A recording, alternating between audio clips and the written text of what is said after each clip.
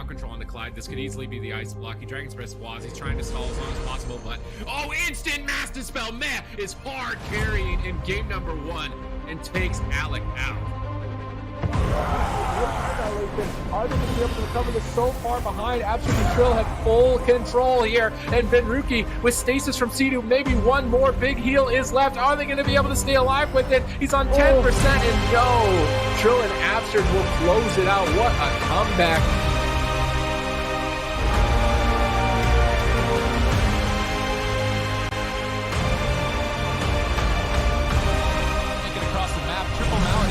Vortex pulls in, and it's gonna die in the opener off the back of Garecki's blade. Is completely owned. I think this is it. No They're way. doing the impossible. They take down Matt. I cannot believe it. This is unprecedented. CG and Esports remain in the upper bracket. No defensive, he has no mobility. Simnisi, no, he gets sapped on the drink. That's gonna close the game. There's no breakers. They're overwhelming. Why close it out? Here we go. Z5R just looking for the counter kill. Both these rogues. Good ball. We're gonna get a cross kill. No way. It's 1%. Are you kidding me? 1% health. Block gets behind the player. This game is absolutely unbelievable.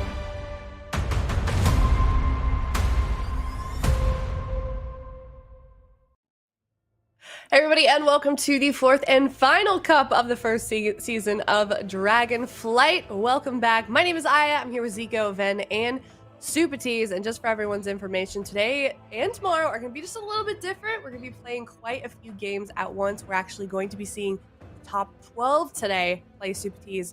And not only that, but this is the last opportunity for these players to get points. Well, yeah, there's a lot of pressure this weekend, so we wanted to amp up the ante here. A lot of teams in the open bracket still here with the top 12 rather than the top 8, and you can see how close and tight of a race it is between Poggers and the Agents, between first and second, only 8 points separating them. The Fiends and Team HUHU exactly tied at this point. ADMIRALS Esports, MYWAY, 140 to 172. It is such a close race, not to mention some of the names and newcomers towards the bottom end in this top 12 having their opportunities to try and grab for that 8th position in the gauntlet later on. Absolutely. So we're going to see who is going to make it to that top 8, and then you know, in terms of standings, but we got to narrow that down. So we're starting off with a lot of upper brackets. We're with Poggers and BEDGE for the first one of the day, and then here's an overview of all of the games we're going to be seeing. We're kind of playing it in blocks as well, then, so we're going to be kind of seeing some games sort of happening simultaneously. Yeah, it should be really exciting. So the first block, as you can see, is going to be Poggers and versus BEDGE, as well as the bots versus Admiral Esports. So hopefully going to be jumping around those games, be seeing both sets of matches, and then you can continue to see on your screen what we have in store for the rest of the day. But yeah, some of these teams are really exciting. There's some newcomers coming into Cup number 4, which I'm personally really excited about. The bots is going to be one of those squads running a really unorthodox composition. And yeah, I feel like this last cup here, lots on the line, and it should be really, really exciting to see some of these teams try to step up and make it into that top 8.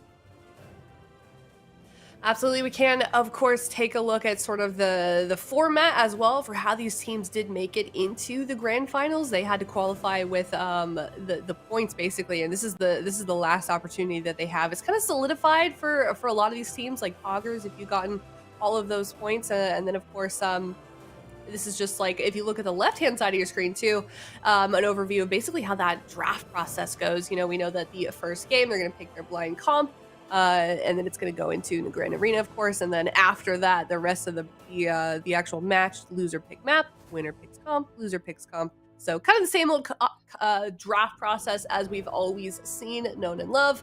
But yeah, like we've kind of already mentioned, Zico, the pressure is really on for these teams here to perform today. Yeah, absolutely. I mean, we saw in those point standings, you know, I think Poggers and the Agents, they were in first and second with quite a decent amount of points. I think they're more or less guaranteed to get in to the finals. But that third seed, you know, we were hammering down on it a little bit earlier. We got so many teams competing for that spot. We saw it earlier, you know, with the Fiends, with Admiral Esports, Team HUHU, etc. Even Dragonlance Roulette could potentially grab that spot. It really depends on how these teams perform in this last and final weekend. So that is one thing, right? Because you're qualifying for those top 3 guaranteed spots. The other thing is what you were talking about there, Aya, is that gauntlet, which we just saw as well. And that is going to be top 8 essentially is the cutoff for that. So if you're 4th, you just have to win 1 game against the 5th team, and then you're in. But if you qualify for that 8th spot, then all of a sudden you will be able to potentially grab a big gauntlet run there. And we are going to hop into the first game of the day, and it will be Poggers versus BEDGE. We got the Rogue Mage Evoker versus the Rogue Mage Priest, and we got Kunir on the Rogue, not on his Warrior. Yeah, this is very interesting to see. BEDGE maybe thought they were locking themselves into a mirror match, but Poggers is going to be opting to play the Discipline Priest instead. So a little bit of a Rogue Mage showdown. Both Rogues playing Assassination, both Mages playing Arcane. And of course, the healer difference is going to be the main thing to pay attention to in this game. What is Meg going to be able to get done on that Discipline Priest? And what is Carl going to be able to get done on that Preservation Evoker? Big start here on Waz as he is put into an initial kidney shot. Touch of the Magi is going to land as well. Big offensive opener here from the side of BEDGE, but it looks like Waz will be able to shake that off. And now they're getting really aggressive here on the Queener. Yeah, Kunir already having to use his Cloak of Shadows right there. And Waz now going for that second kidney of the game, trying to get some pressure going. They get the Shadow Step kick there onto Oscar as well. And Raikou, we've seen him absolutely blast people off the map here. And he's about to do it once again here, free casting on that Arcane Mage. Finally getting kicked there by Carl, the Evoker. And now here comes the Fire Breath as well, trying to get some extra pad damage there added into the mix. But so far, it is not looking good. Kunir already proccing his Sheet Death, and here comes the kidney shot. Waz taking a little bit of heat here, going for the full blind onto Carl. Emerald Communion comes through. They do land the Ring of Frost follow-up as well. Carl sitting through this CC chain could be risky here as Matt pushes in as well for the DR Fear. Do they have enough damage here? Queener has nothing. They finally trigger, but I think it might be too late, and that will be a quick win there for Poggers. And you know, this is something I see a lot of people do against these Assassination Rogues. You're not really a swappable target most of the time, especially on that Evoker. So I feel like if you're an Evoker, instead of trading out that Emerald Communion on the blind, you trinket that blind, you save that Emerald Communion. If you get Sheep later to save your Rogue, or if you get swapped to later with that Mark for Death, you could potentially have that, because what ends up happening here is you sit through the blind, and you get Ring of Frosted, and you get Feared, and you get Polled, and then you have to trinket anyway, and you use your Communion, and now you have no healing, you got nothing, and so I feel like it's a bit of a healer mistake there. But with that said, I feel like this game was just Poggers' game start to finish. You know, they had so much more pressure on that Rogue. Yeah, definitely. You can see the damage difference as well, Matt, on the Discipline Priest. It's one of the huge advantages of having a Discipline Priest is you just have that extra damage. Matt assisting almost 650,000 damage in that game, and unfortunately, Carl just wasn't able to do the same. But you see all this pressure on the Queener, going down to basically 1% health, barely holding on with that Rescue Me coming in from Carl. But I mean, at that point, you've already traded out the Cloak of Shadows. Carl's going to have to sit through this blind. This is the Ring of Frost you're talking about, and it's just endless follow-up crowd control. Let's see what they get out of the Ring of Frost. It is going to be a Psychic Scream. Out of the Psychic Scream, they get another Polymorph, and then at that point, it's just too little, too late. You don't have time to react. So it's a really difficult decision to make sometimes, but when the matches are this fast, I feel like you kind of have to do exactly what you're talking about. Just get ahead of the damage, keep your team aggressive, use your trinket early, because you kind of know, especially when you're playing against a team this strong, you're going to have to, trade out that trinket anyways. They're going to follow it up. But we're getting right into the next match. I love this. All right, here we go. The Bots versus Admiral Esports. And this is a composition that I am just so excited about. I mean, a lot of people, are big fans of tanks in Arena, and Bruzen has just been holding it down on that Brewmaster Monk, Bank Mistweaver playing the Fistweaver, and this is just such an unorthodox composition. I'm really curious to see how it works out. Yeah, so we're playing 2 matches at the same time, so we're going to just hop into the second one here. And Swapsy, you don't want to be a Warlock in this matchup already. Huge damage coming in here. And, you know, I've played a lot with Banks here lately, and this guy does so much damage on the Fistweaver. Bruising here as well on that Brewmaster Monk is going to make sure that his team is nice and tanky, redirecting a lot of damage onto himself. And also having that tank Monk Fire Breath for extra disorient. He just has a lot of disruption, a lot of actual damage as well, and you can see that Fire Breath coming out right there. And Bank, anytime he is not in crowd control, he's basically going to be able to keep his team nice and offensive. And then they got the Warrior as well, adding in that Mortal Strike effect. And I feel like this comp is very, very effective. It's going to be all about crowd controlling Bank and not breaking those CCs, because if he does get to stay like this, he is basically playing triple DPS right now. Swapsy already taking huge hits of damage here, forced to teleport away from the fight, and Bruisin does drop a little bit low there, but comes in with the kick there onto Jamie, and now just disrupting Jamie as much as possible. A little bit of cleave pressure coming out here, but I do suspect him to potentially roll back there into the fight. There's the leg sweep onto Jamie, and now back into the fight. Huge damage onto Swapsy, and there's that Fire Breath as well coming out there, as they are absolutely just cleaving Admiral Esports to pieces here, Van. Yeah, this is a nightmare. I mean, if you said it already, if you're Swapsy in this matchup, this is the worst case scenario. You're just getting destroyed by a Brewmaster Monk, a Fistweaver Monk, as well as a Warrior the entire game. So it's going to be really difficult for Swapsy to get off effective damage, and that's one of the really strong things about this composition, is they can just basically take one of these wizards out of the match. Bank Mistweaver, his mana is going to be looking really good here. I think Next is definitely going to have to sneak off for a drink at some point in this match. I don't really see the side of bots going down unless Jamie can just find an absolute one-shot. I feel like they're going to need dampening to actually close out this game with how durable the bots composition is. So Swapsy's going to have to hold on for some time, and I think in order to make it to that point, Next is definitely going to have to drink at some point in this match. Yeah, and they're constantly cleaving the pet there as well. They finally get Next Trinket here. Big damage coming out onto Swapsy, and Next will activate that Incarnation as well. So he's got big heals right now loaded up, so Swapsy shouldn't be in too much pressure. But look at Jamie. This is the most annoying thing, because I've played against Bruising a couple of times, and when you're the free wizard, you're not that free, but we're going to have to hold that thought for just a second here, as the Tyrant finally does sneak in here. Big damage coming in here as well from the Fell Cleaves. Huge hits, and that will be the Life Cocoon coming out from Bank, but Bank still with a lot of mana left here in the tank. Next is sneaking away for that drink. They're trying to shut it down. They don't know where he is, though. Next manages to actually get a lot of mana here, and he will have that mana advantage. So exactly what you were talking about there, Vanruki. They are able to do it, but the Fell Lord still active right now in midfield. Finally will despawn there, and now Bank actually taking a lot of damage here as well. Swapsy doing a great job kiting back and forth, and Jamie finally getting some pressure out here. The double stuns are coming out onto Jamie and Swapsy. Swapsy will trinket out of that one, gets caught up in a disorient, and now once again a Hex here onto Bank. Yeah, so far Swapsy's been doing a good job. I mean, he still has his unending resolve. Next was able to recover his mana. Jamie's able to get out a lot of damage, but the pressure can be overwhelming, and there's a lot of instant crowd control. Leg sweep into paralysis there onto Next. So good job there by Bank, but Swapsy's just going to portal away, and he's going to be fine. These full hexes coming in from Jamie are giving his team a lot of breathing room in this match. They have no hex dispel, so anytime they can land that full frog on somebody, they're not going to be able to get out of that unless they have their trinket available, and it's just a really great peel. So I feel like Admiral Esports are playing it kind of calm in this chaotic matchup, and things are kind of falling apart here for the bots on the Grand Arena. We're almost at 20% dampening at this point of the game. Bank is falling behind, but at the same time, the pressure of the Brewmaster, the Arms Warrior, and the Mistweaver is going to get immense as dampening gets higher. Bruising keeping himself alive, big dampen harm, some heals incoming as well. And once again, Next just going to sit down for a drink. And this game, I would say, is starting to go in favor of Admiral Esports. Admiral Esports definitely with a lot of experience here. They know what to expect in this matchup. And so far, you got to give Swapsy a lot of credit here. He's been doing a great job just running around, keeping himself in open field, and not falling to the pressure here. But now he gets caught up in a leg sweep. He's got no trinket. Still has that unending resolve, though, if he does need it. And here comes Bank as well on that Mistweaver, doing a lot of damage here. They're cleaving the pet as well. Swapsy teleporting away.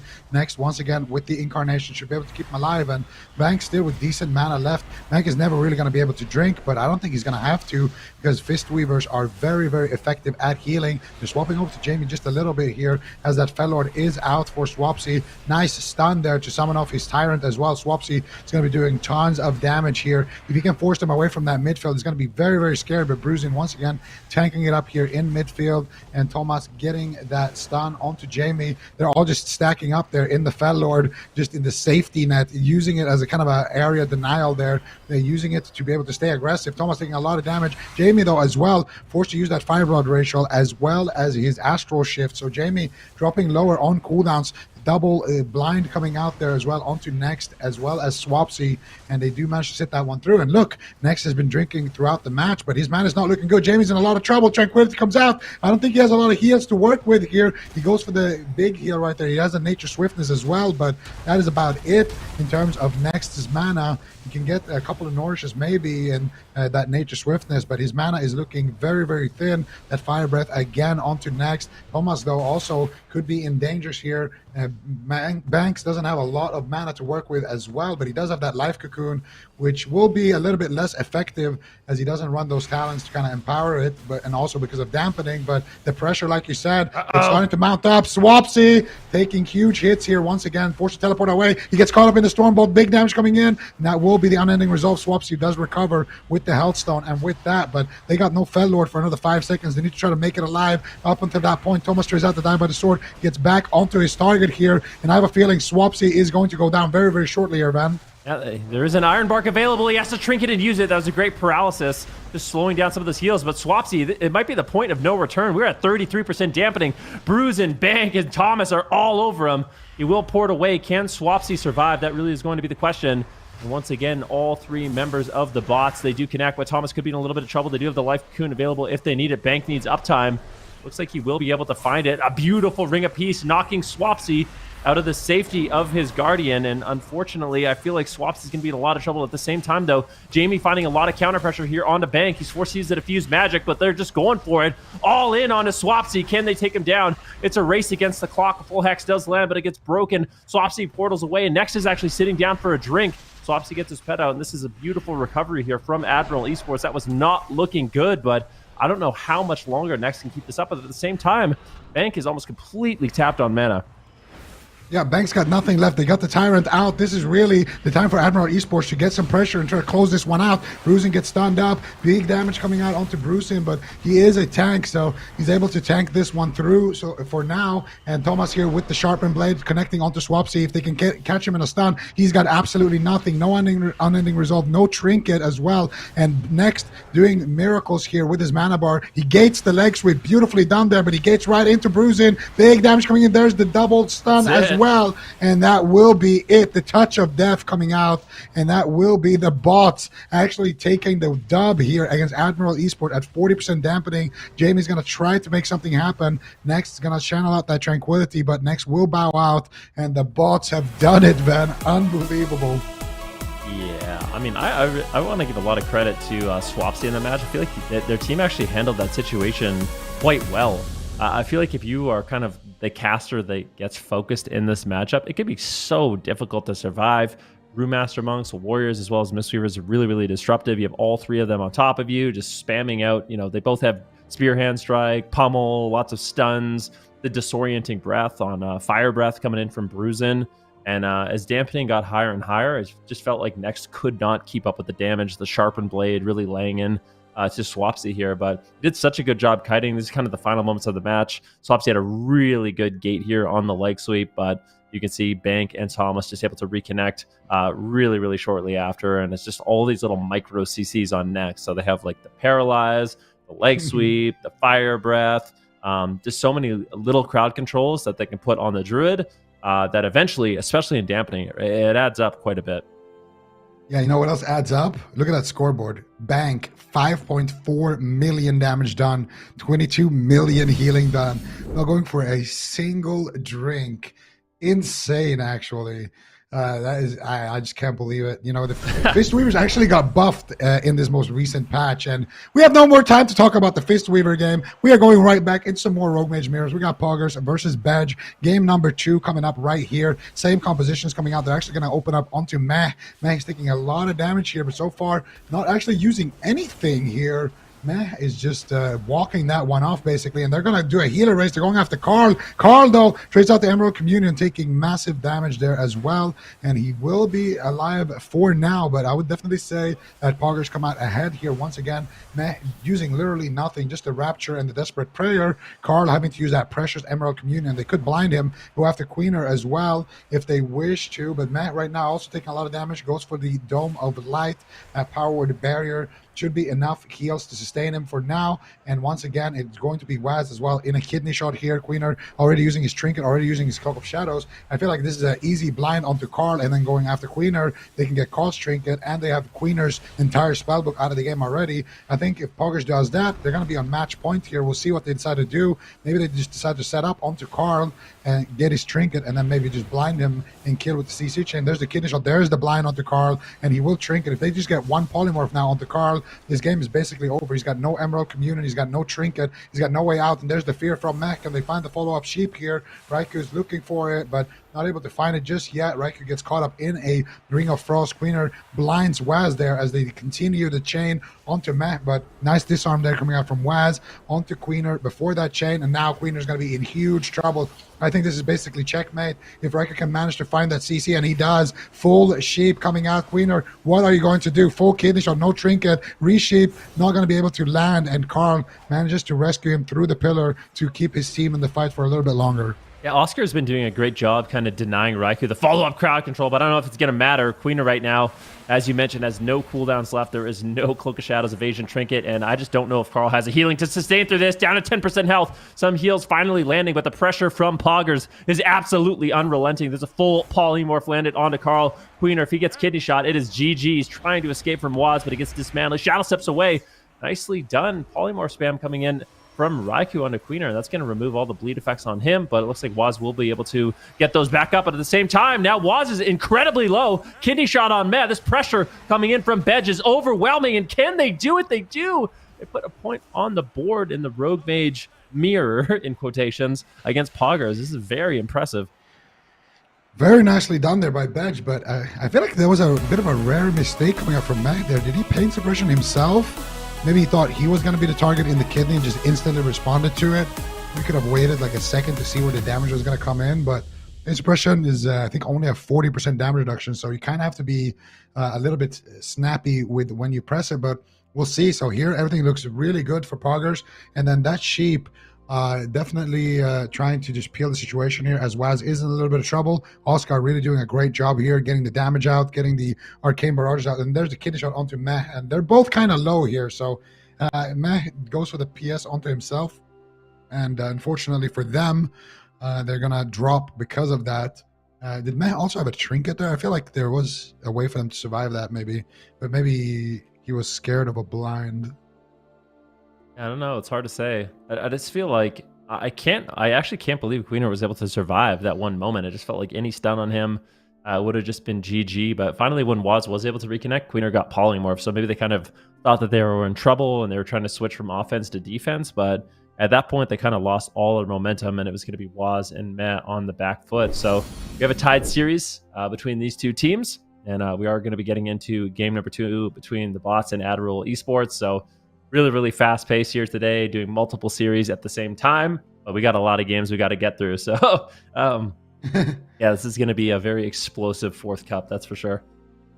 Yeah, I mean, this is awesome. You know, we got the top 12 instead of the top 8, and there's basically no downtime between the games. While one team is setting up, we are just jumping into the next one, and we just see what we get, basically. But so far, now that we finally have a moment to kind of discuss it, you know, heading into the cup, you said that the bots, they were a team that you really look forward to see. You play some Brewmaster yourself. I can give you a little bit of a not that much, huh? I dabbled in it a little bit, you know, like, you know, I was curious. I saw Bruisin at the top of the ladder, and I was like, you know what, maybe it'll be fun. And it is very annoying. Like, I tell you right now, you queue in solo shuffle, the people you're playing against, they're not happy Brewmasters, they have a lot of disruption. They're very durable. Their damage is actually pretty high. So single target damage is okay, but their overall just like AoE damage is really, really high. So I think they offer a lot to a team. It's kind of unique.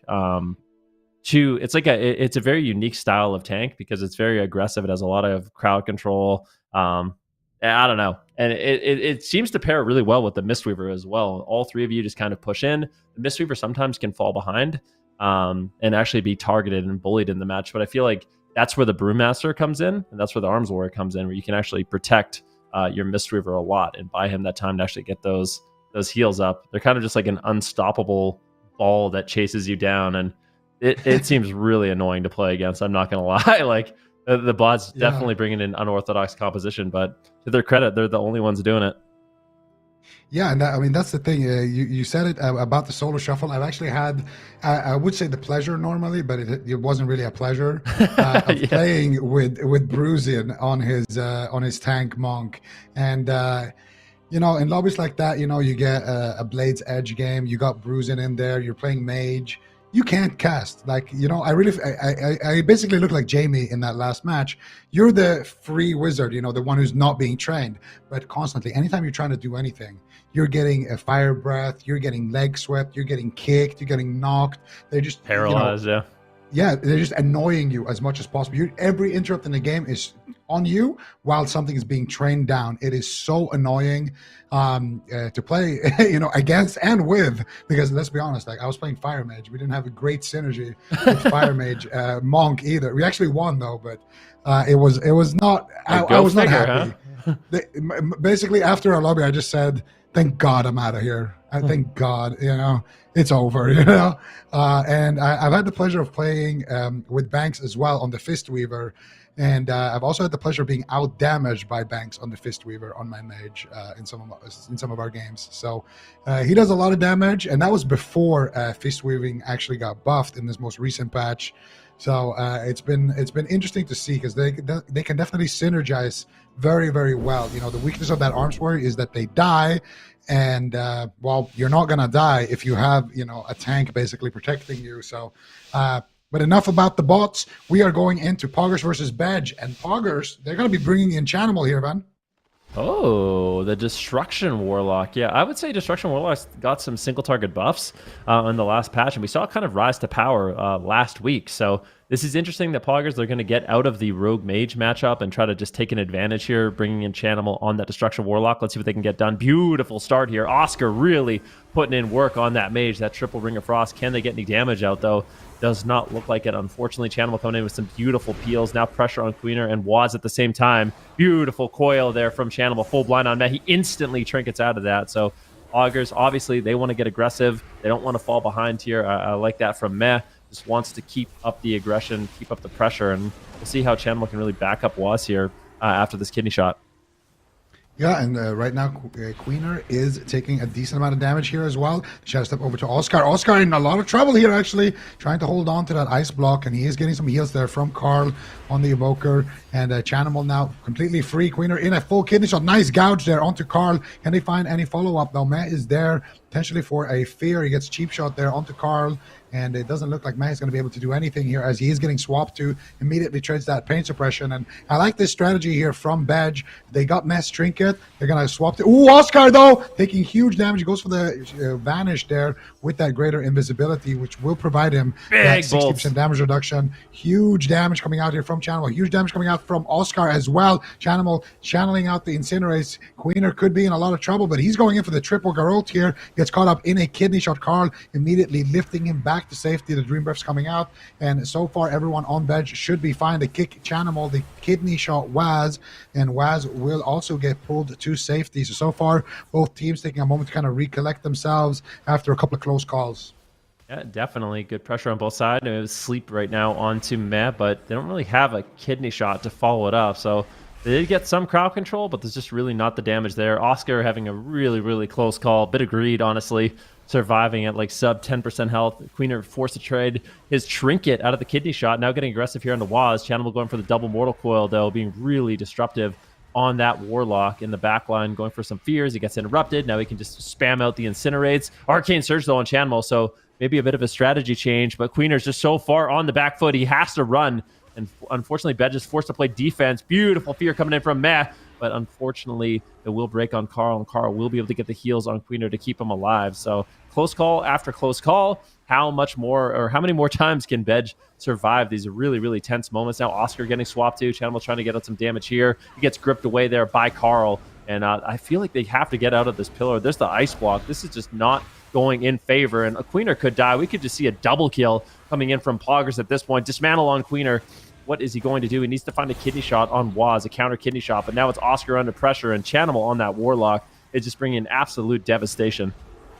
Yeah, and not only Channel, Meh as well is just doing so much damage. You're going to see it on the scoreboard, but right now gets caught up in a kidney shot. He's got 2 charges of pain suppression. It doesn't matter. Oscar just flops on the side there to Channel, and Meh will be able to survive this. He's got Void Shift. He's got pain suppression. He's got Barrier. He's got Rapture. He's got his whole spellbook essentially available. And I'm really interested to see Meh's damage here, because when they got that ice block, it was basically just Meh. You know, I've been dabbling a little bit in the arch of the Discipline Priest van, and they have a talent. I don't remember exactly what it's called, expiration or something like that, but basically what it does is it takes your Purge the Wicked or your Shadow Word Pain, and it takes the remaining damage you have there when you Mind Blast, and it adds it in. So it makes it so your Mind Blast hits really, really hard, and then you have double Mind Blast charges. He's playing Schism as well, so Meh is really, you can see it right here, look at that, Mind Blast into another Mind Blast, Penance, Shadow Word Death.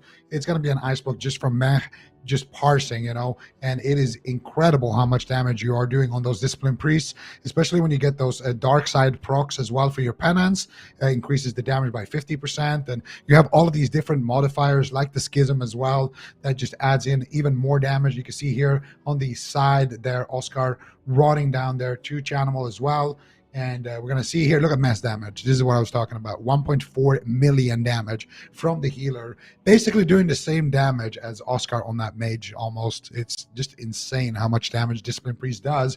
And you have, it feels really good to play a Discipline Priest right now. You got so much haste, especially when you have Power Infusion. You're basically running around with no global cooldown. You feel like a god. You're just spamming damage on everything that moves. And it's very effective healing as well. Yeah, definitely. Lots of people opting to play that Discipline Priest. It just seems really, really strong. And you have so many tools as well to kind of stay ahead of the damage, which seems good in this particular meta. You know, trading out the double pain suppression, the barrier, you know, the rapture shields to just stay ahead of the damage, prevent as much healing as possible, and then you get to kind of blast back. So really, really fun spec. And Matt, obviously, one of the best to do it. Auger's going to be tagging in Chanimal, and you can see Chanimal really putting in work on that Destruction Warlock. It's interesting that you say you're kind of dabbling in Discipline Priest, because I've been dabbling in the Dark Arts myself, you know, playing Warlock for the first time ever, and it's been really fun. Destruction is definitely super strong right now. Yeah, Destruction, they also got some buffs on those Chaos Bolts. So Destruction, we're seeing more and more of those Destruction Warlocks. There's been a decent amount of changes. Assassination Rogues, which was, you know, one of the things that kind of been holding back the Destruction Warlocks a little bit. We've seen those kind of tune back a little bit as well with those nerfs. And we don't have time to talk about any of that, because we are going into the next game. We got Swapsy representing the Retribution. He is, actually, that was Chanimal's first win, by the way, on broadcast. So congratulations to him.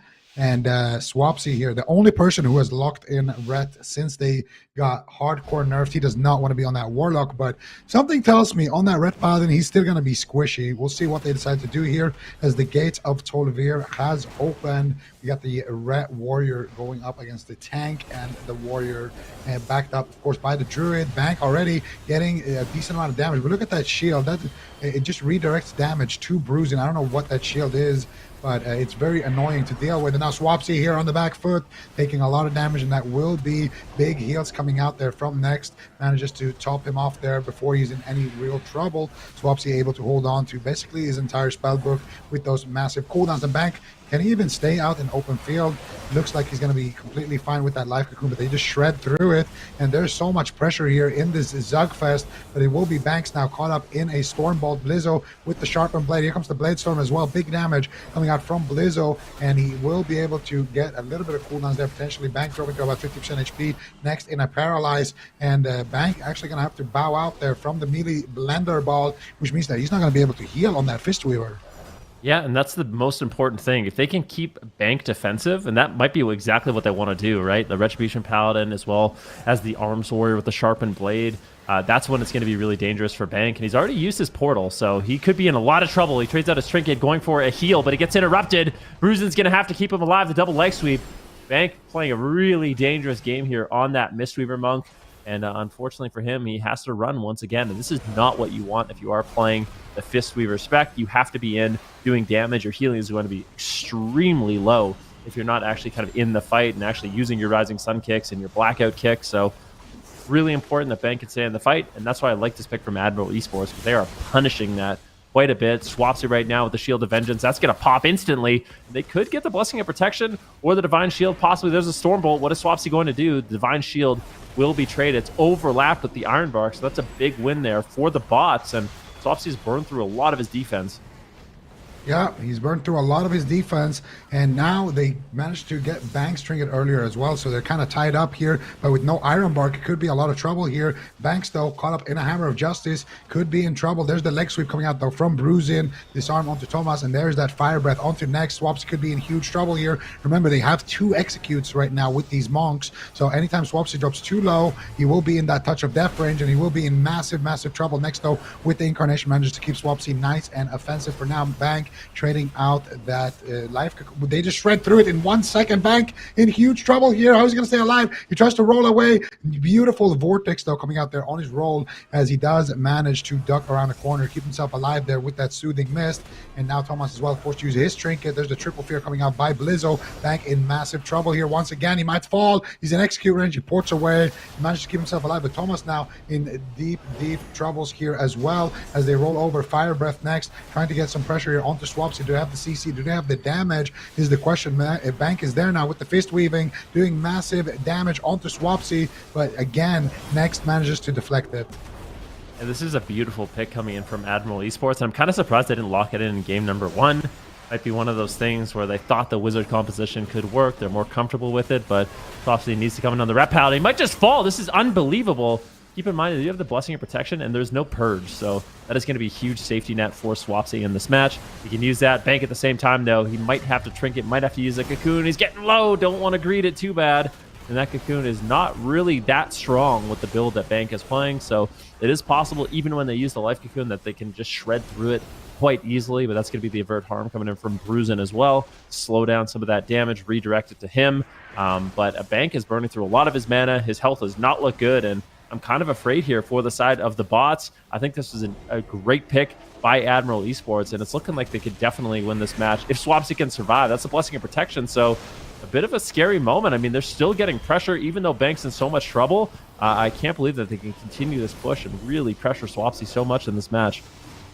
Yeah, and that was the last of Bank's personal cooldowns here. It's going to be up to Bruisin to keep him alive here. Bank staying in. Goes for the leg sweep here. Swapsy has no way out. No more defensive cooldowns. They got a 60-second window here to take Swapsy down before he will have that second Divine Shield. And once he has that, I don't think there's even it's even possible to take him down anymore. Bank teleporting out from the fight right now. Thomas blade storming, disarming Blizzo, doing a lot of damage here. There's the Stormbolt onto next. He's got no trinket. Swapsy, have they done it? Can they take him down? Swapsy in that Fire Breath now as well, taking huge damage, but he will activate the wings, and this is big trouble for Bank. Huge damage coming out from Swapsy now, as he is a very, very scary looking rep, but he does get shut down here with the leg sweep. There's the Fire Breath by Bruisin. He manages to shut down the drink from next, who is completely tapped here. Can Swapsy stay alive? 20 more seconds for that Divine Shield. Can they keep him alive? That Life Cocoon basically gets chopped in 2 hits, but I don't know if Swapsy's going to be able to make it. 15 seconds left on that Life Cocoon. He catches one final big heal there, but Banks forced again to roll out from the fight here, as Banks now is completely tapped on mana. Thomas getting swapped to, and Thomas potentially getting dropped here.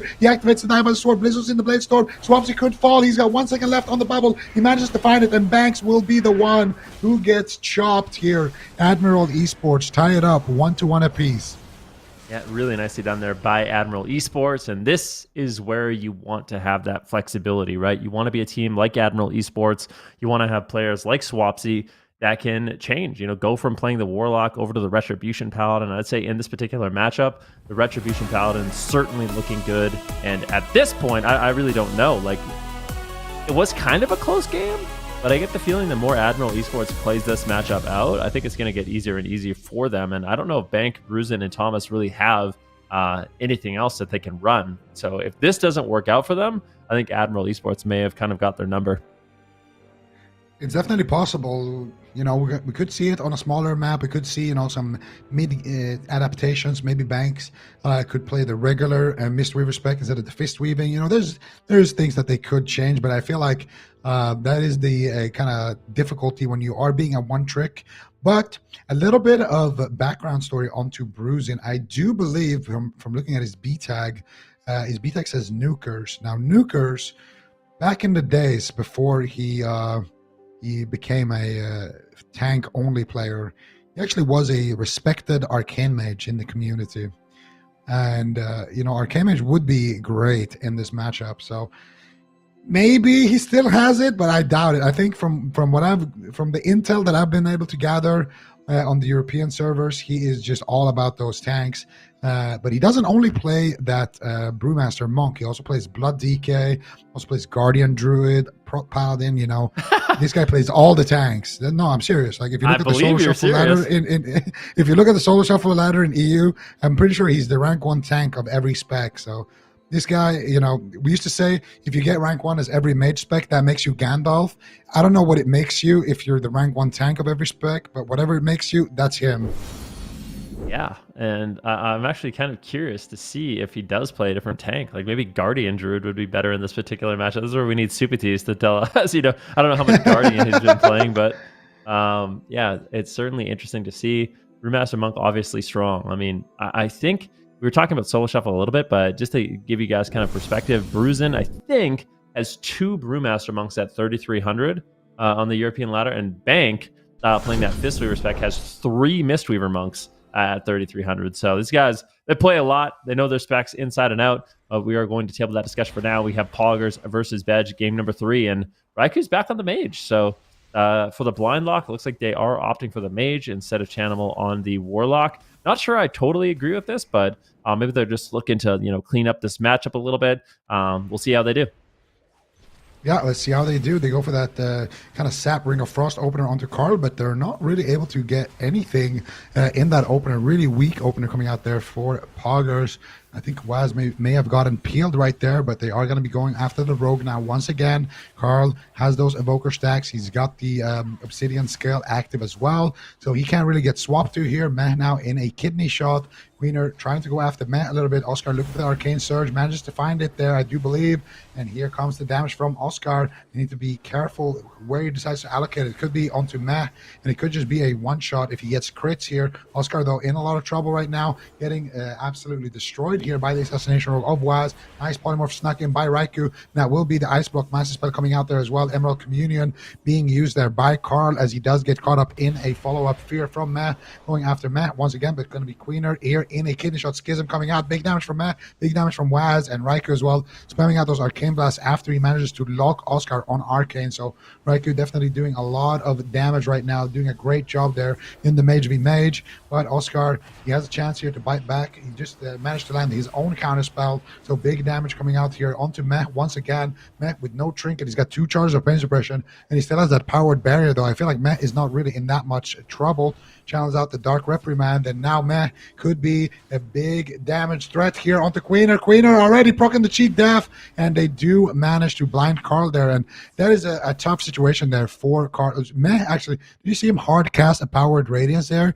I don't know a single priest who plays without ultimate Radiance, but Meh, he doesn't need it. He just plays full offense. Actually, I want to take a look at his build here. He has it. Copy this. No, he hard casted it. If it has a cast time, you don't. What? No. How did he do that? I don't know. You see it in the replay? Let's see. Yeah, you see it after they get the kill. Let's talk about the kill first. So here they got good pressure. They get the Emerald Communion. They get a sheep. They get a fear. And then here at the end, they get another sheep. Karn has trinket, but they have a blind. So it's kind of checkmate. If he trinkets, he gets full blinded. He's got no Emerald Communion. He has no way of avoiding that blind. Maybe unless he has like a deep breath and he trinkets and tries to deep breath it or something. But Carl gets sheeped right there. And this is where Queener takes massive, massive damage. Then they continue to chain, I think, with another sheep. Raikou manages to find it. And then here, look at Meh now. Got too soon. But He was casting it. I don't know. Maybe it's some priest shenanigans. Special tech. Either way, yeah, maybe some priest special tech. I really can't say. But look at his damage though, doing the same damage as Oscar once again, and Raikou as well. Definitely getting the better end here of the mage matchup, I would say. Look at that dam. Yeah, Raiku's really been holding it down on that Arcane Mage, playing really, really impressive in these matches. And I'm kind of wondering what the thought process was to tag out Chanimal and actually bring in Raikou on the blind pick. Like, I wonder what composition they were potentially afraid of, because it seemed like the Warlock was really strong. And one thing's for sure, I mean, we saw it in Cup number 3 in the finals. I feel like that's one thing that we really need to see from Poggers is Chanimal actually tagged in more, especially on that Destruction Warlock. Seems like it's going to be really important for them to actually, pull off a win. Oh, Raikou just messaged me.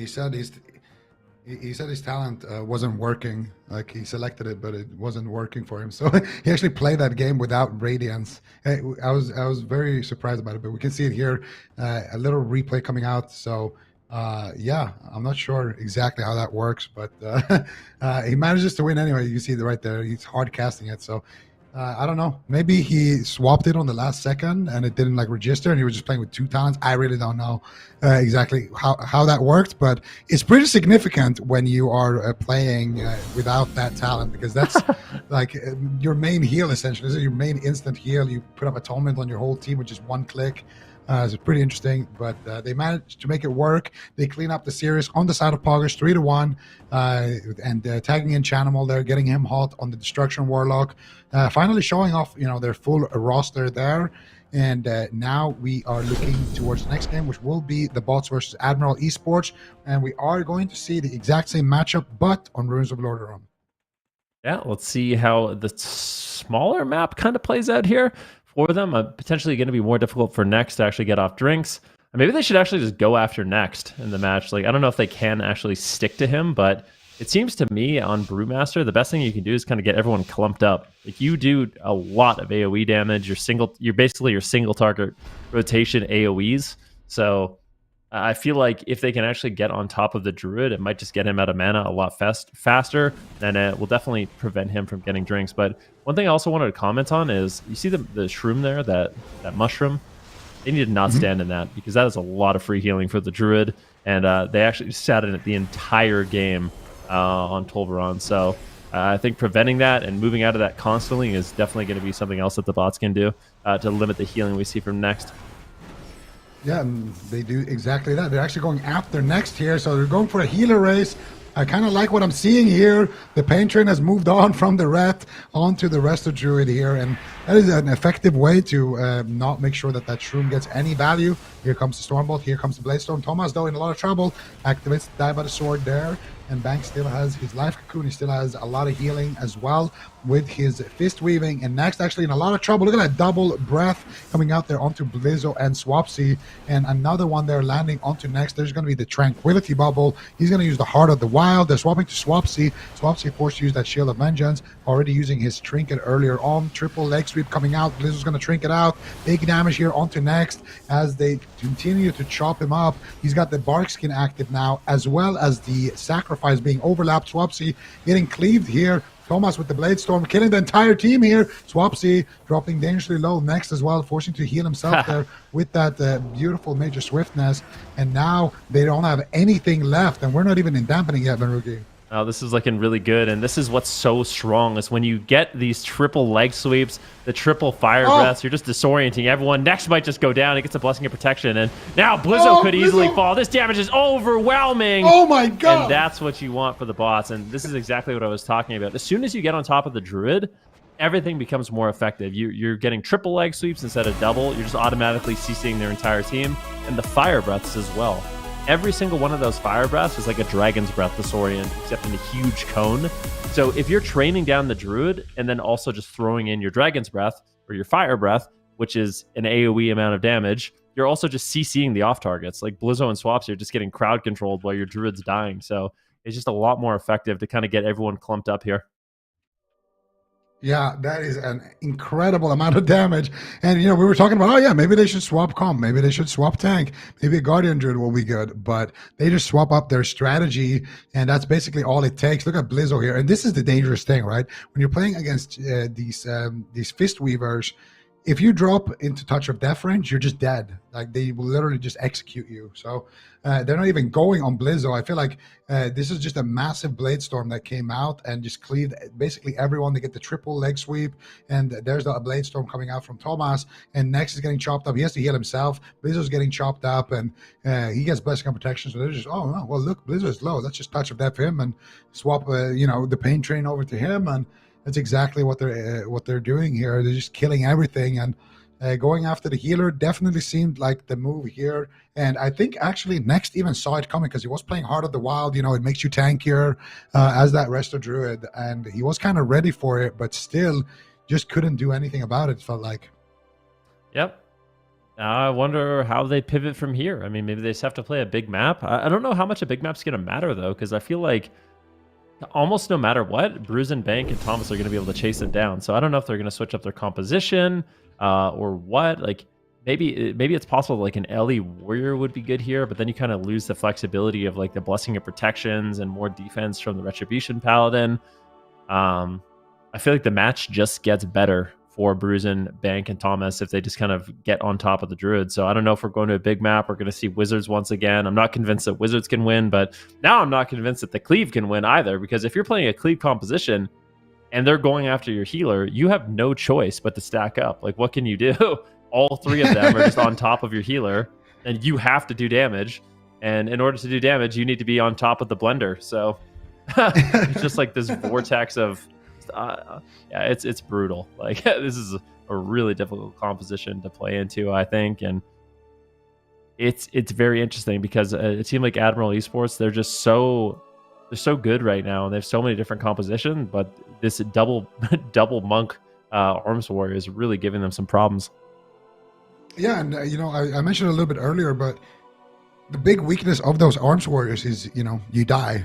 That is currently their big flaw. But when you're backed up by a tank, you don't really die. And, you know, the same thing kind of goes for the Fist Weaver. You can get swapped to, or you can get crowd control chain. But if you do get crowd control chain, you have a tank who can just pick up the slack, you know, redirect some attacks to him, you know, get some shields out, get some disorients out, and you're going to survive. And then you can just come out, do one Rising Sun kick, and heal up the whole team. So it seems like they synergize very, very well, the Fist Weaver and the tank. And then just having that Warrior is going to give you that late game win condition. It's going to give you that Mortal Strike effect, the sharpened blade. It's going to give you, you know, burst damage with the Blade Storm. And you don't have to kind of deal with any of those like vulnerabilities that the Warrior typically has. So this is a very, very interesting comp from the bots. And so far it's working wonders, you know. It makes me think of, was it Creed that played it? But they played, you know, a bit of a different strategy there. They played with the Prot Paladin as the healer, and then they just rotated CDs like that. But it does give me a bit of a kind of a throwback to those days when we saw Creed go on that miracle run. And, you know, in terms of standings, top three, probably not on the table for the bots as they don't have any points. But I think the cutoff right now for top 8 was, I think, 72 points. So, you know, if you win a cup, that's 120 points. If you get top 3, that's 80 points if you come third. So if they can get a miracle run, you know, make it all the way to Championship Sunday, make a top 3 run, all of a sudden we could see them in the Gauntlet. And this, I feel like, is one of those teams that could make a deep run in the Gauntlet if they do make it there. I'm really trying to think of like what composition just flat out beats this. Like what do you want? Like what do you want to play into this composition? Is what I'm wondering. Because Ret Warrior is kind of counter Cleave, right? Like I feel like in the Cleave matchups, like Ret Warrior is really good, but it seems like it could be even better if the Wizard comps don't work. Like what Wizards would you want into Brewmaster, Mistweaver, Warrior? Yeah, I don't think you'd want to play Mage. Mage doesn't seem very fun from my point of view. I mean, maybe on like a large map, but yeah. I think a Mage could be okay. So? But well, maybe a Fire Mage. Yeah, I don't think you want to play Arcane Mage. You can never cast into this. But I think maybe a Frost Mage, actually. maybe a Frost Mage, because they're always stacked up. You're going to have a lot of orbs. You're going to have a lot of blizzards. And I feel like the best thing to deal with Fist Weavers is CC. If you have long CC chains, I feel like that's your key to victory. And having a mobile caster is also important, obviously. So the pain train, like that's the problem with the Warlock. There's, you're gonna have your teleport, you're gonna have your gateway, you're gonna have etc. But eventually they're gonna get to you, and when they get to you, you're kind of stuck. Whereas with a mage, you usually have something, for the most part, you have something. Maybe also swapping healer. I don't know, to be honest. I feel like it's gonna be better than a druid. I was thinking maybe evoker, but maybe not. Maybe they just run out of steam too quick. I think evokers get trained. I think my only problem with the Frost Mage is like, if you're trying to actually go for CC, how do you attack as a Frost Mage when if the Mistweaver is just playing on top of the tank and the warrior, like you can't Blizzard, you can't Orb, you can't Lance, or you're gonna break your Polymorph. So I feel like that would be a difficult one to kind of navigate as well. I'm not sure. I mean, something's got to beat this. Admiral Esports, they got to have something cooked up here, but bots kind of have them on match point, and this I would say is an upset at this point. So if Admiral Esports lose this, they will be going down to the lower bracket, not eliminated yet. Still have 2 chances here, but I think the bots would be really, really happy to pick up a win here. And like you said, if they have a deep run, they could actually be making it into that top 8. Yeah, they're just 1 game away, and here's the kicker: Admiral Esports, they are currently in 3rd place. They are tied for 3rd place. So if you're Fiend right now, if you're the Fiends, you're just going, go bots, go bots. You're so happy right now. You're like, yes, they lost another one. Zenless is just probably sitting like this, glued to his monitor, and just praying that the bots are going to be walking away with this one. They're very close to being able to do it, right? And that's their main competition for that 3rd seed. So if Admiral Esports, this is not a knockout game, by the way, this is the upper bracket, so you're not eliminated if you lose here, but obviously you're going to be a lot closer to that elimination. You're going to be in a lot worse position, basically starting off in that lower bracket, more or less. So for Admiral Esports, this is definitely a match that they want to win, and they're taking their time to pick that comp and to really figure out what their option is going to be. And I really can't say what they should do in terms of comp. I do feel like CC is really good into that Fist Weaver. Like, here's the thing, right? Like, let's talk about Mage, because if you did play Mage, I would like Fire the most. Yeah, I'm thinking Fire as well. Like, I think the problem with Fire is eventually you get stuck. You don't have Fire Ellie. Yeah, I could see Fire Ellie. As Fire Mage, at least your CCs usually don't break, at least not from yourself. As Arcane, your Arcane Surge can break it, your Orbs can break it. There's a lot, sure you can aim those, but things can happen. Touch of the Magi, that's another one that just can be really, really annoying. But there's not going to be any mages. Admiral Esports going to our brightest map in the pool, almost as bright as Venruki's smile, which makes my day every single day. We're gonna see. We're gonna see. Guys, come on, let's see the pasta in the chat. We got JV, Swapsy, and Next here, guys, looking to tie this one up and bring us to our game 5. It is going to be the Ellie Warlock Druid going up against. Well, we don't have a name for this comp yet, but going up against the bots and their prot monk. Let's see how this goes. The Brewmaster monk, Bruisin, the Brewmaster, Bank Mistweaver, the Fistweaver, and Thomas, the Spinning Arms Warrior. Let's see what they can get done here. It looks like they're going to be going after Jamie. This is a really big map, so that's the one thing that's nice for Admiral Esports. This is a matchup they lost on the Grand, but on this smaller map, or on this larger map, sorry, it should be a lot easier for Swapsy to actually kite around, but only time will tell. Looks like they want to start onto Jamie, now going after Swapsy a little bit. Beautiful hexes coming in from Jamie.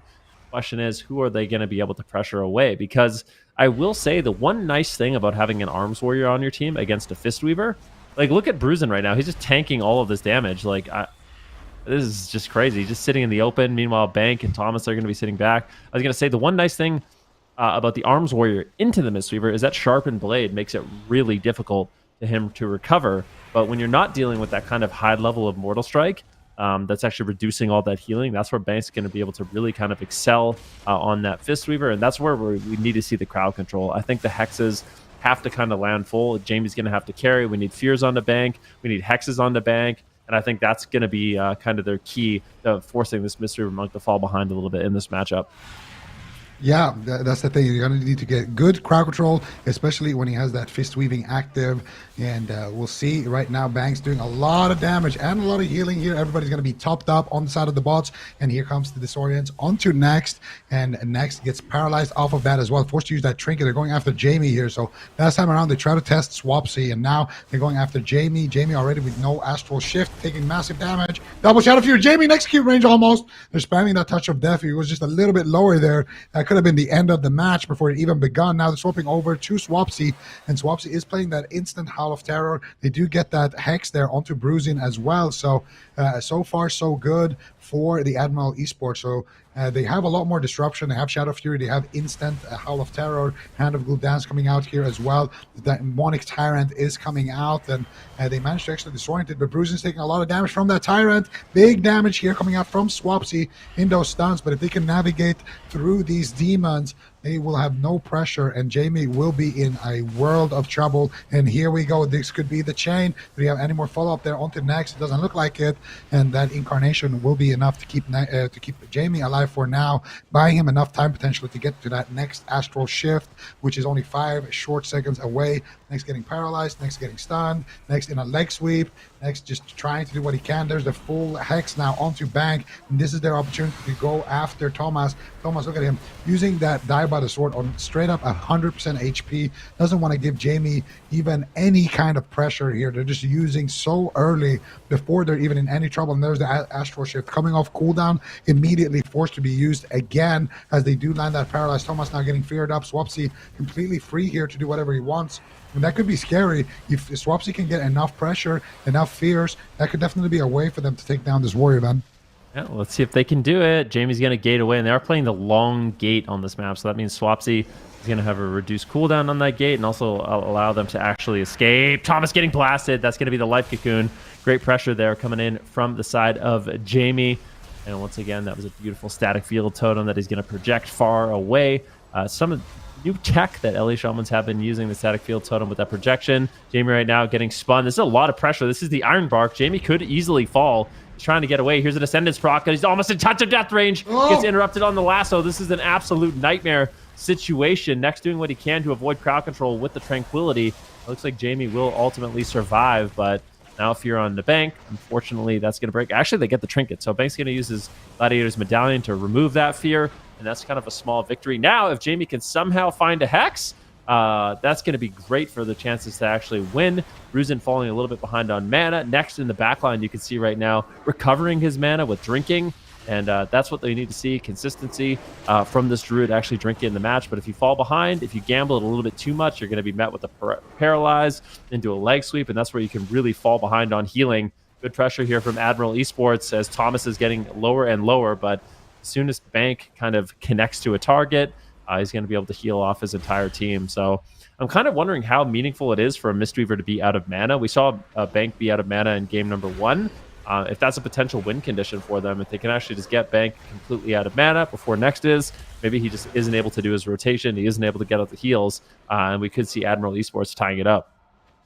Yeah, and they're definitely getting closer and closer to that moment, but I feel like if Druid burns through his mana a little bit quicker as well. Here's the paralyze, or here's the Fire Breath onto Next into Nature Swiftness here. There's the Paralyze as well. They do force out the Astral Shift once again from Jamie, and they do have that Iron Bark in their back pocket, so a couple of cooldowns left remaining here. Thomas, without Die by the Sword, is going to be a vulnerability, and that Hex immediately breaks, unfortunately, and that will be a small victory here for the bots. The bots now looking to power up here. Big damage coming out from Thomas. He's got the Avatar active, double Shadow Fury coming out. Swapsy trying to turn the pressure back onto Thomas here, trying to force him away from the Shaman of Jamie with that pressure. But look at that leg sweep connecting. Thomas just charging back into the middle of the map. That Shaman projection there with that static field once again. Beautifully done by Jamie, buying himself a little bit of distance, but Next mana not looking great. Basically tied up here with Bank. Bank now getting feared there on that fist weaving. There's the Iron Bark coming out as well for Jamie. Next now sitting down with the Shadow Melt drink here. Can they stop it? Do they know where he is? Next coming back with a huge mana lead. And that seems to be the strategy right now of Admiral Esports. But as we get deeper and deeper into dampening, Jamie could just die to the pressure here. They don't have Iron Bark, and they don't have Astral Shift. There's the Nature Swiftness. They don't have Incarnation either. So I don't know how much healing they have for Jamie. If they can just get uptime, they could potentially be able to just take him down with pressure. Bruzen's trying to make his way there. Jamie's kiting beautifully there. And there we just saw a quick shot there of his top hat as well. Jamie looking fly right now on this map as he flies to the other side of the map with that gateway. Yeah, gateway looking good. There's a full route onto Thomas. It's going to get broken or dispelled, and Jamie finally getting reconnected to. Banks got some work ahead of him. Will trade out the life cocoon, but needs to get out those kicks and punches to top off his team. But another fear coming in from Swapsy. Beautiful disorienting breath from Bruzen. Gets the leg sweep on to next, and this is where they could start to get some pressure. But Jamie's looking relatively stable at this point. He still has his Astral Shift if he needs it. There's no gateway, but once again, as dampening gets higher and higher, this consistent damage coming in from the bots, it can really steamroll in their favor and give them a lot of momentum in the match. See what Next is going to be able to do right now in that Incarnation Tree of Life, sitting in the back, now going for a drink, but does not want to greet it, and they don't allow him to actually sit down for that drink. There's the Paralyze, so he's been out of the match for the last 10 seconds. Jamie barely holding on with that Iron Bark, but there's no damage reduction effects anymore. I really feel like the bots, they're close to winning this game. They just have to hold on a little bit longer, but I don't know if they're going to be able to. The pressure from Admiral Esports might just be overwhelming them. Bank almost completely tapped on mana. Thomas's health is getting low. There's the life cocoon, but it might not be enough. Yeah, Thomas trying to chop up Jamie still. There's the Blade Storm. Here comes pressure onto Jamie as Next is sitting through that Crown Control. But that was a beautiful projection there by Jamie.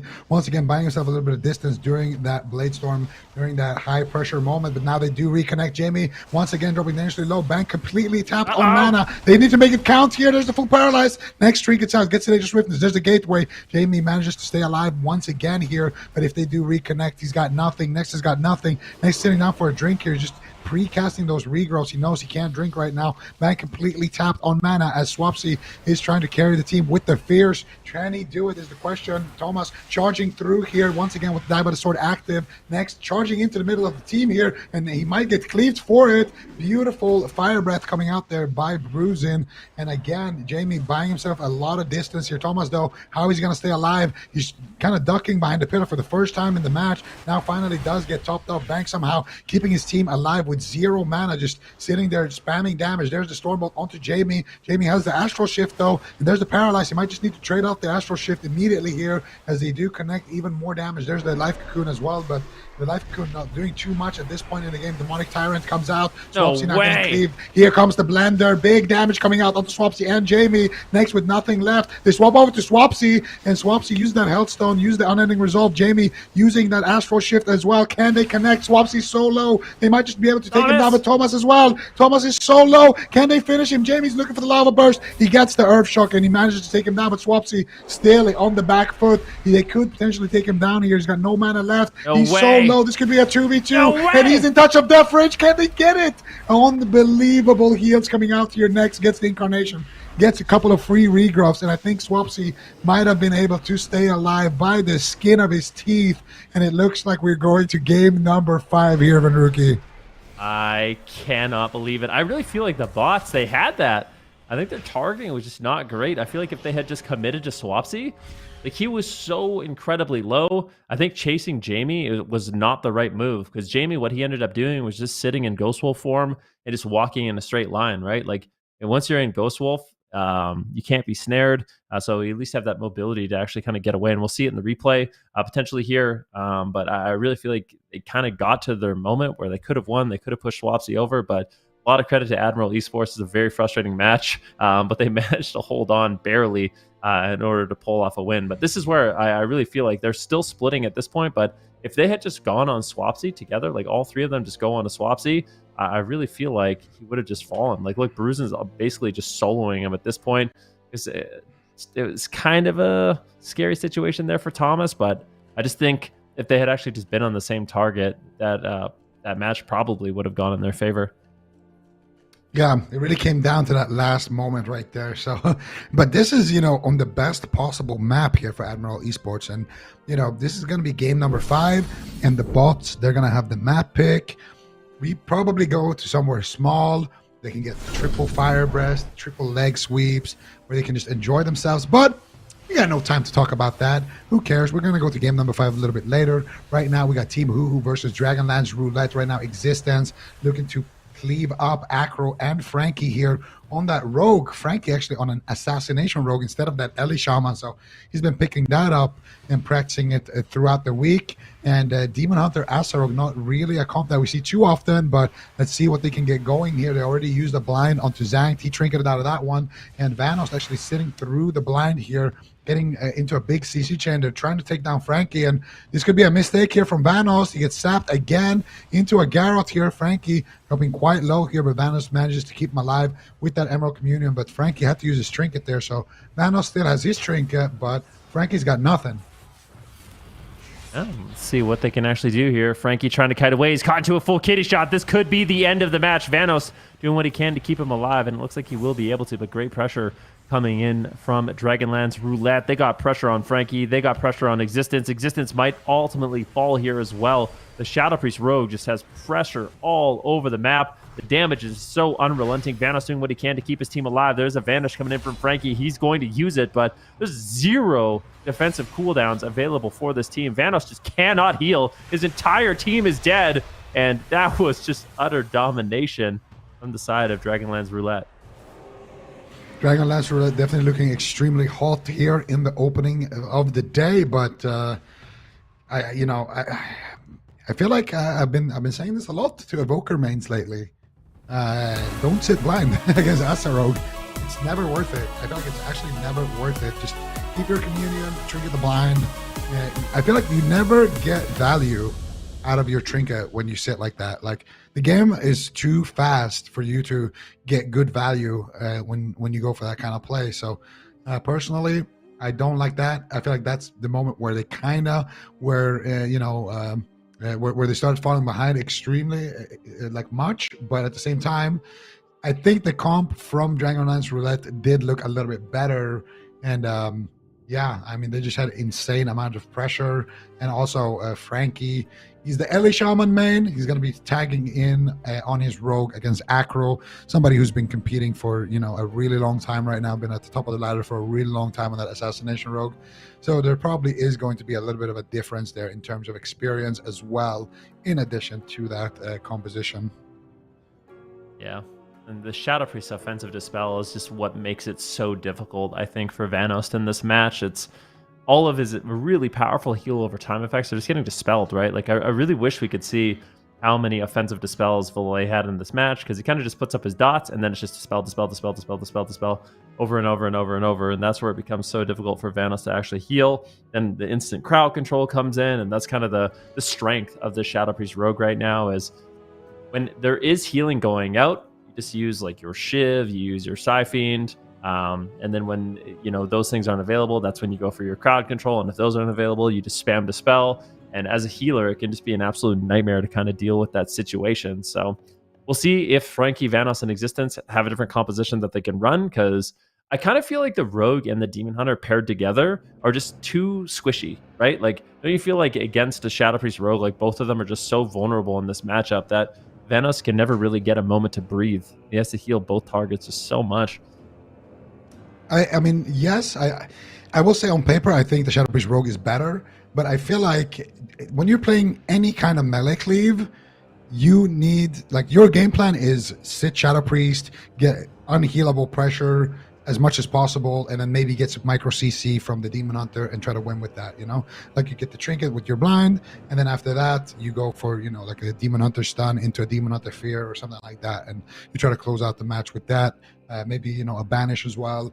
And that's about it. That's really all you can hope for. Maybe you get a sleepwalk, but it's like kind of healing intensive for Vanos. So I can't say I would see him really pushing in for that. But it's all about the pressure. The moment you sit through like a blind, sap, Garrote, kidney, like, you've lost all your pressure. Like, sure, your teammates are still alive, but You got nothing going offensively anymore. Your whole team is Barely dead. alive. You have to catch up. Like, sure, ooh, you still have your trinket, but that's only valuable if they swap to you. And I feel like if you trinket the blind, you get swapped to with Death Mark. I don't think you actually die to that because your Demon Hunter still has Darkness. You can still remove the Death Mark when you come out of the kidney shot, and you're still going to have Obsidian Scale. So you really have to get 100 Ode in the stun for that to happen. So you can even sit through the blind and then trinket the sap, but it gets a little bit dicey because you might get sapped on your trinket into Infinity CC Chain and just lose there and then. So I think if there's just one thing I can tell to all the evokers I've seen, today and in my solo shuffles, trinket blind. Especially if it's against an Astro Rogue. If it's against a Sub Rogue, we're talking about a different thing because you might get one shot in a swap. Sub Rogue, a little bit more scary, with that secret tech. But the Astro Rogue is not going to kill you 100-0 in a swap, especially not if you still have Communion as well. Like, worst case scenario, you just Communion. And that way, at least your teammates can have a chance to do something offensively. Now, with that said, I will agree with you, of course. Like, I don't think that Rogue Demon Hunter is like a great pick here, but I do feel like there's a little bit of room for improvement in that regard. Like, they need to stay offensive. They need to do what they can do there to actually try to get a kill with pressure. Because if they don't have pressure, they got nothing. Like, they're not going to out CC them. They're not going to outlast them. There's no way they win that way. And you don't, like, the game is so fast right now. As a healer, once you fall behind, it's so hard to recover, so it's really, really punishing meta for healers right now. But we are going to Hook Point, Van. And Hook Point against this... what are we going to call this comp, Van? What are we going to call this comp? The Brewmaster, Arms Warrior, and Fist Weaver. Like, what is that? Yeah. I got nothing. Oh, yeah. You got the Warrior, you got the Punch Monk. Punching and kicking a lot, so something that's punching and kicking, and then you have, the Brewmaster Monk who's kind of, I don't know.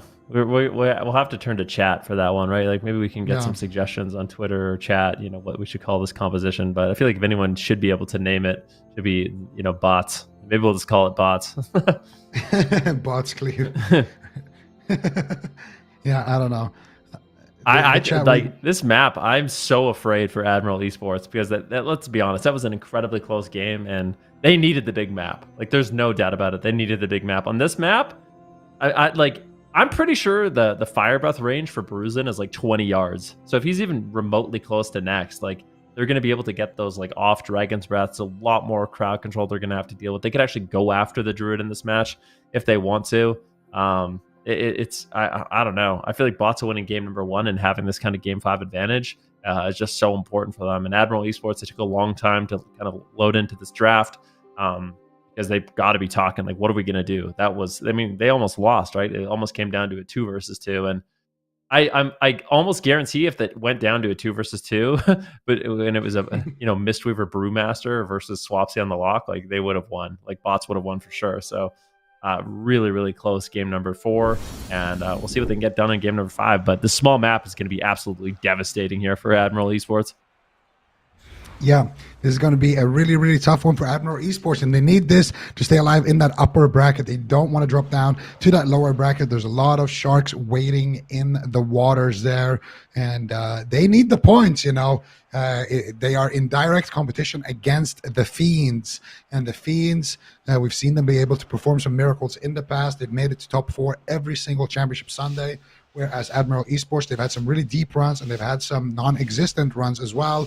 And if they get knocked out too early here, their hopes and dreams of getting that guaranteed rank 3 position will basically be completely erased. It will all start here. It will all come down to this game here. Game number 5, upper bracket between Admiral Esports and the bots. And already double leg sweep coming out. The pain train has arrived at Swapsy.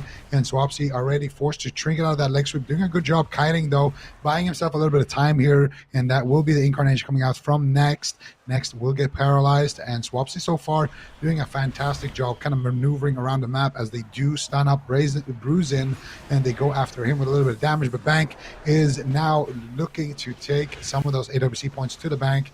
getting back to his target here together with Thomas, and Bruzin also just disrupting the entire team here, looking to connect. And here comes the Spear of Bastion. Actually, were they playing the Spear of Bastion previously? I don't think so. Might be a new adaptation here on the side of the bots. Wow, that was some interesting tech there by Swapsy. So he used his portal.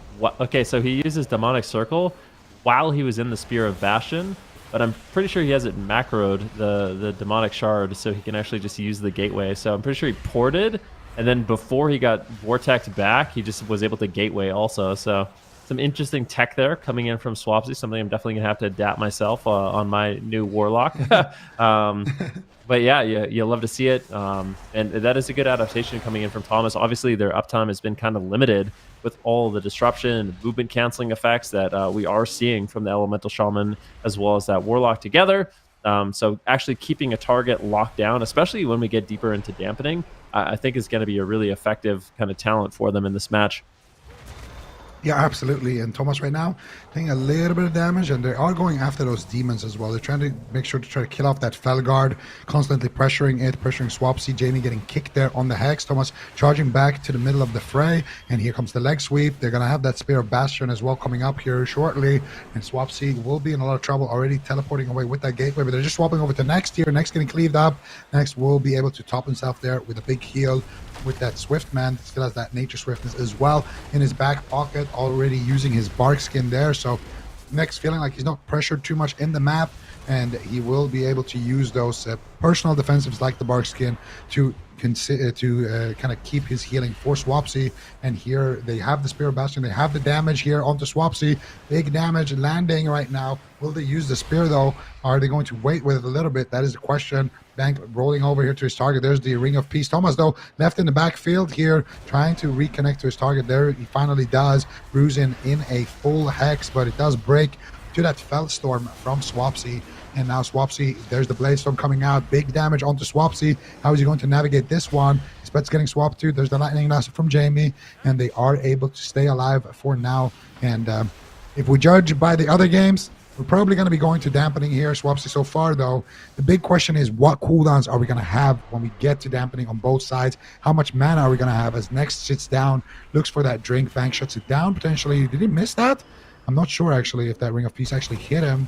It looks like it did hit him, so Bank going to be able to shut down the drink. And Bank so far just on a solo mission onto Swapsy, just trying to heal with damage here, healing his teammates across the map. And another nice static field totem right there, as Swapsy now looking to potentially get some pressure out onto Bank or onto Thomas. But it's the Bladestorm once again, this sharpened blade, big damage onto Swapsy, and Swapsy will teleport out of there immediately. Does have the gateway potentially as well if he needs it, but he's just running around here, doing a great job kiting. Bank will paralyze him, allowing them to reconnect. Bruzin though, taking a lot of damage here. That will be the life cocoon there onto Bruzin. So a little bit better, a little bit cleaner gameplay so far for Admiral Esports. It's not looking bad at all. So far, as I was saying, that they have all of their cooldowns, but they had to use the Unending Resolve right now. And there's the Spear as well. Big damage onto Swapsy, and he does actually manage to... Okay, he spawned a new gateway with the Soul Burn, and then he took the gateway in the Spear. So some interesting tech coming out there for Swapsy for sure. We'll see how much longer he can live. I think Swapsy's been doing a really good job with his positioning and his kiting. Kind of textbook on Warlock, and at the same time Next has also done a really good job managing to avoid a lot of that incoming crowd control and also sit for drinks. So really curious to see if they can make it into the long game. It kind of feels like they need to. The last game only ended because Bank was out of mana, right? So it feels like a real win condition here for Admiral Esports is just survive until Bank kind of tuckers himself out and he's got no blue bar available, and then eventually your pressure is going to be enough. But it seems like Bank, with enough uptime, is going to be able to basically heal through any amount of damage that Swapsy and Jamie are able to put out until basically he can't use his button. So Admiral Esports, they need to hold on, and Next has to maintain his mana for a really long period of time, as that does appear to be their kind of main win condition. The double Ring of Peace is going to knock Swapsy away from being able to use his gateway. Big damage incoming, just trying to create a lot of space in the match. At the same time, Jamie causing a lot of pressure using that Traveling Storm, so we can actually use his Thunderstorm to actually knock Bruzin, Bank, and Thomas away, giving even more flexibility and movement here for Swapsy. So I think the composition that Admiral Esports has built is really, really strong in terms of like just keeping and limiting the uptime that Bank actually has in the match at an all-time low. But they still difficulty to find pressure, and I still think that they need to get Bank out of mana if they want to win this match. Yeah, and they're getting closer and closer to that. There's that Spear Bastion once again. Here comes the Bladestorm. Here's the Blender. Double leg sweep coming out as well. Swapsy once again gates away, but they're swapping to Jamie. Jamie almost in touch of death range. Can they take him down? Oh, he was so close with Swapsy as well. On the flip side here, I feel like if they stuck to the same target there, that could have potentially been the KO moment here. Thomas will be able to stay alive here as Swapsy does heal his demon up there for a second. Swapsy actually dropping to that touch of death range there almost as well, and he could still be in a lot of danger. Teleports away, and you can see here, if you are a worse Warlock right now, you will be dead at this point, because any uptime they can get onto Swapsy is just danger time, and they do knock him back here with a beautiful Ring of Peace. Nice static totem coming out there. Once again, the Zen Meditation coming out here for Bruisin, soaking up some of that damage as well. And Swapsy, he doesn't have the unending resolve for another 15 seconds, so Swapsy could be a target here next. Almost running out of mana, but sitting down for a drink. Potentially gets the Iron Bark, and he does get shut down on that. Thomas once again trying to get back to his target. He's got the Diabotic Sword, and he will have to use it right there. Bruisin and Bank looking to get back to their targets here. Bank basically no mana left in the tank. There's that triple Howl of Terror. Big Bladestorm coming out from Thomas, but Swapsy once again teleporting away from it, avoiding the entire fight here. Next sitting down for a drink. Can they shut it down? Did he see it? And Bruisin tries to get him there with the spinning crane kick. He does manage to get it, but he does manage to get just a smidge of mana right there. And next now in Incarnation with big heals here for his team. I don't think there's any danger onto Swapsy or Jamie. Jamie also has that Astral Shift coming back up. Swapsy once again with the Soulburn Gateway right there to spawn an instant gateway and to teleport out of that spear, but he's still in a lot of trouble. Unending Resolve will be forced out. The Tranquility will come out as well, as Bank is completely tapped on mana here, Van. Kiting and teamwork and Nox and Vortexes are just so beautiful here from Admiral Esports. Swapsy's been doing such a good job. Beautiful peels coming in from Jamie. That's a fear on the Bank, and Bank is out of mana. He's in a full hack, so there's nothing left. This is where Admiral Esports can actually win the match. Bank has a little bit of mana, and he also has that revival. Looks like he will trade it out, but that's really every cooldown. That's all of his mana, and I feel like Admiral Esports, they're almost at the finish line. They just need to continue to avoid damage as much as possible. They can't drop the ball just yet, as they could easily fall. If they have enough uptime, Swapsy could go down. He's not going to mess around. He's going to use the Dark Pack, but that Dark Pack gets shredded through immediately. He gets interrupted. Oh! Swapsy almost in touch of death range, and they drop him. A huge execute coming in there by Thomas. The bots advance. Admiral Esports down to the lower bracket. I can't believe it. It was looking so good for them. They did such a good job kiting, avoiding the fight. Nexus is doing an excellent job maintaining his mana, but with dampening getting higher, just one little mistake. I don't even know if you call it a mistake, but just enough uptime from the bots, and they're able to pull off the win. Bank sat through a Hex, came out, and he just stood at the pillar there, spamming damage to the pet. I think he might have actually killed off the pet, and then they kicked that kind of fell domination there for Swapsy, and they ride that momentum immediately. And you can see it, I think it's actually right here where Bank comes out of the Hex, and look at him, he's just hitting that Fell Guard there on the side, trying to take it down with his little Fistweaver damage there. And then as soon as they manage to actually kill it here, there it dies, and then Swapsy trinkets, Porch, and he tries to summon a new pet right here out of that Stormbolt. He goes for the Dark Pack, but it doesn't do anything at this point. And there he goes for the Summon Fell Guard, gets kicked there by Bank. Bank taking the points to the Bank here, doing a phenomenal job. And then damage. Thomas there with the execute. Look at that damage, dude. What is going on? I don't, dude, what? Look at it, 5 million damage almost from the healer, and then you got Bruisin as well. Look at his healing too. Like, he did 23 million healing. Like, Jamie and Swapsy were pumping in this match, but Mr. River Monk, yeah, kind of equipped to deal with that spread pressure. And this is a nightmare. Like, I don't even know what team is going to feel confident in this matchup. Like, this is a really annoying matchup. It could be, yeah. I don't know. I'm curious to see how far this team really can make it. I mean, I can't really say that Admiral Esports, I can't point to like a single mistake that they did. I feel like they played the matchup really, really well. I don't know. I feel like they just played around. You know, they almost had no uptime on Swapsy at all, but they just caught him in that one moment there, and they were able to get the win there. Love to see it. What do you guys think about the pacing of the games, having these simultaneous matches go? It's a lot of fun. Like we're just there's no downtime. You know, we don't even have time to talk about the game or anything. It's just into the next one, and it's a lot of chaos, and you know, there's a lot on the line. So I like it. It's nice to see the juxtaposition too of like the rogue mage mirrors versus the tank Mistweaver games. Yeah, we could have fit a few of those rogue mage series into that one, but yeah, it's just kind of the nature of the match. But yeah, it's really, really nice to kind of just like bounce between the two matches. Mm-hmm. Yeah, it seems like it. Well, if you guys are just now tuning in and don't know exactly what's going on, we are playing the top 12 today, not the top 8. So we're seeing a couple of the games that we normally would have seen happen earlier on in the week. Right now, we are looking at the second game for Team HUHU versus Dragonlands Roulette. This is still upper bracket as well. All of the matches that you have seen today have been upper bracket. And then also we're going to be getting that MYWAY versus the Agents game going at the same time too.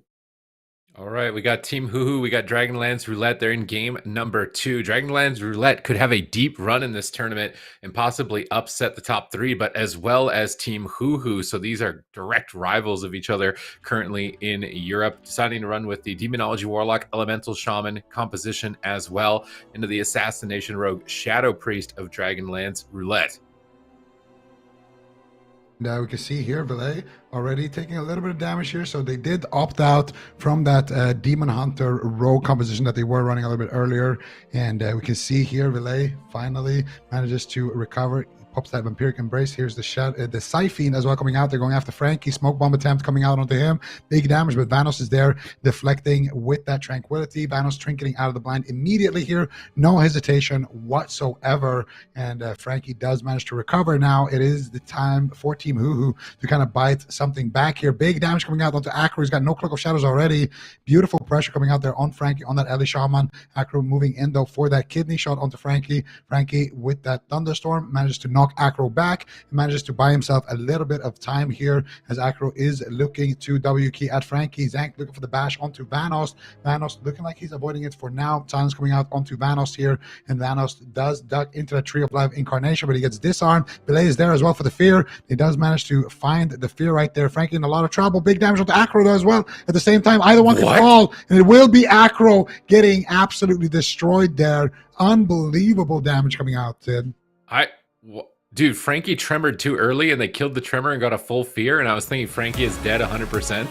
And then he just kills Acro at that same moment. I'm like, oh my god, this misplay is going to cost them the game, and then they still just win with pure pressure here, tying it up 1-1 between Dragonlands Roulette and Team HUHU here on Tolvaron Arena. And it's really interesting to me how popular this composition is in Europe, the Demonology Elemental Shaman Resto Druid, because in North America, you pretty much don't see it like close to ever, if at all. Really, Elemental Shaman is not nearly as popular, which is surprising because I would have thought that some teams would want to pick it up with how much success that it's been consistently having in Europe. But at the same time, Paladins being really prevalent in North America might be the reason for not being a lot of Elemental Shamans, that AoE healing and AoE dispel. So I'm wondering when the regions are going to start, you know, maybe cross-contaminating their compositions or their specializations throughout this stage, maybe moving into the Gauntlet or moving into the Finals if we see more agreements on which healers are going to be more useful. I think that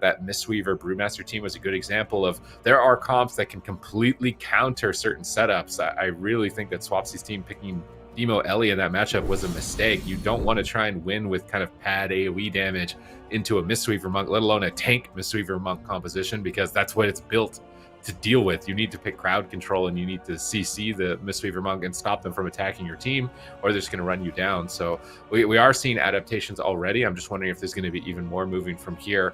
But I believe we've got 2 series underway with this one. It's MYWAY and the Agents. So there's a lot of big names. We just sent ADMIRALS Esports to the lower bracket, and they're a team that needed a lot of points for consistent, making it through into the top 3 up from the top 8. But we do actually have Dragonlands Roulette Game 3 underway right away. Yeah, we do have Dragonlance Roulette here, and it's going to be the same comp. Surprised to see them sticking with this on the smaller map here. I feel like this is exactly what Dragonlance Roulette are hoping to face here, and they're going to get it. Let's see what they can get done here so far. In the opener, the Ironbark does come out. Acro is in a stun here. He's taking a decent amount of damage. Double Fear coming out from Belay, and it will be a decent amount of damage coming out there. And Acro again getting stunned up here, activates the feint, activates a little bit of his own personal cooldowns. The evasion coming out there as well. He wants to hold on to that Cloak of Shadows. Kidney shot onto Frankie, and he does have the Shiv as well to go with that, and also the Psyfiend doing a little bit of work there on the side, but they do kill off that Psyfiend. Frankie's still decent on HP here. He is taking a little bit of damage and will be forced out to trade that Astral Shift, as he does get disarmed there by Valet as well. Thanos sitting through a little bit of a crowd control chain. Thanos already down a trinket on that blind as well. So far it's looking pretty good for Dragonlance Roulette. They did their hit. Now it's time to run. All right, let's see whether they decide to go here. I'd love to see a Druid swap right now with Deathmark and no Trinket. That seems to be a common strategy for Assassination Rogues against a Resto Druid, and they're waiting for Vanos' Heart of the Wild, but they're just sending the next Kidney Shot onto the Elemental Shaman, get some control onto him, but would really like to see a swap here at some point. It's a really good map for it as well. But Acro is stunned up, getting blasted in midfield. Shadow Steps in on Frankie, so he won't have that Shadow Step to swap. He's getting pinned by that Lightning Totem. As the Psyfiend comes down, Frankie's trying to line of sight. The Psyfiend manages to get behind the pillar as Vanos is silenced. Can they race down Frankie? Vanos gets an Ironbark 1 second before getting stunned here by Valet. Is he going to go for any more crowd control out of this? Looks like he gets the fear. Where's the tremor? He can't. He's kidneyed into a Garrote at the moment. Is he going to get cut down? Big Nature Swiftness comes out from Vanos. Frankie will recover, and they're stable. Now they're pushing in. They're trying to get on top of Acro, on top of Zank, start cleaving them down. Stormkeeper fully channeled. A lot of lightning bolts here now. Lobbed out onto Valet as they stun him up as well. Lava Burst is going to lava proc right now. It doesn't look like he's getting the Ascendance proc just yet. Now he's into the Kidney Shot. Vanos in a good position to heal him with Tree of Life, however, so 0 damage going to be found there. Infernion getting aggressive, landing a team-wide Shadow Fury, really pushing in on top of them, but we can see roots coming out onto all that demon army from Zank, timing that root on the Tyrant, line of sighting all the Dreadstalkers, avoiding huge amounts of pressure. Really important to use those mass entanglements on the Demonology Legion armies when they are out on your team, and that allows Zank to take basically 0 damage on that push. Yeah, beautiful work there. And Frankie now, once again, going to be caught up in that Kidney Shot. Acro as well, though, getting counter stun. Relay Trinketing also out of a stun to go for that stun fear combo. It does get Tremor Totem, though, by Frankie. So Vanos not going to have any kind of escapes for that next push. If they do manage to land another fear, it could potentially be the end of the game. The Inferno pushing in gets rewarded with a Kidney Shot. Relay doing a little bit of work there as well. Inferno actually dropping quite a bit here in HP as they do push Acro back here with that Lightning Lasso. And you can see Inferno now getting bled up, as well as Frankie. They're actually going to bash Frankie there since they used the Kidney Shot onto Inferno. I really like that bash from Zank. And Vanos here in the backline healing himself up with that Innervate, has access to free heals, so he needs to make sure that he gets everybody up and running here on that Resto Druid. Frankie still on about 50% HP, and there's that full fear. There's no tremor for it. Big pressure onto Frankie, but they counter pressure here with a stun onto Acro, trade out the Astral Shift. Frankie now gets caught up in a Kidney Shot, but Acro actually is forced to run with that Kidney Shot. Can't even get his bleeds rolling there onto Frankie, so really good pressure coming out here from Team HUHU. And you can see here Acros and Dragonlance Roulette are starting to struggle a little bit. They drop it to about 50% HP, looking for the fear. Potentially, no. He's going to duck back here to Zank. He does have access to that dispersion. He goes for the silence there onto Frankie to kind of cover for his Psyfiend. They gouge Vanos. They're trying to push in here, potentially get some crowd control onto him, but no Cloak of Shadows. Acro's forced to Trinket here as well. So, feeling very safe on the side of Dragonlance Roulette as Team HUHU are starting to run away with the pressure on this one. Yeah, they've got a lot of momentum here if they can grab a hold of it. Acro still has Deathmark. Vanos has no Trinket. That is still an opportunity. I'd really like to see them stop tunneling the Elemental Shaman. They drop the Smoke Bomb, but it's going to do nothing. Vanos Tranquility healing through line of sight. He's getting his cooldowns reset along with that, so he'll have Ironbark almost immediately. And they're still sitting on their Firebloods to counter that Deathmark. The only Deathmarkable target is the Druid at this point in time, unless they can get Frankie with no Trinket. But Acro's on the back foot, no Cloak. Zank is trying to power through, but it's 21% dampening here. Will his Tree of Life be enough. We see the double fell guard out as well onto Acro. That's going to be doing a lot of extra damage onto him. He's coiled away on the kidney, but there's a Psyfiend. They need to kill this Psyfiend. Frankie dropping the Fireblood on the Deathmark, completely negating its effect here. Can they still kill him through it even despite that? There's no Ironbark, but Astral Shift just came off cooldown. He's gouged up. He needs to trade. He's so critically low. He trades at 20%. Will it be enough here? Vanos is out of mana. Frankie's getting overwhelmed here deep into Dampening. Is he going to go down? A Garrote now as well. We can see Infernion ramping up for big damage. That Tyrant is out. The Fell Obelisk buffing all of his pets. Zank needs to get a root, but he's caught in a fear at the moment. And this giant demonic army is running them down. Triple Shadow Fury from Infernion. He's trying to carry. They're just going to go after Infernion, kidney him right away. He's going to Trinket and Gate with Dark Pact. Vanos is drinking. They're trying to regenerate mana. They've got a little bit of a lead here, but they don't have many defensive cooldowns to trade even with that mana. Yeah, and Relay actually taking a lot of damage here as well. He's got no dispersion. He's down to 50% HP. Acro trying to push in now. He's got no Cloak of Shadows. He's got no Trinket, no Meld, no Vanish, nothing. Gets caught up in the Lightning Lasso. Infernion trying to get some damage going here. Infernion doesn't have a Tyrant, though, for another 45 seconds. That's going to be that big push, and Infernion now caught up in the kidney shot. Still has it under the resolve. There's the Psyfiend. They got the silence. Frankie needs to kill off that Psyfiend. Does manage to finally take it down, and there's that fear onto Vanos. Gets tremored by Frankie. Gouge onto Vanos, does break, and Inferno still dropping quite low here, but he's trying to be greedy. Acro, though, it's a bit of a race. It will be the Void Shift coming out there for Villet. Acro still taking a lot of damage, dropping to about half HP. Frankie procking him down right now. Lava coming in as they blind defensively onto Frankie here. Zank completely tapped on mana here, and Vanos still has plenty to work with, as he does have that Incarnation active as well, which gives him a little bit of access to a couple of free regrowths. Vanos is still able to keep his team going, still able to keep them in the fight. Villet getting that Vampiric Embrace up and running, and he does have that dispersion. And Frankie might have pushed in too much, though. Needs to be very, very careful here. The Psyfiend does get immediately one shot as they stun coil Acro, but Acro as well now with the Cloak of Shadows looking to get aggressive onto Frankie. There's the kidney shot. They get stun Acro there, though. Beautifully done. Here's the Death Mark. Frankie removes it, though, with the Fireblood. Acro's in a lot of trouble. Goes for the Vanish here, and he will be able to survive, but now everybody's just dead. That's going to be the lava coming. I don't even have time to call who's dying. Belay dropping to 10%. Acro dropping to 10%, but it will be the Druid who gets blasted, and Team HUHU taking up another point here. I feel like Dragonfland's Roulette, they're not playing to the map advantages. They're just playing really safe, but if you play safe against Lock Shaman, like, I don't see that working. They just full send both Deathmarks in the Shaman when he can use Fireblood. I feel like there wasn't a lot of, and then he held it for like the first 5 minutes. I mean, if you were going to send it on every kidney, maybe to bait a Trinket or something, you'd probably want to send it every time. So I'm a bit surprised in their strategies overall. But now we've got the Agents versus MyWay, 2 teams in contest to qualify potentially into the top 3 as well. We can see Tony stepping into the Assassination Rogue along with Luxia on Resto Druid. Castu playing Survival Hunter, so he's going to have the Mending Bandage to deal with Brunhilde's Death Mark. Very important component for this team, otherwise there'd be next to no tools to combat it. But Tony is already taking tremendous pressure just within the first seconds of the match, managing to recover through with Luxia's Trinket and Tree of Life, as both Druids are mirroring each other at the moment. Now tossing in their Star Surges. Really important as Resto Druid that you're finding those moments to Star Surge and Moonfire and add that extra damage during the burst in these kidney shots. Asgrath fishing for a Cyclone here, finds it onto Castu. Luxia struggling, Tony down at half. Both teammates low at this point as he comes out of the Cyclone. Tony gets Cyclone. Asgrath really popping off here in game 1.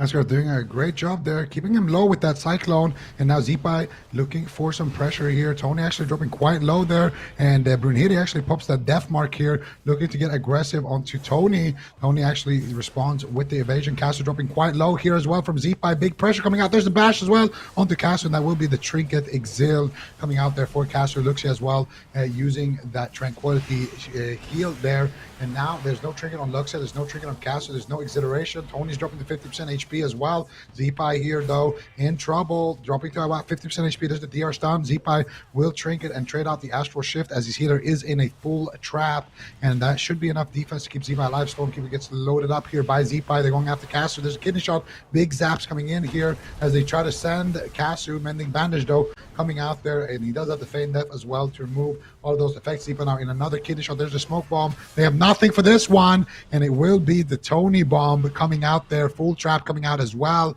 and MyWay makes quick work of the Agents in game number 1.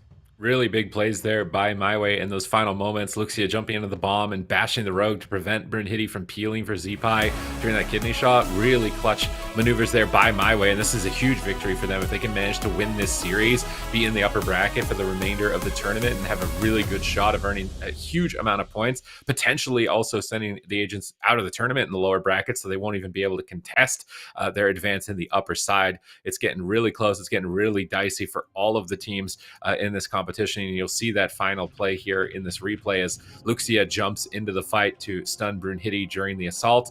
In just a moment here, this is when they get Astral Shift. And then a moment from now, the next kidney shot onto Zeepai will be a smoke bomb. And we'll see Luxia jump into the bomb as well here onto Brunhilde during the kidney. There's not going to be any peels. And Zeepai immediately gets eradicated. So really well coordinated final push by MyWay in game number 1. Yeah, really, really good stuff there. And it just comes down to that moment where they got the trap and they forced out that Trinkle Astro Shift and then capitalized on that with the smoke bomb. So really nice stuff there by MyWay. But aside from that, moment where they got that pressure with that trap and then they were able to kind of follow up on that, it didn't look too good for them in the rest of the match. I feel like Brunhilde had a lot of pressure. They had a lot of pressure on the rogue. They got that trinket acceleration. They had the trinket from Luxia. There was definitely moments there for the agents, but I wonder what the agents actually will be running here in our next match. I wonder if they're going to go to something more standard that we see from them, or if they're going to keep Brunhilde in on that Assassination Rogue, because we did see some changes to Assassination Rogues, and we did see the Assassination Rogue just fall against Team HUHU with that Dragonlance Roulette series, which is still ongoing, of course. We got Team HUHU up 2-1, and if you're just tuning in, we are, well, we can see it right here. We are going to see the Rogue Mage Druid come out from Dragonlance Roulette. So they're going to sub out Delay there. But if you are just tuning in, we are doing a top 12 this weekend for the final weekend. So we are jumping back and forth between a lot of matches. That's why one game we're watching the Agents and Team HUHU. And then when the next game is ready, we are just jumping into the next one. So we got non-stop action for you guys. We don't have any time to waste here as we do get into potentially match point, potentially the final game here in this upper bracket round between Team HUHU and Dragonlance Roulette.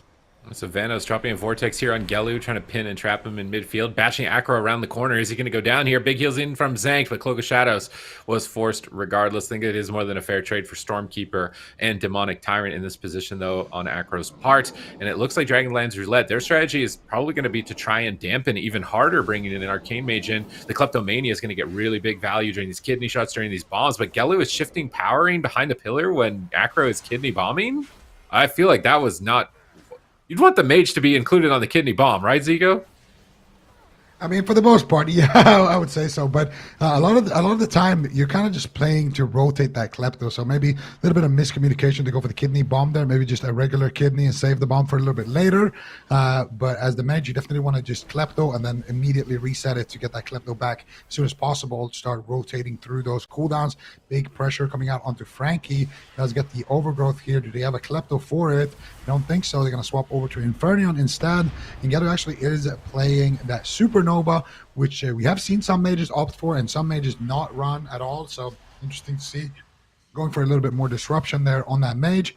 And Geto trying to fake out some kicks. Gets the poly onto Infernion.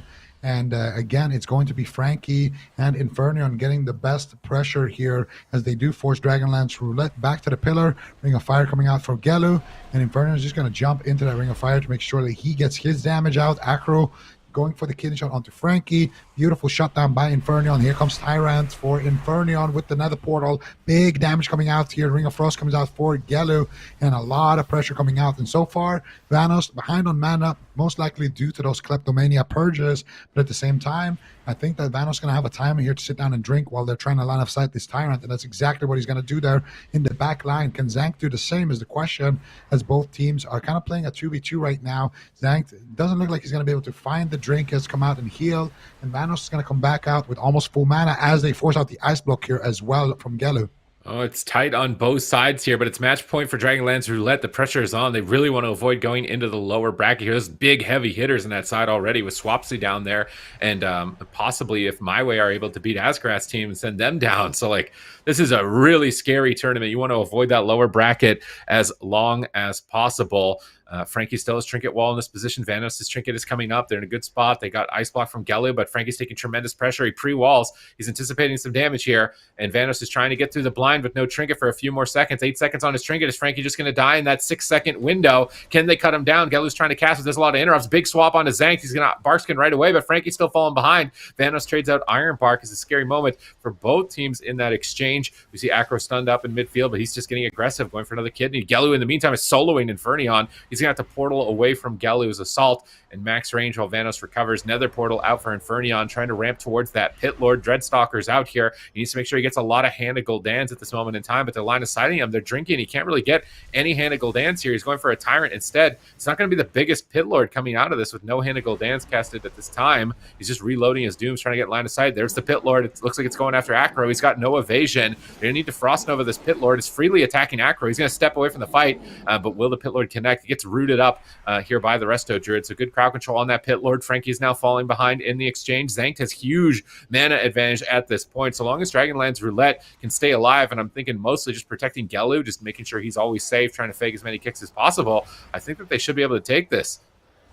Yeah, potentially here. Dragonlance Roulette not looking too bad in this one, but they are down that ice block on together for another 3 minutes, and they are playing against that LA Shaman, so anything can happen. They do manage to land the spell lock there onto Gelu, but again, the pressure is mounting. Zank has actually also found an opportunity to regain some of that mana. Acro dropping quite low there, forced to use the Cloak of Shadows. Frankie looking for the Stormkeeper, manages to get it. Acro in a lot of trouble. It's his Smoke Bomb, but it's him dropping low there. Frankie now forced to trinket out of that Smoke Bomb. There's the Astral Shift as well. Vanos with the heals, but is going to be enough here. Frankie in execute range. Gelu's trying to blast off. Another execute rolls in as he does manage to get a massive heal there by Vanos, and I do think Frankie, by the skin of his teeth, manages to survive that one. There's the death mark as well for Acro. Frankie, anytime you trinket a kidney shot, the rogue can actually go for the death mark because it puts your racial on cooldown. So Acro definitely manages to find that window despite playing against the dwarf. Frankie, though, manages to stay alive with that astral shift. And so far, it's not looking too good here for Team HUHU. A lot of pressure coming out there, but Acro has no cooldowns left. He's used everything offensively. If they can get to Frankie with another kidney shot, they might potentially be able to close it out. Zank actually getting bashed there by Vanos. Now Zank potentially could look for his own bash a little bit later. They don't even need it. They connect the sheep there by Gelu. Frankie's in a kidney shot. Acro, though, is well taking a lot of damage. There's that fire blood coming out from Frankie. Acro is going to have to vanish out there from the fight. Frankie does use that fire blood since he had to, since he already committed the death mark anyway. More pressure coming out, though. They managed to get Acro out. There's the Tyrant coming out as well. Zank dropping quite low here from the Tyrant, as well as Acro going for that defensive blind there. And they do manage to weather that storm, but no cooldowns left on either side. This could really be anyone's game here, Sid. Acro just trying to stall. He blinds Frankie on his Stormkeeper, realizing, hey, he fire-blooded outside of my death mark. We just need to stay alive to that next rotation, and they're going to kill him through every cooldown in the game since they can't remove it. But now Acro getting stunned up. Looks a bit of an overlap, honestly. Infernion and Frankie, I feel like they've been stunning the same target. I'd really like to see them split their stuns onto separate targets at this point. A lot of diminishing returns here. It's losing them opportunities. Zanked and Treeform at the moment with Innervate should be able to power his team up, keep them going for at least another 15 seconds, but they need 27 seconds for Acro's major cooldown. Kidney shot here. Gelu fishing for kicks with Ring of Fire, trying to get some arcane missiles. Gets Earthquake stunned on the missiles here. He's going to slow down the damage. Now Ring of Fire. Frankie needs to reposition out of this Ring of Fire. You do not want to be standing in those. Even if your name is Johnny Cash, you got to be avoiding the Ring of Fire. Gelu behind the pillar. Infernion wrapping around the left. Frankie, you're going to play safe here in midfield. Infernion might not want to get aggressive with no one any resolve. Here comes the Stormkeeper. Here comes that Pit Lord. He is marching his way into a Ring of Frost. Sad Pit Lord right now, just frozen in time. Feeling probably more awkward than Manaroth has felt throughout his history, or Magtheridon at this point with his history and track record being killed 3 times. That Pit Lord has a sadder existence than him at this point. But here's the death mark. Can they take out Frankie? He's got Astral Shift. Will it be enough at 35% dampening with no Fire Blood to remove it? It looks like it's good. Frankie's just lobbing in Lava Burst. If he procs a Lava here, I think it's lights out. Zank should be tapped on mana. Frankie's still fishing for these procs. Lava Burst after Lava Burst. If that Ascendance triggers, somebody's going to explode. They polymorph Frankie. They know they need to stall the fight here. Acro line of sights, Zank to line of sights, and maybe this strategy of trying to drag the fight against Lock Shaman is going to backfire on them. Yeah, it might just backfire because Infernion, he is ready to summon his Tyrant. Anytime they duck out of that pillar, the Tyrant will come out. Now, the good news is they have a lot of mana on Zankt compared to Vanos, who is completely tapped here, but big damage coming out. Frankie, though, playing too aggressive right now. Needs to be careful. Might need to use his Fireblood Racial here. Zankt still dropping dangerously low, 40% dampening, trying to keep himself alive. Frankie catches a big heal right now. They're going after Zankt, but I think it's a mistake. Frankie's going to get dropped here potentially. Smoke Bomb comes in, and Frankie gets sent in a smoke bomb, but this was a hard-fought victory for Dragonlance Roulette, but they are going to take us to a game number 5. Excellent work here for Dragonlance Roulette, and especially Zankt managing to get that drink, managing to get that mana back when it looked completely hopeless there for them. All right, they hold strong here, trying to out-damp the most damp comp in existence of the game, Lock Shaman Druid. They managed to out-damp them here, playing at their own game to get to a game 5, but it was so close throughout this match that, is it going to work a second time? I have to say I'm not a big fan of Pit Lord. I feel like almost every single Pit Lord is either going to get Evasion, Rooted, Ring of Frosted, Frost Nova, and he's not even able to cast Hand of Gul'dan because they're out of line of sight the whole game. I really would maybe rather see like a more of a Fellstorm build from Infernion, or just more of a Hand of Gul'dan oriented build than the Pit Lord overall. Just this team has too much CC for it and too many ways to deal with it. Also, I'd like to see them coordinate their interrupts a little better. I think Axe Tossing the Rogue and then DR Lasso is like, unless you're trying to 100 OM in that, it's not really optimal. I'd rather see the Axe Toss on a different target at the same time they're lassoing the Rogue. Something like even Axe Toss the Mage to stop him from CSing the lasso, or bait him to blink or something. But who cares? We're jumping immediately into game 2 of MyWay at this point, as we got game after game in the top 12 as these teams are battling for a chance to qualify into the grand finals of Europe. And we can see Casu and Tony sticking to the same composition, but for the agents, they've tagged in Mercy on that Demonology Warlock. And let's see if MyWay's composition will be able to survive the tides here. Survival Hunter's not going to be as effective versus a Warlock compared to the Assassination Rogue they previously fought. Yeah, and we're going to see exactly the kind of the same composition swap here that we saw in that previous matchup. So the agents definitely taking a little bit of Team HUHU's page here, realizing that, hey, the Lock Shaman might just be the ticket to victory here. Let's see if they can get it down here. The Vile Fiend comes out. There's the Nether Portal, and here comes the damage from Mercy. He's got the now Tony's getting blasted. Huge damage here onto Tony, as Tony does trade out the Cloak of Shadows. Luxia manages to catch him up. They're going after Asgraf as well, taking quite a decent beating there in the midfield, but he does manage to respond there with the Incarnation. Zeepai as well, still dropping quite low here, putting all of his faith in the healer, not using that Astral Shift. Big heals coming out for Asgraf, but he gets caught up in the trap. They're trying to stack up onto Asgraf, praying that it breaks right now, and Asgraf actually manages to sit through that crowd control chain, and they do have a big damage coming up, but Zeepai actually will trade out his Fireblood Racial right there, and that was in exchange for the Death Mark. So beautifully done there by Zeepai, and manages to hold on to his Astral Shift, manages to hold on to his Trinket, and I feel like the agents actually come out ahead in the CC exchange, and now as a result they're going to have all of their cooldowns and potentially a mana lead here as well, Sid. All right, let's see if they can maintain it. Luxia into a full fear with no trinket. A big opportunity. No cloak on the Rogue. He's rooted up. Caster getting blasted. Line of sighting with the Roar of Sacrifice. Luxia is still feared so far away from his team. This is a dangerous map against Lock Shaman into a full Hex. Now Tony's just dead, I think. Stormkeeper, massive lightning bolts, and a clean KO by the agents in game 2. Absolutely beautiful stuff coming out from the agents, and this series is looking a little bit closer to the kind of series that we saw with Team HUHU, where in the start they Team HUHU, they bringing in the Lock Shaman and actually doing a really good job with it against these assassination rogues. And now we're seeing the agents kind of do the same thing here, bringing in as well the Lock Shaman. And it seems like the Lock Shaman, with some of those assassination nerfs, has gotten a little bit better there in that matchup. So the agents, they're believing in their main composition. They get rewarded with a win, but that was the big map. And now we're going to have to see if they can kind of repeat that same strategy. I'm also wondering if MyWay have a different comp, or if maybe Casu goes BM instead of survival when they know that they're fighting Lock Shaman as opposed to Assassination Rogue. Something that can be a bit safer, more ranged, or maybe even jungle. I'm not sure how bad jungle into Lock Shaman would be. it might be all right. But the next game we've got lined up here is Team HUHU Dragonlands Roulette Game 5. Dragonlands Roulette, they were utilizing this Rogue Mage composition, which makes me wonder if Team HUHU have a different option. Nope, they're just going to stick with the same, the Elemental Shaman, the Demonology Warlock, Empyrean Domain, really big map with small pillars, which is really good for Team HUHU because they can stack them up and it still attack them while they're trying to turtle behind the pillars. So I really like this map. The one improvement I'd like to see from Team HUHU is just coordinating their stuns on multiple targets as opposed to overlapping them or getting them on these weird, awkward, diminishing returns between Frankie and Infernion. Yeah, and you know, this is going to be, well, they lost on Asherman, so the pillars here are much smaller. That's the big takeaway on Empyrean Domain. So we'll see if that alone is enough of a difference, and also we'll see if they keep that Pit Lord, you know, in the spec of Infernion, or if they swap that around. You know, I can definitely tell you didn't like it based on those Mechtheridon references you were making. We'll see here what they decide to do. Frankie getting sapped up here. Acro swapping it over to Infernion. Are they going to open on the Frankie? Nice thunderstorm. Acro dodges it though.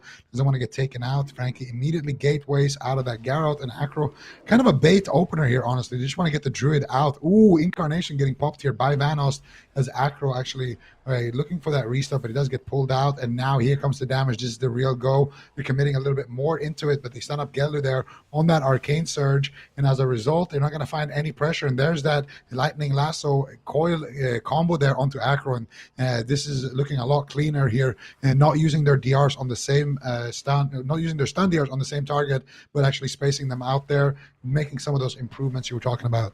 All right, Acro trying to make his way to his target. He shadow steps over to Frankie on the corner of the pillar, but he drops a smoke bomb. Line saying Vanos as Gelu blinks in for a Dragon's Breath, trying to sneak a sheep in. Doesn't find the polymer. He gets grounded by Frankie, but Groundy is still, oh my goodness, he's still taking huge pressure. Vanos is bashed for one more second. Is Frankie going to go down? Can they cut him out in game 5 right here? Astral Shift, the last line, still active for a moment, but struggling to get himself back above 50% health. Acro is relentless, steps over for a Garrote onto Vanos, into a Kidney onto Frankie, really trying to take him out here. Arcane Missiles, Arcane Blast, Zank rolls in for a clone, and Vanos shadow melds it, but Zank goes for another and he gets it. Frankie is down at half health. If he trinkets a clone, he's going to get full blinded in the future. He's trying to sit through it. Ring of Fire is down. Frankie is trying to escape and not take that extra damage for his team. Ring of Frost fished out by Gelu, trying to find Vanos there, but not able to. Vanos is going to reposition along with Frankie. That was a lot of cooldowns. Arcane Surge available for Gelu. Another kidney shot onto Frankie. Can they get to the Arcane Surge? 1 second away. Gelu is just free casting right now. Doesn't look like there's anything that can stop him with that 1 minute cooldown spell lock on Infernion. It's so difficult to stop an Arcane Mage here when the Ellie is in a Kidney, and it looks like Gelu is just going to reposition, reset those cooldowns of Shifting Power, get to another Kleptomania, and try and close the game out here in the next Kidney with an Arcane Surge. Yeah, and he just tanked that spell lock here outside of the go, so yeah, high probability of him actually getting off that Arcane Surge in that next stun. But Acro right now getting blasted behind the pillar, huge damage coming in, and he just gets exploded, and that is going to be it. Team HUHU finds it with the Sky Fury, with the Stormkeeper, and with the stun coil combo, beautifully done there onto Acro. They just push in and they smell the victory, and they're able to take him out there in a really surprising amount of burst. And I don't think Acro is running the Sheik Def. I think he's running the elusiveness talent for those feints. Now, usually it's a good choice. You know, it keeps you alive if you pre-feint a lot of those goes. But the scary thing is sometimes against the Ellie Shaman, against, you know, like a Ret, Sub-Rogue, these things that can 100-0 you, you just take a surprising amount of damage and you're not kind of ready for it, and you just get blasted. And you can see here the map doing some work as well. Infernion on one side with the Tyrant, Frankie on the other side. And I do believe it's a Sky Fury down as well. And yeah, he drops a Sky Fury, and there's the coil onto Acro, and they got the Tyrant on one side, and then there's that stun as well coming out for Infernion. Manages to blast Acro all the way to the lower bracket. All right, Dragonlands Roulette in the lower bracket. At some point, we're going to need to take a look at the standings to really think of all the consequences. But of course, these teams could actually be outright eliminated before the top 8 as well, because we still have the lower side before that point. So very dangerous position to be in for Dragonlands Roulette. They're going to be gambling their tournament lives down there, whereas Team HUHU, they're going to be confidently in that upper side, having a strong roster here with a lot of different compositions available to them. The Ellie Warlock seemingly more popular than last week, but this Brewmaster could be really really devastating for these teams that don't have the mage compositions or a crowd control based composition to deal with them, because I'm thinking that these guys are just going to be slugging everybody that tries to play any sort of warlock comp into them on this upper side. So they're probably smiling for the facts that they got through already on that initial round. We've still got 2 more games, I believe, possibly 2 more games, maybe more here between MYWAY and as well as Asgrass team here in a moment, the agents, and I'm really curious, if the agents go down to the lower bracket this early on as well, like what that means. Swapsy's in the lower bracket, that means Asgrass in the lower bracket, that means Malay's in the lower bracket, all about to potentially be eliminated for the rest of the day. They're all trying to get in that top 3 position. There's a lot on the line here. You want to avoid that gauntlet, because who knows what's going to happen in that gauntlet. Nobody knows. We have Brewmasters. We got another game happening right now. We got Zeepai and a kidney shot in a smoke bomb, already taking huge amounts of damage. Zeepai will be able to trade out the Fireblood for the Death Mark and also escape with that Astral Shift. Tony now looking to get after Zeepai, but actually scattershot Zeepai there. So a little bit of miscommunication there between Tony and Cass. Potentially Tony now caught up in the Lightning Lasso, taking some damage, but manages to get topped off here by Luxia. And we're already kind of deep into this game here. Zeepai already down to 50% HP. Next kidney shot could potentially be lights out, as he does trinket out of this one. Kasu still going for a lot of pressure. There's a kidney shot onto Tony by Brunhiri, and they find some pressure, though it doesn't look like it. Tony gonna be able to walk that one off. Oh, I might have spoken too soon. It will be the cloak, it will be the evasion. Tony here should be able to stay alive here, but he's giving him his back, so he does take a full row of bleeds as a result. But there's a kidney shot onto Zeepai. They have a full trap onto Askarath. I think this is it. Zeepai, how are you gonna stay alive? Askarath actually comes out somehow and manages to keep him alive. I have no idea how he actually came out of that one, but Tony now caught up in a kidney shot. Mending bandage coming out is going to be enough. Zeepai in a scatter shot. Tony's in a bash. Luxia spamming out the regrowth. Is it going to be enough? The earth shock comes through, and a massive nature swiftness by Luxia, who is currently tapped on mana. Kidney shot onto Brunhiri as they're swapping over to him, but Brunhiri is going to be able to stay alive here. Askaraf is not in a trap. Who are they going to try to take down? It's got to be Brunhiri. They kick Zeepai. He's going for the Hex. Brunhiri dangerously low. Casus in a Hex. He's not going to be able to get out here and do damage. Brunhiri gets stopped, and Tony now in another kidney shot. I think Tony's going to be able to stay alive. Defensive Shadow Step coming out for Tony, as both of these teams are battling on their last leg. Zeepai going for the Astral Shift here. Manages to keep himself alive. Tony again on his last leg. He's got the Death Mark active, but I think he's going to fall. Kidney shot onto Brunhiri as he catches another big heal. Brunhiri now in massive trouble. Brunhiri on 1% HP, and it actually will be MYWAY. Back and forth all the way through, but MYWAY takes it, Sid. That was a crazy turnaround.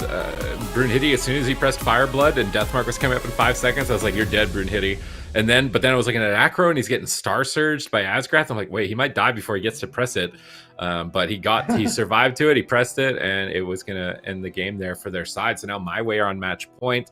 I feel like Asgrath's team's gonna have to blind lock something different than this. The Ellie Assassination Rogue. Survival Hunter seems so good into it overall, and I'm really glad teams are incorporating Survival Hunter for these comps where you don't really have a solid answer for Deathmark. It's mostly if you're running a Resto Druid.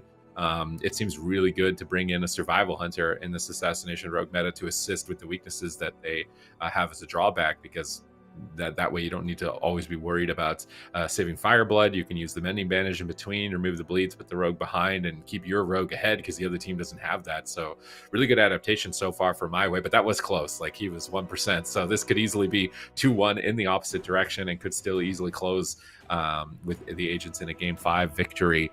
As I'm imagining they're going to be setting up a big map here and likely aiming to move into their Demo Ellie composition again, assuming that MYWAY will blind lock this once again. But I'd actually like to see MYWAY maybe blind lock BM Preservation, Asa Rogue on a big map, because they know they're going to get survival into Demo Ellie if they don't.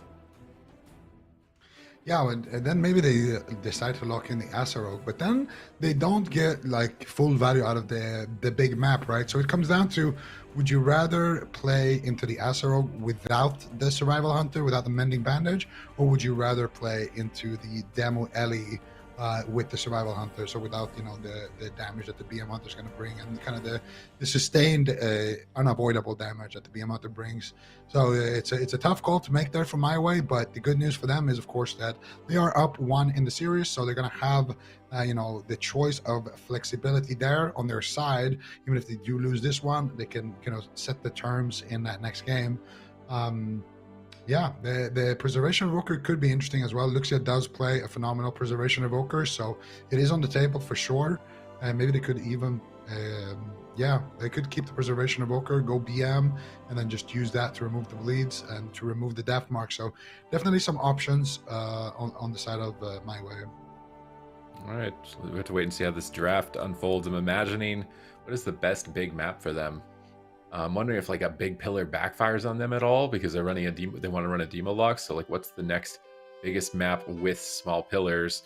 But I think we've just got news they're going to Tolvaron, so just standard big map here. Curious to see how they navigate it, because the pillars are still pretty thick on this map.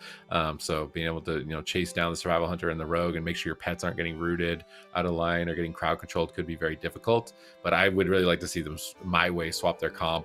Lock in a BM Hunter, lock in a Preservation Evoker, and keep their Assassination Rogue. That way it's still decently well-rounded into any option that the agents have, but I don't think it will be countered as heavily by the Lock Ellie or the Ellie Rogue from the agents. Yeah, definitely could be the play here. MYWAY gonna have to figure that out.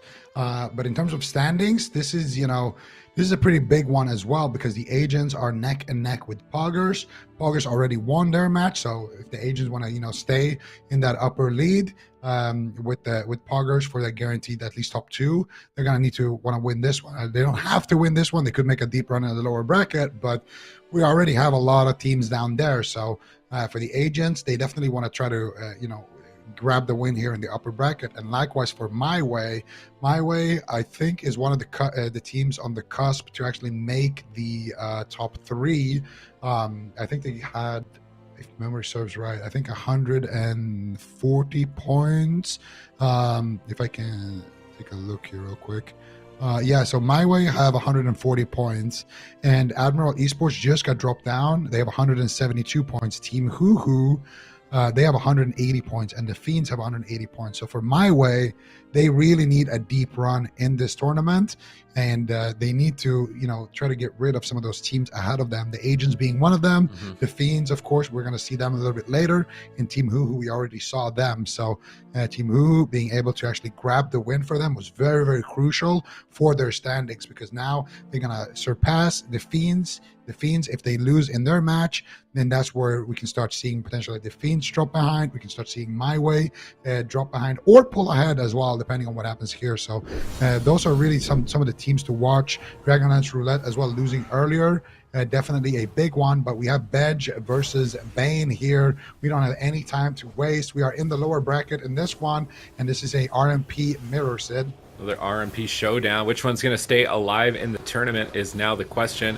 Oscar had been on the back foot here for some time, as he's already burned through Medallion and constantly below half health, but it seems like the strategies are different. BEDGE is going after Shoxy and Bane are going after Oscar. Now they're making a swap to Queener. Barrier here onto the smoke bomb. Is it going to be enough? They try and knock Queener out of it. Not able to find it. Queener going to get gripped back to the pillar and should be able to recover. Oscar trying to reposition in midfield here, getting Angelic feathered actually to chase over on top of the enemy healer and try and find some crowd control, but not able to cross over just yet. PMake blinking away with that shimmer and alter time, trying to escape the rogue here, but both rogues seem to be going at each other at the moment. Queener trinkets to turn it around onto Shoxy, but PMake is getting blasted by Oscar. Oscar is just doing his own thing at the moment, but is it going to work here? Now swapping back to Shoxy, getting Cloak of Shadows from him. Oliek basically almost out of mana at this point, as well as Carl. Yeah, and we're going to see here Queener with no cooldowns left already, doing decent here. Carl is in a blind. He's going to trinket out of that one. Queener now in a full kidney shot. How's Carl going to be able to keep him alive? He's dropping dangerously low. Polymorph coming out here defensively, but is it going to be enough? Carl manages to keep him alive here and stabilizing for Janao, but Void Shift is not going to be enough. Oliek now into a full blind as well. Queener and Shoxy on a bit of a race. Oliek trinkets out into a full kidney shot, and that is going to be it. Shoxy will fall first. Can they get the cross kill? I don't think PMake is going going to be able to find it? He blinks after, but he gets caught up in the Nova, and that will be it. Queener manages to stay alive with some fancy footwork. P-Make, though, still going to keep trying here, as he does have a couple of spells left here. Can he take Carl down? He manages to keep him, snared for now, but Queener in a fear, and the Arcane Blasts are coming out for Oscar. Full sheep on the P-Make. Queener makes his way back to the target, and I don't think P-Make and Oliek are going to be able to pull this one off, and it should be a win here for BEDGE, but that was extremely close. Both rogues there almost falling. P-Make trinketing out, though. We can't count him out just yet. Oliek dropping, and we're counting him out. We can count him out. Finally. Hopefully the score screen doesn't lie, but I think we're counting them out here. So BEDGE here, BEDGE and Bane, these are two teams that are, in my opinion, trying to fight for like 8th or 7th in the gauntlet. They're just trying to get to the gauntlet or have a deep run. So this is a big win for BEDGE. But here we go. This is match point for MYWAY. And they have swapped to BM Hunter on the big map, but no Preservation Evoker. Just in case they locked Assassination, but they actually didn't lock Assassination. So I actually think this is a win for MYWAY getting this composition here. Yeah, MYWAY getting basically the best possible composition, but it is still a terrible map for them. They're going to have to go up against Mercy and Zeepai, who are looking absolutely deadly, winners of the last cup here, and they are looking to tie us up here and bring us to a game 5 potentially. Can MYWAY close it out, though? They have the BM Hunter. Cash can just sit on the pillar, spam out the kill command, spam out damage from a safe distance here, and if Tony can get enough uptimes, he can connect with enough kidney shots, it could be potentially enough here for them. They kick Mercy onto his hand up, go down onto his sphere, scattershot into a freezing trap. Zeepai not going to be able to find the grounding totem in time on that one, and Zeepai looking to get some counter pressure onto Tony as Mercy stuns him up. Mercy, though, taking a lot of damage here, as well as Tony and Casu are cleaving both of them. Now also a couple of lava bursts getting lobbed in Luxia's direction. Tranquility coming out for Luxia as he's trying to keep his team nice and aggressive and reset some of those cooldowns. Casu in a lightning lasso. Luxia interrupts it with a nice bash, and they're going to continue that with a little bit more pressure. Tony, though, could be in trouble here as he is in midfield by himself. Mercy's going to be able to free cast onto him. Big damage coming out here onto Tony. Gets caught up in a stun, catches a big heal by Luxia, catches another stun, and now Tony still feeling quite safe here on HP. Zeepai is going to be the one soaking up the damage for his team as Tony's dropping dangerously low. Goes for the smoke bomb, the kidney shot. Zeepai trinkets, gets stunned on his trinket, gets the astral shift. There's the death mark as well with the shiv. Tony trying to get some pressure onto Zeepai as he cannot use his Fireblood ratio, but I would have rather seen him wait for the astral shift potentially and then go for a little bit later death mark, because there is a 30-second window. You don't have to press it immediately. That astral shift is basically the same as a stone form, so, or a Fireblood. So I feel like if Tony waits a little bit with that, he potentially could still get value out of his death mark on this kidney, but it will be Zeepai once again staying alive with Askaraf's Iron Bark. Mana tied up evenly between both of these healers. Caster and Tony have all of their defensives. Zeepai are down his defensives. Scattershot into Freezing Trap. Once again, Mercy is going to take a little bit of damage, but it will be Casu forced back at the pillar here. And now they're going to have to respect the damage from coming out from Mercy here as they do manage to push them back for now. All right, Casu repositioning expertly here, but Mana's getting tight. Gasgrath is drinking. Casu is stunned in midfield. Is he going to go down? Luxia is trying to heal him through a tree form, but it's not enough. They have to trinket into another stun. There's a lot of imps on the battlefield blasting Casu. He may have to aspect of the turtle. He's hovering critically low here in game number 4, disengaging back to the pillar, trying to dodge that Fell Lord that's positioned so well by Mercy, but now a counter assault onto Mercy. He's stunned up here, but now they don't have intimidation stun for Asgrath. I really don't know if I like that. They could have got a stun trap here with no trinket and maybe even just killed Zeepai, but they throw the intimidation on the Warlock and don't get anything with it. Now Tony falling behind, has Cloak of Shadows. They're trying to hold on to it as long as possible, but they do have to trade it out ultimately. And now Asgrath will have Trinket for that freezing trap in the future. His drink gave him a bit of a mana lead over Luxia, and now Luxia's team is getting overwhelmed. Caster's trying to line of sight at the pillar. Mercy is pushing in. He's getting aggressive. This instant handed Gul'dan procs from his set bonus, getting big value right here. Tony's trying to create pressure onto Zeepai, but Astral Shift available, Fireblood available, basically everything. They did get Trinket from Asgrath. They need crowd control on Asgrath if they're going to make a push here, but they're just turreting damage on Zeepai, trying to bunker around the corner here and win with pressure. I just don't think they have the amount of pressure that's required to win at this point. Tony is stunned up. Ironbark won't matter, I think, as Cheat Death procs. Luxia is stunned. Asgrath charges in for a bash out of that, but somehow, some way, Tony is still alive at this point. He vanishes out of the fight with Crimson Vial. Luxia sits through the full Hex. They actually survived that assault, and they've got Deathmark available, so it might be the time to send it, but they're going to make sure that they get a kidney shot, and they're going to still hold on to it. Tony pulling away with that kidney shot. Just, they're desperate now. If you're at the pillar like this against a Demo Lock and an Ellie, it's really tough to get out of this position. Yeah, and Luxia has got no mana left. He goes to the Tranquility here, trying to reset his Incarnation faster, and he's going to have it immediately goes into that Incarnation. He has a couple of free heals, but it's not looking too good here from MYWAY as they are rotting down to the Agents. They need to make their final push here, and immediately the Fell Lord comes out and starts cleaving Tony. Casu now as well in midfield, goes for the scatter shot, but Ascroft's sitting down for a drink right now, not able to get any mana with that. Ascroft's mana is not looking too good either. Luxia does have a couple of free heals left before that Incarnation fades. Tony on 50% HP, 20% HP. Tony has no cooldowns left. Kidney shot onto Z-Pi. They got no pressure on anyone. Defensive smoke bomb coming out, but I don't think it's going to matter. Tony is about to get cracked here to the pressure. Looks like catches one final big heal, but I don't think it's going to be enough. No cheat death available, and they will be able to secure it. The Agents tie us up here. We are going to a game number 5, Sid. Yeah, and that Beast Mastery composition didn't work on the big map. I feel like that one moment where Casu stuns the Warlock instead of the Druid with no Trinket was actually the turning point in the game. When I think Z-Pi and Asgard both didn't have a Trinket, that could have been the CC that won the game at that moment in time. So the Agents are going to take advantage of it. They're going to go to game 5 here, but it will be map advantage and comp advantage in the opposite favor of MYWAY. So they'll be able to pick a smaller map. They'll be able to set up that cleave comp with Survival Hunter if they need to. So it's looking really good for them, and honestly really bad for the Agents. If you're Poggers right now, you're probably pretty happy if the Agents get sent down there, because they're the number 1 team in contest with you, only 8 points behind for that number 1 position, and maybe even possibly the Agents fall out of the top 3 if the Fiends and Team HUHU have a deep run here, or even Admirals Esports, or even MYWAY as a result of this series if they do manage to win it. It's such a narrow race towards the top end here. It's definitely not a top end tournament this time around for the AWC. Basically nobody is safe, nobody's guaranteed anything here. Z-Pi crushing the damage meter here on this game on Tolvaron Arena, but I'm imagining we're going to, like, would it be Dalaran? I feel like Dalaran might actually backfire a bit. What would be the map? They played Hook Point already. Maybe Blackrook Hold. Maybe even just Tiger's Peak, something neutral. Might be where they want to take game 5. Yeah, we can. I feel like Tiger's Peak is a little too big. I wouldn't mind Dalaran too much. I wouldn't mind Dalaran and Blade's Edge. Like, here's some interesting tech that a lot of people aren't using, but Blade's Edge with an Evoker can be really, really nice, because you can hit a Fire Breath on the entire team, purge all of the Druid Huts on everybody. So that could be an option, but we don't have time to talk about that. We have another RMP mirror. Shoxy already, cloak, evasion, everything being used here. Shoxy already on his last leg, getting executed here. Shoxy trinkets out, vanishes on 1% HP. Oliak manages to keep him alive for now. He's got the Void Shift in his back pocket, goes to pinch suppression. Oscar in a kidney shot here, and Oscar will also get a pinch suppression by Carl, and they do have the Rapture rolling as well. Shoxy though getting swapped now. Oliak, as he did get counterspelled. Shoxy still in a lot of trouble. Beautiful Nova coming in here as well, and Oscar trying to find the game-winning crowd control. He gets the polymorph and he breaks it with a Cone of Cold.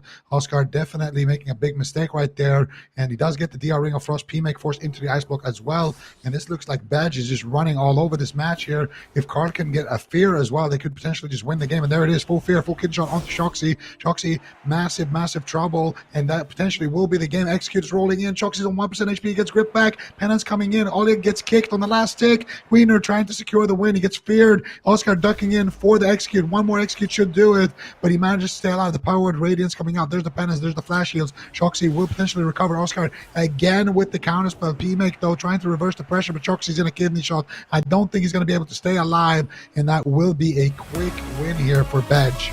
Well, this is tragedy for Bane. They had 72 points, their 8th place position.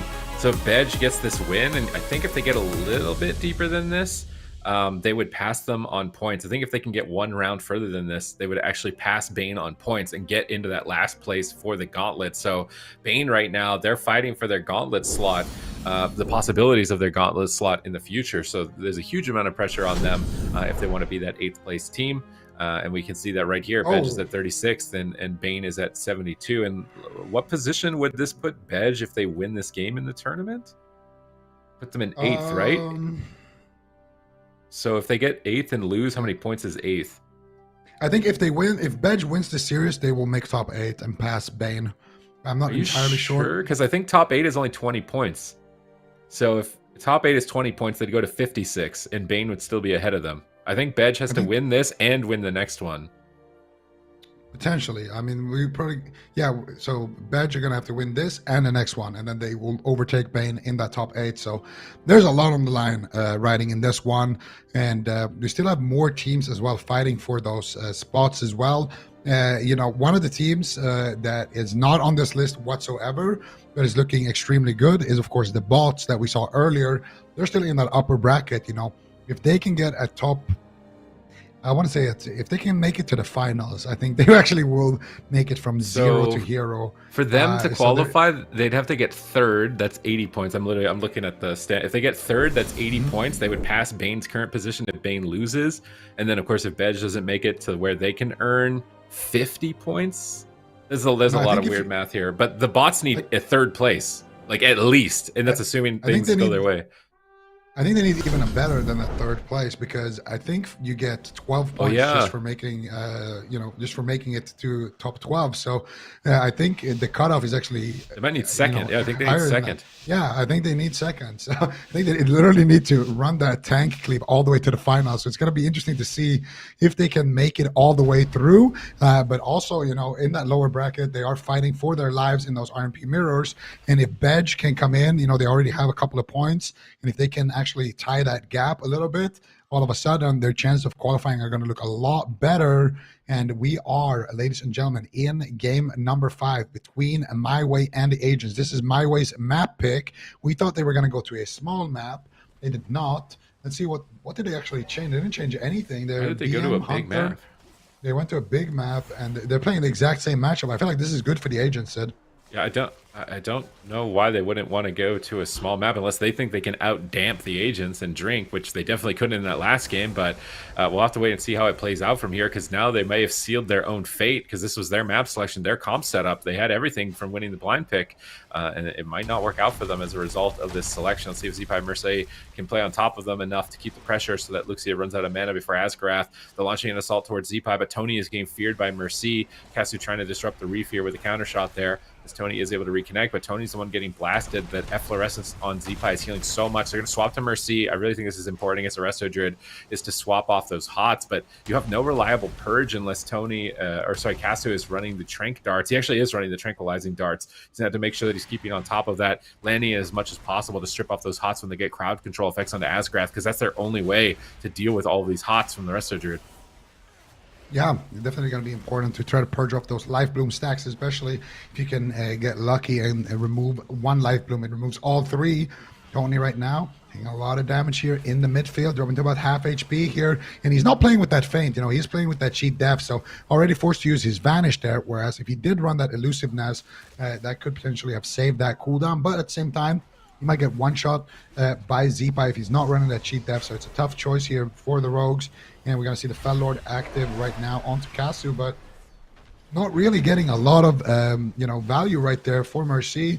And Zipai here again dropping quite low, but he is kiting towards his healer. Asgraf sitting through that trap right now. Luxia trying to sit down for a drink, but forced to come back into the fight. Asgraf still doing well on mana. And Tony actually already used his blind. Asgraf did trinket it, so one good trap CC chain could potentially end it. Mercy, though, taking a lot of damage here, just rotting down to the bleeds and to the pets of Kasu. Beautiful swap there onto Mercy by Kasu, and they do manage to force out the Health Stone as a result of that, but Mercy still has the unending resolve. Zipai has nothing, so I think it's better to go after Zipai with the crowd control. Asgraf actually getting cycloned here. Can they find a scatter trap or something as well onto Asgraf? It could potentially be lights out, but Kasu's taking a lot of damage. There's a scatter shot. Can they get the freezing trap as well? Zipa trying to ground it, and I think he actually successfully did. Mercy, though, forced to use that unending resolve. So this is a bit of a victory still for MYWAY, but mana is not looking good. Tony now getting blasted. Trinkets back. Shadow Steps back. No Cloak of Shadows, no Vanish for Tony, as he will be a very, very squishy target here moving forward in the match.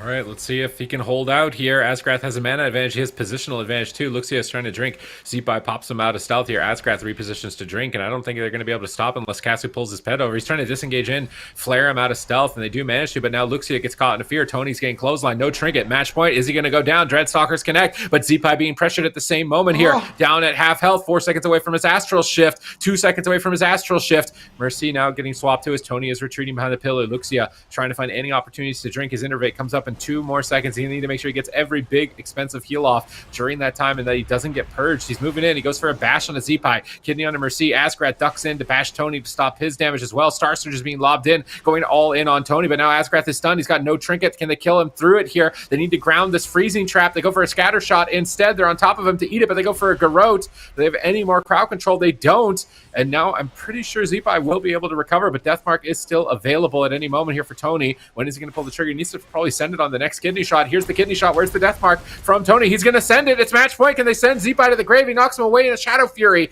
Beautiful coordination with that Thunderstorm Shadow Fury, getting some distance for this Deathmark. Z-Pie gets the Fire Blood off and removes all of those bleeds, and now he's going to be so far ahead, but is Asgrath going to need to drink here? He's trying to sneak away in cat form, but while he drinks, there's a kidney shot with no trinket on the Shaman, so dangerous moment here. Luxia and Cassio moving forward, trying to stop Asgrath from drinking, wrapping around the corner, getting a scatter shot, no trinket. Mercy is getting destroyed at the moment. He ports behind the pillar. Are they going to be able to reconnect? Tony gets intercepted by a lasso, kicked by Cassio. Now Cassio stunned up by Mercy. Dreadstalker's out. It's a race to kill Tony, but Tony has Cloak of Shadows. He's going to cloak here, but he's not being aggressive with it. He's still down at 10%. There's no mana, but Tree of Life up for Luxia 5 seconds before Asgrath. That's free regrowth for him, but it's actually going to be enough. They stay alive. They take down Mercy. That Tree of Life timing. Luxia getting some cooldown reduction when he needed it. They're still trying to win in the 2v3. Freezing trap onto Asgrath. Can they finish Casu here with a couple of lava bursts? They scatter shot Z-Pie. They're trying to get back behind the pillar. They root him up with that tar trap, trying to escape away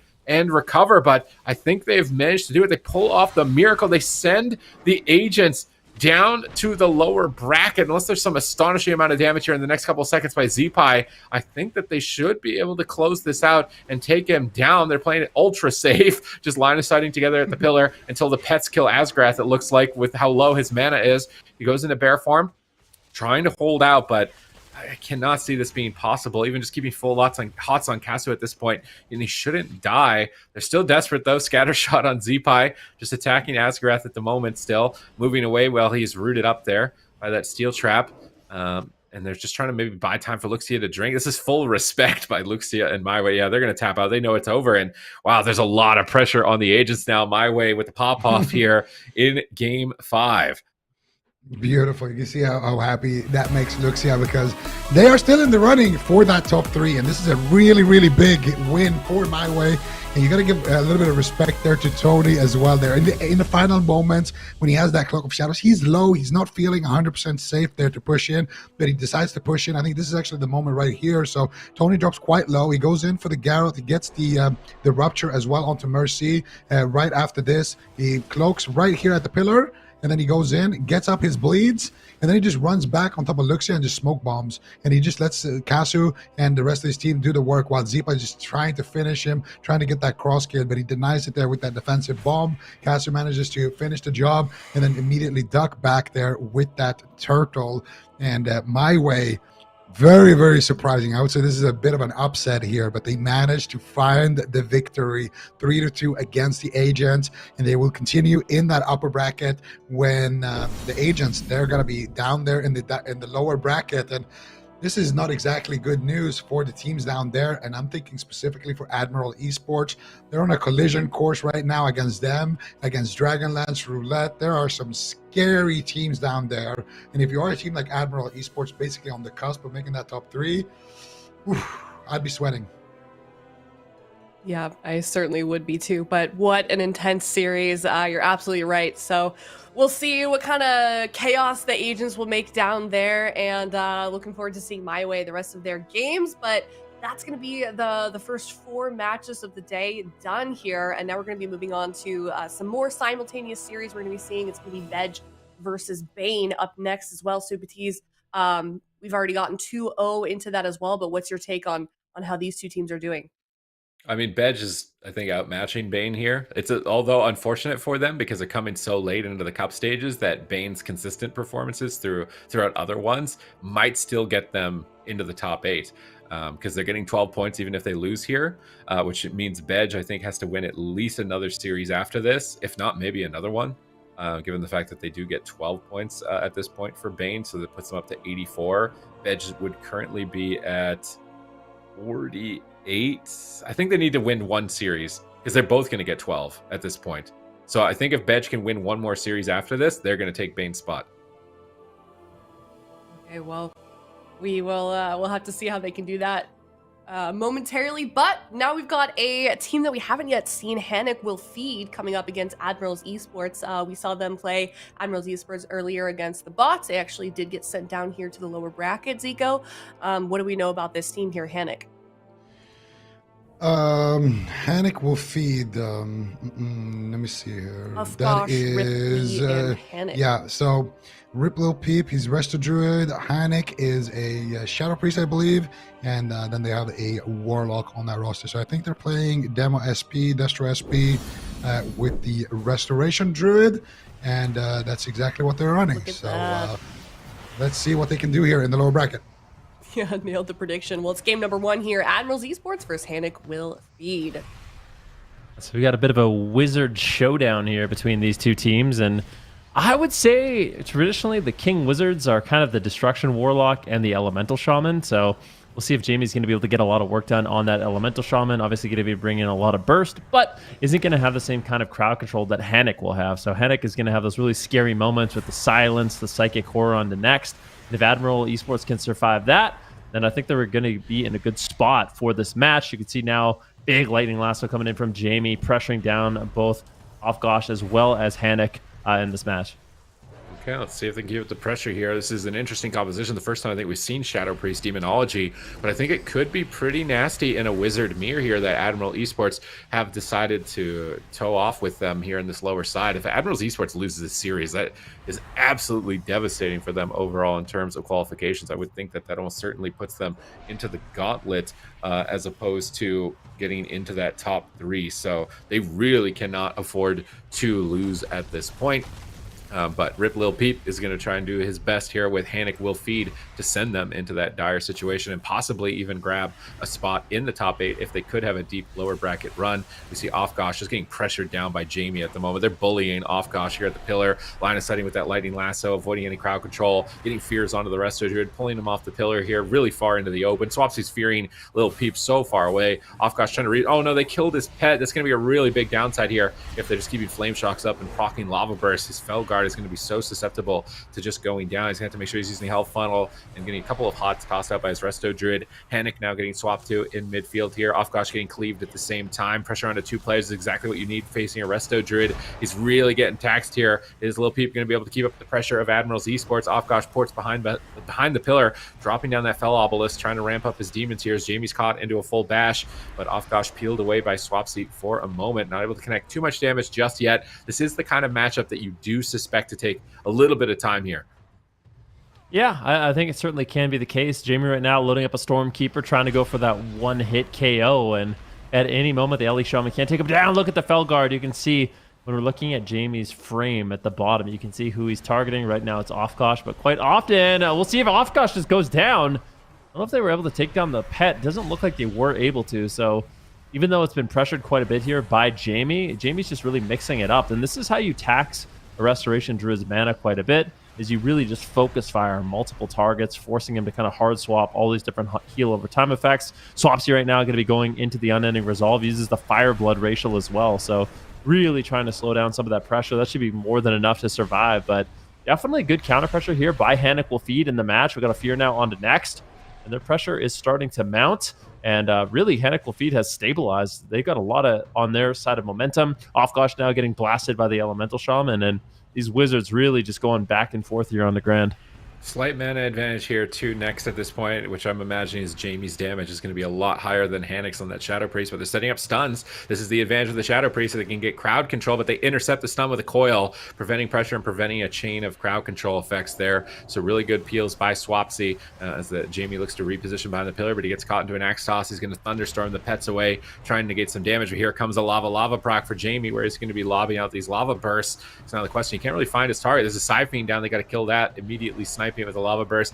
Next, trying to reposition here. He's next to Hannick, though, or Hannick is chasing him down. Now repositioning back on top of Lil Peep, but oh god, they're all stacked together. Look at the damage incoming from Admirals Esports. Offgosh portals on top of next into a coil, trying to set up a swap to the Resto Druid. I think it's their only opportunity at this point. They're getting swarmed here by Admirals Esports. This is the Ironbark, the Unending Resolve. Basically every cooldown traded out from Hannick will feed. Now Offgosh feared in the middle of the map. Hannick getting blasted, trying to get back to the corner here, but Lil Peep's gonna have to spend a a lot of mana to recover throughout this attack. He's even getting swapped to. Is he going to just die? He pops Renewal, Frenzied Region, Shadow Meld, trying to escape, jumping towards Next. Next jumps away from him as he's going to dispel off those dots and maybe try and sit down for a drink in cat form. If Hannick can just trade Dispersion, they're actually killing Swapsy. Oh no, Dispersion has to be traded at the same moment I say that. Rip Lil Peep gets a drink. He gets some mana. He's in Tree of Life. They're certainly putting up a fight here against Admirals Esports.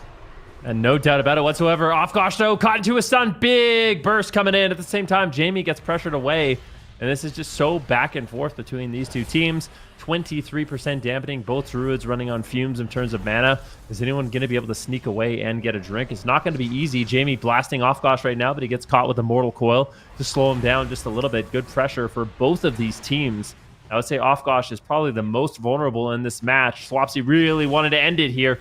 Big Blade Storm, as well as that Mortal Coil. You can see Rip Little Peep having such a difficult time keeping his team alive. All three targets rotting down. He has to get heals on everyone, but miraculously somehow does recover. And look at next mana here, Sid. It is not looking good.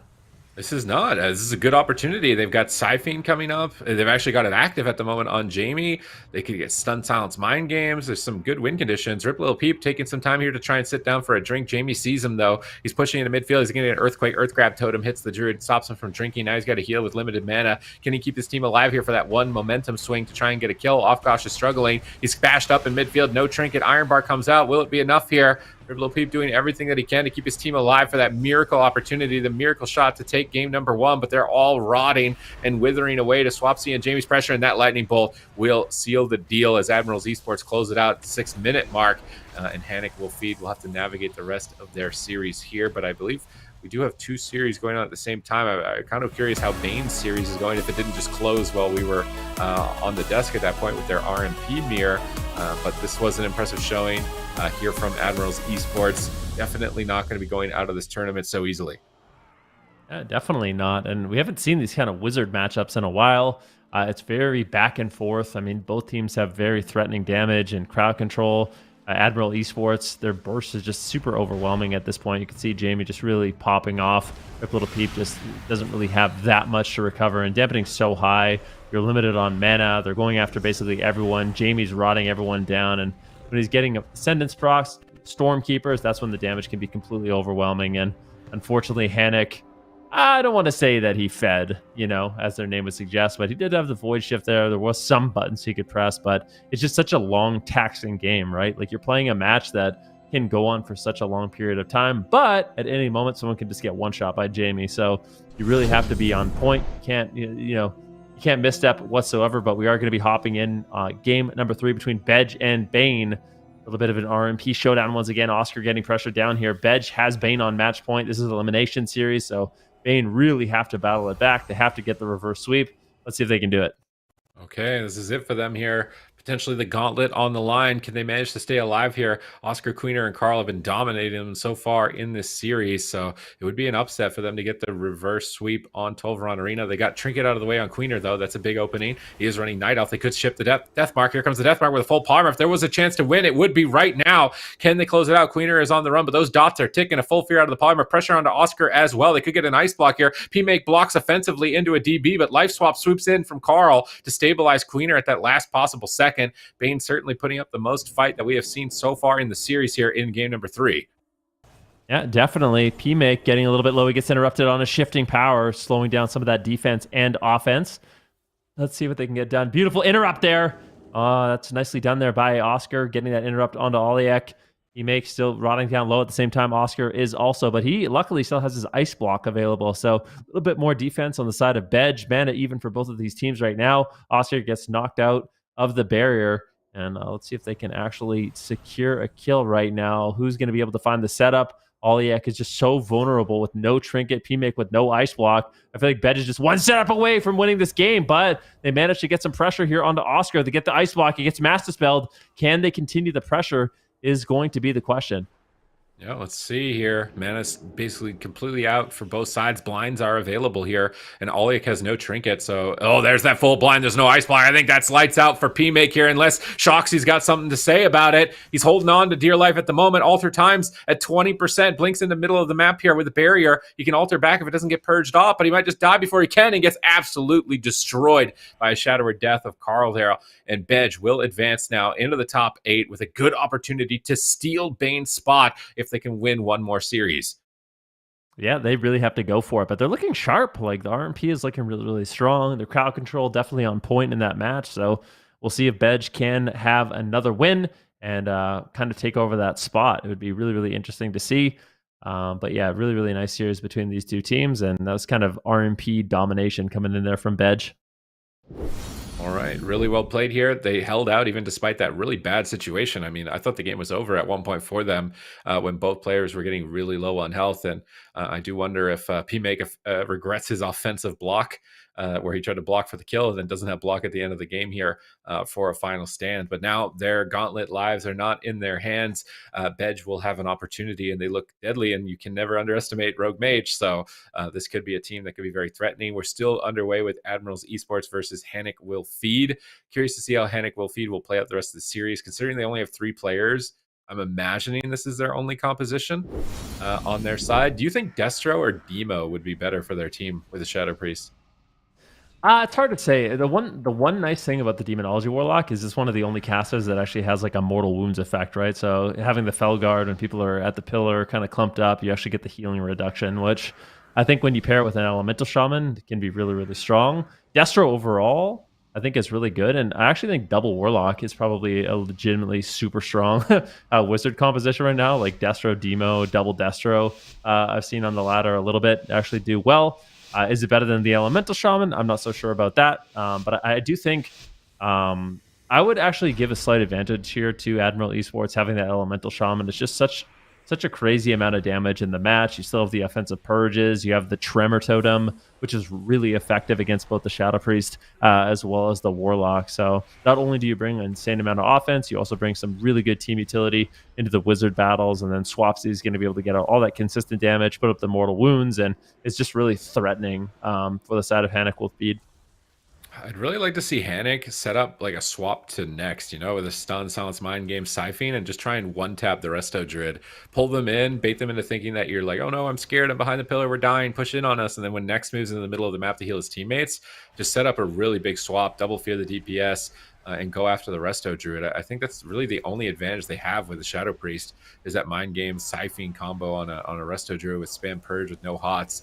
So I'd really like to see that swap at some point in this game. Right now, it's just a standard play. There's a trading damage with Jamie and Swapsy in the midfield, while the Resto Druids try and avoid the fight as much as possible, playing max distance away at this point. But I think Lil Peep should run out of mana faster against an Ellie Shaman and Swapsy here right beside next, repositioning, getting ready for the big push. But Jamie's right on top of Rip Lil Peep. Jamie is really confident to be playing right next to the opposing healer, so far away from his team at the moment, going for a Lightning Lasso, gets interrupted on it into a full batch, might get punished here at the pillar, but it looks like he will recover. Next is able to get some heals on him here from the distance. Both Druids having burned their Shadow Melds, expecting some crowd control. Won't have those to drink.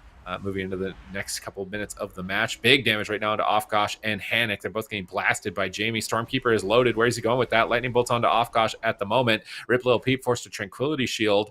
And he's managed to reset some important cooldowns. He'll have Iron Bark for a trade, but I think he wants to drink. He's sneaking around in cat form, but Jamie's on his pillar at the moment, so not sure if he's going to be able to drink for very long. He repositions. Swapsy taking a decent hit of damage here, though, in midfield. They do get Unending Resolve from him, so there are opportunities for Hanik Will Feed still in this match. Yeah, let's see if they can take advantage of those opportunities. Mana still in favor of the side of Hanik Will Feed. Hanik getting low, though. Needs to be very, very careful. Pay attention to positioning. Swapsy and Jamie playing just really aggressive here. Offgosh might get blasted.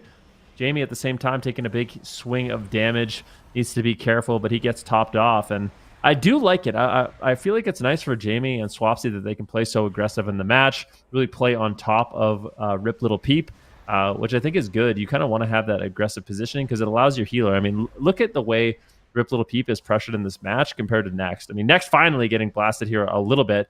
Hanik basically on the solo mission, realizing, hey, we can't just let this Druid sit in the back line. But if you are the Druid healer in this matchup, you want to be the one. Nobody's on top of you. You can sit down and drink. There's no pressure. You're not being attacked. You don't have to hot yourself. Like, that is a winning position. And finally, Hanik will kind of really pressure Next to not be able to have that nice positioning. Now he has to actually be a part of the fight. But as a result, Rip Little Peep is getting absolutely blasted. Hanik casting out of mind games, looking to get aggressive, but needs to be careful. If he gets interrupted, he could just get one shot. So needs to really, really be careful with that. So we take more of like a standard positioning right here. Next across the map right now, Jamie going for a little bit of a solo mission onto Rip Little Peep. But I would say Offgosh has been the target that has been most heavily pressured in this matchup so far. All right, let's see if he can get aggressive here. Mana is actually in favor of Hanik will feed, which is surprising. Here comes another silent setup. Jamie Astral shifts, but they could swap to Swapsy here. And Psyfiend is on him, reducing that incoming healing effects. They need to kill that Psyfiend. They do manage to deal with it, but it's already done a lot of damage. Swapsy's trying to line of sight and actually get aggressive at this point. Double Shadow Fury on Offgosh and Rip Little Peep as Next is trying to drink. He dispels dots. Hanik is chasing him down, but Hanik is now exposed in midfield. He trades Desperate Prayer. He's chasing down Next. He can't let Next drink so far away from the fight here if they want to maintain that lead. They're almost even now at this point. Mana is the most important resource for either side, but Rip Little Peep might just die. Jamie is absolutely cracking his skull as Tranquility is forced from his hands. It will work towards resetting some cooldowns. His Tree of Life is so close, 18 seconds away, whereas Next is not going to see his next Tree of Life. That is 2 minutes away. I'd like to see him get a Tranquility and reset it, because this is going to give Rip Little Peep a lot of gas in the tank in 6 more seconds. He's trying to drink. Jamie's trying to stop it. They can punish Jamie while he's pushing in. They're going to stun him, lob in some Demon Bolts, and try and push him away. But Hanik's in a full fear. He's not really able to stop him at this point. Looks like Rip Little Peep got a tiny bit of mana, and with Tree of Life giving you free regrowth every 5 seconds, or when your Life Bloom blooms, it's going to give him a lot of free healing. Next needs to drink. No one's there. Hanik is trying to get there. He should just trinket the stun, honestly, I think, and go after Next and stop him from drinking, but he's not actually going to go for it. Next gets a little bit of mana, and all these little sips, they're just watering the tree a little bit at a time, is keeping them in the fight here, moving into the 5-minute mark. Yeah, let's see what they can do. Lightning Lasso right now onto Offgosh once again, dampening, getting higher and higher. It's going to become really difficult for these Druids right now. Next is potentially going down for a drink, but Hanik doing a really good job pressuring him, not allowing him to, but at the same time, Offgosh has been kind of left alone. He's getting spun on right now. Jamie just having a field day on that Elemental Shaman, get a lot of pressure on Hanik as well as Offgosh. Let's see if they can continue the damage. Have Hanik right now in the middle of the map just getting absolutely blasted. With Little Peep doing what he can, but when you have this aggressive positioning, it's going to be really difficult. Little Peep doing what he can to try to get out of combat, going to South and drink, but they are just so on top of him. They're not giving him kind of any room to breathe whatsoever in this match, and he is burning through his mana really quickly. Finally, just going to position far away, but look at Swapsy. He just gates over, trying to keep him in combat, never really wants him to be able to recover. But that being said, Rip Little Peep actually got a little bit of a sip there, so about 10% mana returned. That's definitely a position that you want to be in at about 30% dampening, but his team is falling further and further behind. I would say Admiral Esports is looking heavily favored here. All right, if they can just keep it going and close out the game, they're going to be in an amazing position at this point in time. But they're kind of flimsy with Jamie with no Astral Shift and no Iron Bark for 50 seconds. So this Psyfiend right now from Hanik, how much value is it getting? It's on Swapsy. He's down at half. He Dark Pacts. He might have done any Resolve on top of it. They do. Nature Swiftness comes through, topping him for a moment, but dampening is getting higher and higher at this point in time. If Hanik will feed, can take a game off Admirals Esports, that is an impressive feat in and in itself with the these names on this roster. Like, this is a stacked team, but Swapsy is struggling. He's going for a Tyrant behind the pillar. Next is trying to top him off, but there's 0 mana. There's the Tree of Life for Rip Little Peep. He's been getting way better Tree of Life cycles than Next. He's gotten 3 Tree of Lives this game, as opposed to Next only getting 2 at this point in time. And if he doesn't survive to the 3rd one in 50 seconds, then the efficiency will just be better for Rip Little Peep here, and they might just close it out. Next is silence, but Fear Spam from Swapsy is stalling the damage for a moment on Hanik. Swapsy just spamming fear after fear here. Jamie line siding. Next is trying to drink. They're trying to buy time. They need 30 seconds to get to that next Tree of Life, and I think at this point they should be able to, with Astral Shift as well as Iron Bark available on their side. And Rip Little Peep trying to go for a drink. Jamie lobbing out Lava Burst, trying to move in position. Is he going to overextend to stop this? Earthquake does pop Rip Little Peep out of stealth, but now Jamie overextends in midfield. If there's a Psyfiend, there isn't 18 seconds away for that. Next manages to stabilize, but Admirals Esports, they've gotten themselves into a good position here, surviving that 3rd Tree of Life for Next coming up in 1 second.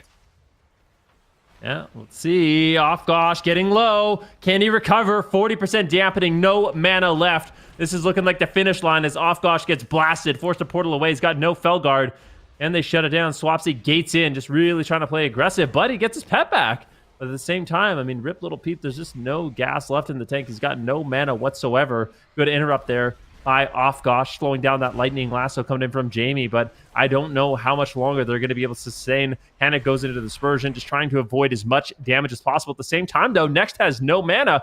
Jamie needs to be careful, maybe using that Astral Shift, just needing to avoid damage at this point in the game. It is do or die for these teams.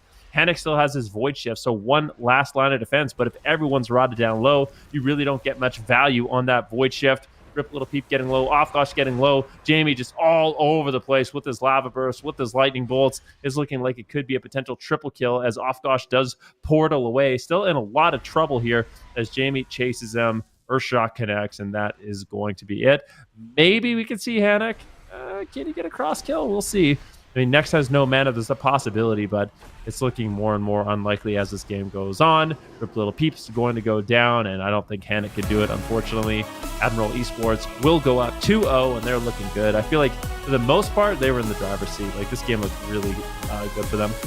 Yeah, really good game here, surviving in those moments where they were at a disadvantage and stalling for the moments where they were advantaged to make their final push. And this is the experience that will come with their roster with names that have been competing for so long on the side of Jamie and Swapsy here. But Panic will feed. They had some good opportunities. I was thinking that they might be able to close it out when their Tree of Life was available and the opposition's wasn't. But eventually they're just overwhelmed. Those Fell Guards going down really put Offgosh behind, having to spend time resurrecting as opposed to attacking or stopping drinks.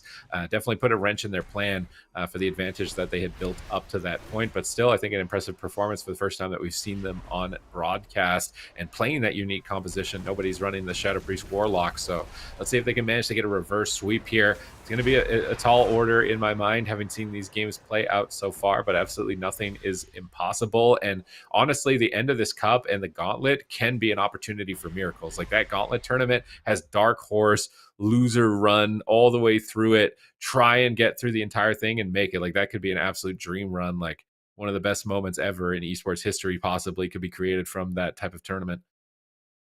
Yeah, there's no doubt about it. Yeah, we could see some true underdog stories, and I'm curious to see if that will end up happening. For Offgosh, Rip Little Peep, and Hannock, they got a long road ahead of them. They're going to have to come back and get a 3-game reverse sweep here against Admiral Esports. I don't think it's going to be easy to do. I don't even know if it's possible, but they're certainly going to try. I just feel like their wizard comp is just kind of inferior. Having the elemental shaman, especially an elemental shaman that's as good as Jamie, I think it just offers their team so much in terms of defense and offense. It's just a really, really solid pick here. So that's certainly one of the reasons why you want to have an elemental shaman on your roster for wizard matchups like this. But we'll see what they can do. I think, do we like a small map more? I feel like the only advantage a Shadow Priest is going to have is on a small map and actually like kind of pushing in and playing on top of the Druid. But it looks like we do have a different series here. It's going to be Dragonlands Roulette going up against Turbo Dream. So the Assassination Rogue, Arcane Mage, Resto Druid going up against an Enhancement Shaman. Is this the first time we're seeing an Enhancement Shaman? It's the first time. I was going to say, dude, that's an Enhancement Shaman. I was not expecting to see that here in the tournament. And they're running a Dragon Turbo, already getting an Ice Block from Gelu, Evasion already from Acro. Is actually, I'm going to show the potential of this specialization. I think a lot of players consider it to be very weak at the moment. If it could beat Arcane Mage, Assassination Rogue, man, that is quite a statement to make, especially a team as experienced as Dragonlands Roulette. The Turbo Dream is a team we haven't even talked about at all, bringing in this unique specialization, but they are also behind. No Astral Shift for another minute. Is Axiom going to make a push or stay back with his team? They're trying to play it safe at the moment, but Kenkido, look at his mana. Oh, but at the same time, Acro, he's just getting... What just happened to Acro? Oh my god, an enhance, dude. It won. It won the first game, bro. Is it going 3-0? Dude, if they knock Dragonlands Roulette out, like, Dragonlands Roulette, they're in 7th right now. Like, is there even possibility for that? I don't think they could get knocked out of the top 8. They'll get at least top 8, but maybe they're 8th on the positioning here if they lose. And we're just immediately jumping into game 2 here between Turbo Dream and Dragonlands Roulette. And really impressive game 1 victory. All right, somehow we're in game number 2, so we're going to be watching this kitty shot right now onto PQRR. They're just going to be queuing it up right away. And the Enhancement Shaman, I mean, we could talk about them a little bit. They have a lot of defense, so a lot of off-healing. I'm kind of curious to see what build Axiom is playing, but if you don't shut down an enhancement shaman, he can be very disruptive, and he can assist his team quite a bit with the instant healing surges. So potentially going after him, using the shiv to limit that healing, can be one of the ways you kind of manage the enhancement shaman. But really, really interesting to see Turbo Dream actually up 1-0 over Dragonlands Roulette. And there's a bunch of teams in this tournament playing spoiler. This is certainly a scary matchup, and not where you want to be. Acro almost just dying, forced to vanish up. Look at him. No Shadow Meld, no Trinket, no nothing. He's got no evasion, no cloak, no vanish. Acro is a really exposed target here, and Turbo Dream is looking good. All right, let's see if they can keep it up here and connect that next setup. Warbreaker coming up in 13 seconds here. Colossus Smash for PQRR, but there's no Astral Shift for Axiom. Kankito needs to get in a good position. He gets Dragon's Breath. He's crowd controlled at the moment. His team is just dying. They Stormbolt Acro in a reversal, trying to punish him into a disarm, stopping his assault. Kankito getting aggressive here with the Sleepwalk, actually finding the Sleepwalk. Really love that offensive push here. Acro is on the run. He knows he's in trouble with no evasion, but they're just going to swap to Gelu in a Lightning Lasso, and Acro's not there to stop it. Can they crush him in this? Fire Breath purging off the Hots. Really good offense from Kankito. This is a tough matchup for him to avoid Polymorph and get aggressive at the same time, facing an experienced roster like Dragonlands Roulette. We've got names that have competed at BlizzCon on their side, but Gelu actually went Frost this time around, not playing Arcane. So we're seeing multiple specializations broken out here for the first time in this region, and this will be really effective into a melee cleave. I would imagine these blizzards cleaving down multiple targets, splitting ice. Now Ring of Frost around them, surrounding them. Potentially Deathmark is available. Where are they going to go with it? Dragon's Breath knocking him into the Ring of Frost, but that will break. A Kidney Shot connects onto Axiom. Kankito going to rescue Axiom back to the pillar. And, you know, Enhanced, they don't move very fast, but dragons do, and having a dragon to move you around might be exactly what an Enhancement Shaman needs. Kankito right now needs to sit down for a drink, and it looks like he wants to. Axiom's going to have to basically carry the team in terms of healing, and that little bit of mana recovery is certainly going to be nice, putting him even now with Zanked. Gelu right now in the back line, casting out some Glacial Spikes, but he does have Icy Veins, so this is a bit of a threatening moment. I'd actually like to see them go after Gelu, try to get out of that Frozen Orb if they can. This is where Gelu's going to be able to really deal a lot of damage here. Ice Lance after Ice Lance in that Frozen Orb, just really devastating amounts of damage. Glacial Spike does land, but it looks like it did get grounded there by Axiom, and Enhancement Shaman can be very effective into the Frost Mage with that grounding totem, with the Wind Shear to kind of deny those Glacial Spikes, but if Gelu is able to slip them through, it can be absolutely devastating. You can see Kank is having such a difficult time, or Kankito having such a difficult time kind of healing through the damage. He's completely tapped on mana. Zank needs to sit down for a drink if he can, but this could potentially be the final moments of the match. Emerald Communion trades out for the blind, but he's just going to sit at full. Gelu in the backline throwing in a Glacial Spike once again. Can they drop him? Looks like they are able to avoid it, but at this point, Dragonlands Roulette, they're looking really solid here. You have Gelu with both of his ice blocks. You have the evasion up. There's no mana left for Kankito. I feel like they got this in the bag.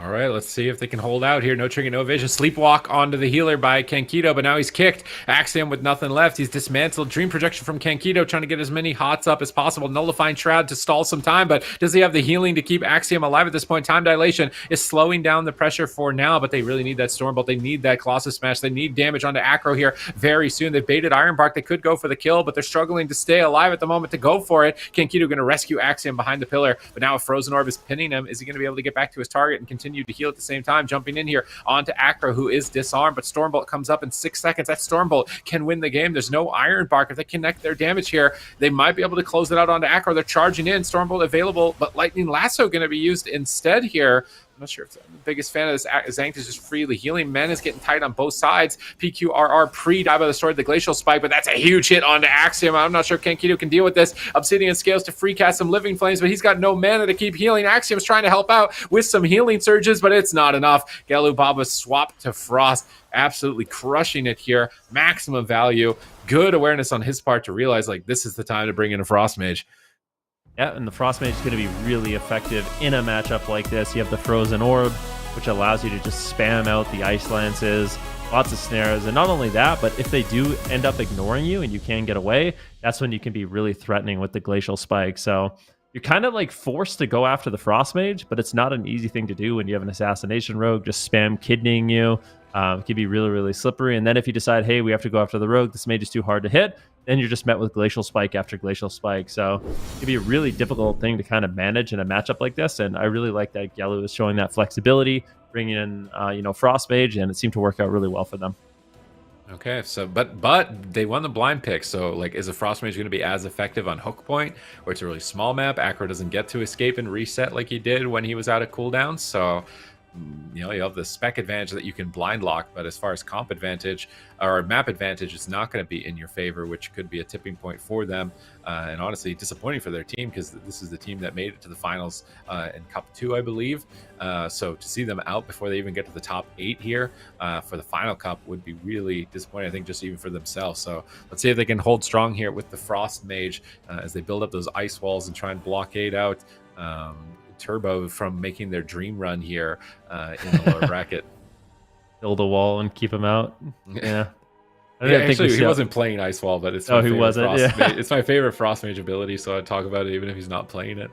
You know, it's not actually just a Frost Mage ability now, believe it or not. You can actually use it as all the specializations. That's tragic. No one does. Now I never see it. Yeah. Now it's literally just never selected, even though it actually has more possibility to be selected. Ironically, the spec that could use it the most, I feel like, it actually has the free honor talents, is a Fire Mage. So we might be seeing Fire Mages build the ice walls if they ever become, more prevalent. But we are going to be going to hook point, kind of as you guessed. Dragonlands Roulette, bringing in the Frost Mage once again.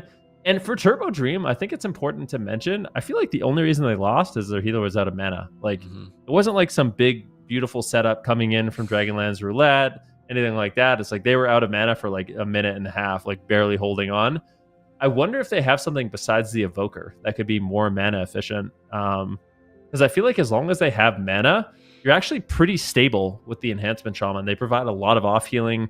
I've seen upwards of like 300k healing surges coming in from the Enhancement Shaman. So I do think their main kind of objective, and one thing that they have going for their favor, is the longevity of the match for Turbo Dream. But I feel like having the Evoker, or at least the way they're playing it, he's going out of mana too quickly. So I don't know if they can change their strategy. Maybe the smaller map's just going to make it a lot easier. They can close out the game faster, but I think it's just important to note that I think the only reason Turbo Dream lost that was actually just because of mana. So they can somehow avoid that. I think they have a fair shot in this matchup, even against the Frost Mage. I mean, they can definitely win before their too, even if they don't want to switch on a map like Hook Point. I feel like running down the Mage is generally better against a Frost Mage. Like, just don't let them feel comfortable. Just keep them always kind of pushed back. If you ever let them free cast, like, they're absolutely going to mow you down. Like, they're just going to just destroy your team. So maybe spend a little bit less time on Acro, more time running down Galu, keeping him defensive as opposed to free casting would be a good adaptation here. I like Kankito's use of Obsidian Scales here. He's running the honor talent where it makes it immune to interrupt, because he's the only caster really for his team, or he's the only one that's going to cast a spell. He was immuning sleepwalks on the enemy Druid Zank. He was immuning heals when he needed to at critical moments. So really important tool for him to navigate through the amount of crowd control that's available for him. So hopefully he's not going to lose confidence from losing that game, and still will continue to do that, because I think that is the only advantage you have as the Evoker, is getting sleepwalks on the Druid, getting fire breaths, and trying to keep your team offensive in that regard. Yeah, I mean, if he can actually get aggressive in the match, I think it's certainly going to help them, and especially if he can push in and actually get crowd control on Zanked. I think that's where like the main benefit of that Obsidian Scales is. You just can run in, you're immune to interrupts, you're immune to being snared, and you can kind of bully the enemy Druid with those sleepwalks. So on the small map, might be something that we end up seeing, but it's a rough one, because we're going to see a lot of spread pressure coming in from Acro as well as Gelu. Everyone's going to be kind of bleeded up in this match. They're going to be rotted down by those Frozen Orb. I do think it's really critical that the second that Frozen Orb comes down, you leap out of it, you charge out of it, you Ghost Wolf out of it, because if you can avoid that Frozen Orb, you can avoid a lot of the Frost Mage pressure. So really, really important that we see the Turbo Dream do that, but we are going to that smaller map, and this might give them a little bit of extra offense that they need to actually just go after Gelu in the match, make it a lot less comfortable for him to lay down those blizzards and reset his Frozen Orb, make it more difficult for him to get out those glacial spikes, and ultimately pull out a win. Let's see if they can do it. All right, Axiom, our first enhancement shaman. Are they going to make it into the top 8 here? They face Dragonlance, Roulette, Frost Mage, Assassination Rogue, a sap on Axiom. Not the best start here, and a sap on a Kankito. This is a devastating start for Turbo Dream. They've isolated the shaman. They're blasting him down now into a kidney shot. Ring of Frost out of the sap. Are they just going to kill him in the opener? Astral Shift already has to trade here for the Icy Veins. And now a full blind on a Kankito. If it's a Trinket and Astral Shift overlapped in one go, then I'm pretty sure they lose the game. So thankfully, Kankito actually successfully sits through the blind. Now he's trying to get offensive with his team. You see that Obsidian scale so he can free cast Dream Breath here and not get interrupted. But even with those free casted heals with stasis, he's still struggling to recover Axiom. Time dilation here activates, staggering the damage for a bit as Kankito unleashes that stasis into a Dream projection. Massive hots. They need to get aggressive with that hot wave that Kankito just sent out. I'd love to see him get offensive onto Zankt here, go for a sleepwalk while his team is fully hotted, but he actually decides to just pull away from the fight. Verdant embrace towards Axiom, pulling out. We can see Acro still targeted down. He's got evasion and cloak out of the way, but I feel like leaving Gelu in the open here in the back, it's going to end up biting them in the butt later on. Yeah, Disintegrate's coming in right now. Axiom taking so much damage, finally getting topped off. But this is what I'm talking about. It's just so devastating to sit in that frozen orb. Yellow's going to be able to get out those splitting ice lances. Finally taking a little bit of damage here as he uses both charges of shimmers, trying to get a polymorph. And that's what you need to punish. I mean, Gelu, if he's using all of his blinks to get away at the same time, though, Acro getting bursted down. So really need to be careful. Shiv, as well as that Ring of Fire, are going to be used here onto Axiom. Keto has a lot of work ahead of him, but does manage to top him off and stabilize him. Now maybe he can get some damage here onto Gelu. The static field totem landing, keeping Gelu in place as they manage to get us some damage. But here is a big Glacial Spike, gets quelled there by Keto. Nicely done, backing up Axiom. He wasn't able to ground, he wasn't able to wind shear, but having that evoker on your team at that extra range interrupt is going to be really effective against the mage, going for those big hits with that Glacial Spike. All right, let's see if they can keep it going here. They're trying to stay on Gelu. He's got full icicles. He's ready to go, but not able to connect a Glacial Spike just yet. Just launching them here at the moment. We see Ring of Fire down. That's going to get big value against Turbo Cleave with Blizzard. If you can get them caught in that together, it's going to be a lot of pad damage. Gelu Lightning Lasso, Acro. Looks like they're able to disrupt it here. And get him free from that stun lock for the moment. Kankito's mana seems to be the main problem. I like that he's using Disintegrate here on Acro. That Disintegrate is going to be important for him to regenerate mana. He's got a Stasis fully loaded. He's going to drop that immediately on the Kidney Shot. Deep Breath immune the Polymorph, and then Dream Breath back to immune it. But he actually Dream Breaths into a Ring of Frost as Gallo anticipates Kankito's movement, gets a double ring. Axiom immediately Astral Shifts. He's getting aggressive. They might just chop Gallo. Ice Block at such low health. I don't know if PQR is running Shatter, but he's disarmed. He's not able to. But there's a Sleepwalk on Zank. They're swapping damage onto Acro. This is the type of lifeline that we'd like to see from Turbo Dream. Great Disintegrates coming out from Kankito to keep his mana on par with Zank here. But now he's falling behind on healing. He trinketed a clone earlier on. Axiom on the run, but he did pre-time dilation this blind.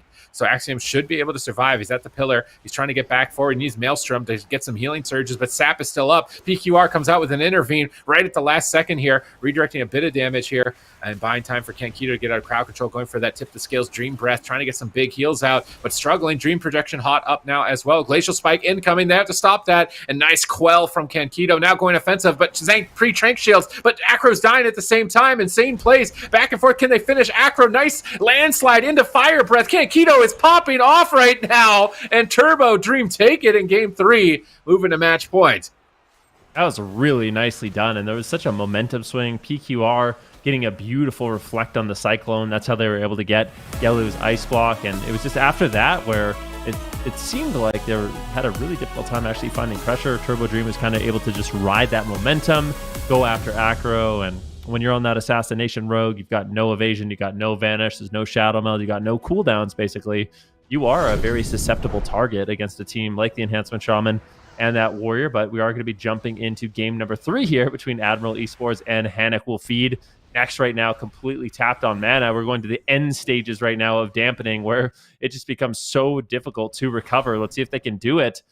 I feel like if Next can actually recover here, it looks like it will be going into their favor as Offgos getting blasted away. I have Kill Rod going to be used to summon back his pet, but I think it didn't go down. So he was able to keep his pet alive, but Rip Little Peep is not looking too healthy here, forced to use his Tranquility. All All right, let's see if Rip Little Peep can keep his team alive, get them offensive here, and turn the tides, because they're beginning to get a bit overwhelmed. But his Tranquility Time is going to get his Tree of Life on a 40-second cooldown at this point. Jamie's going to have Astral Shift available. Hannick getting blasted. It's match point. No room for error here. Rip Little Peep getting swapped to by Jamie. Lightning Bolts flying in on 2 targets.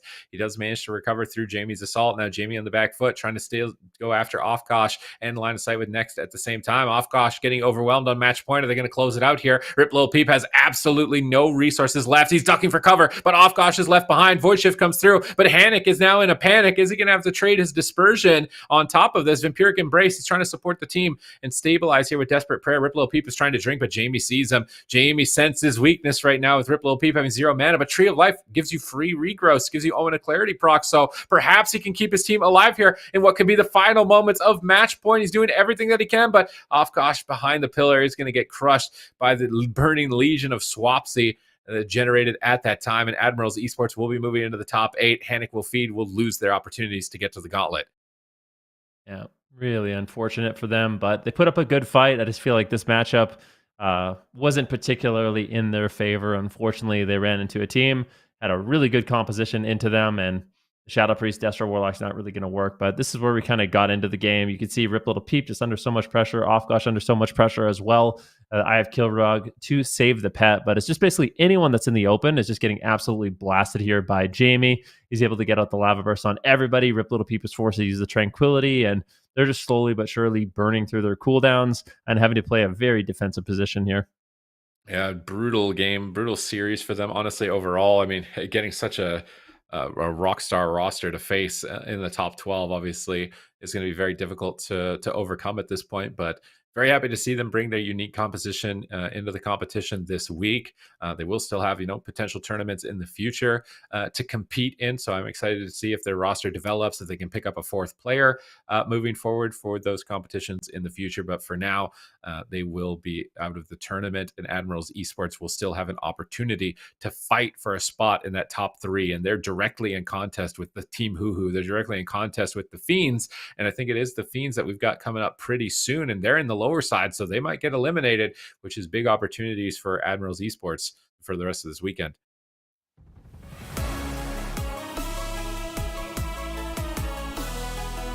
Here, that is going to wrap that one up though for Admirals Esports. So well done, Hannick will feed. Maybe we'll see them another time, another season. But we've also got Dragonlands Roulette versus Turbo Dream going on. If you guys are just now tuning in, what's happening is we started off today with the top 12 rather than the top 8, so we're having a lot of those early match games kind of happening simultaneously, which means nonstop action for you guys watching from home, which has been cool to see. And then I feel like just overall the pace of the day has been quite different, Zico. We're seeing a lot of different compositions that we have not yet seen in Dragonflight.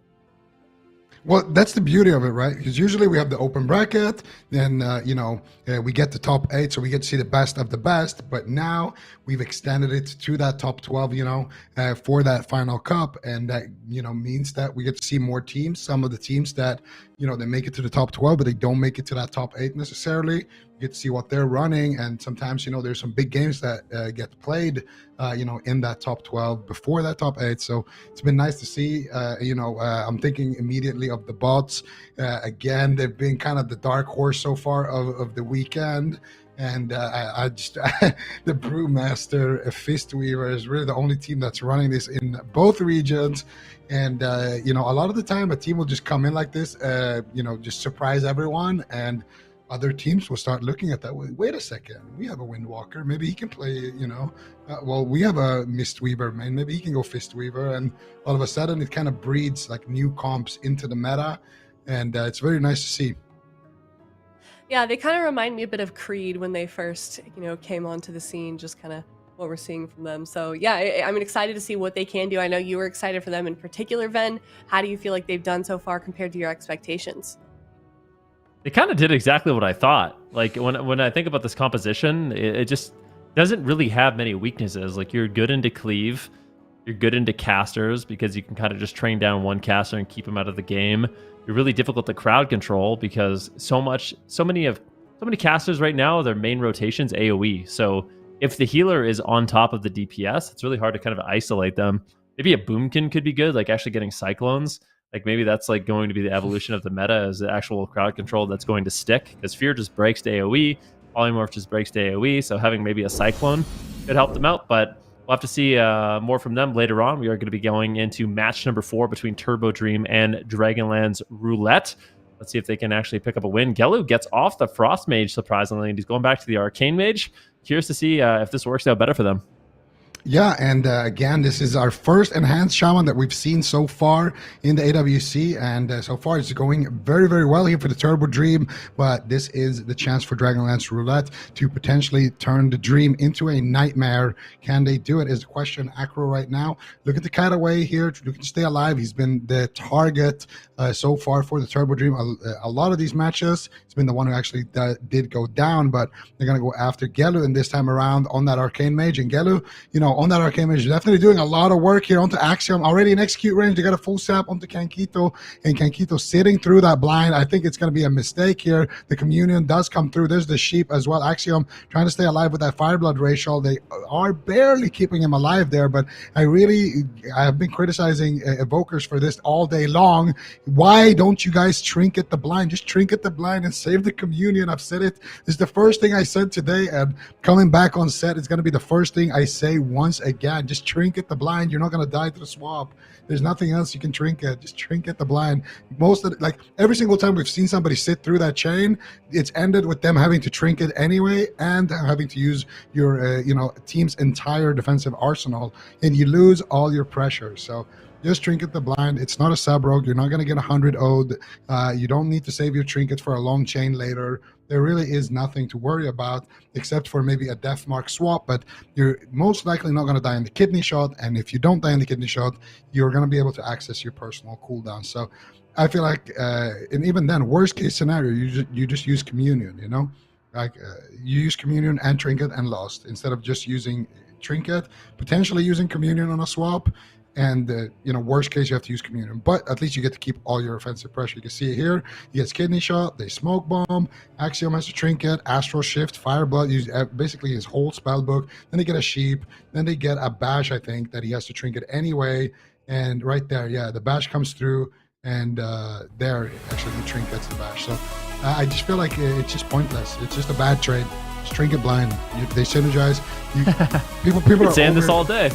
Yeah, I've been saying it all day, and people have been losing this way all day as well. Like, I'm sorry, but this is like a really basic mistake to make.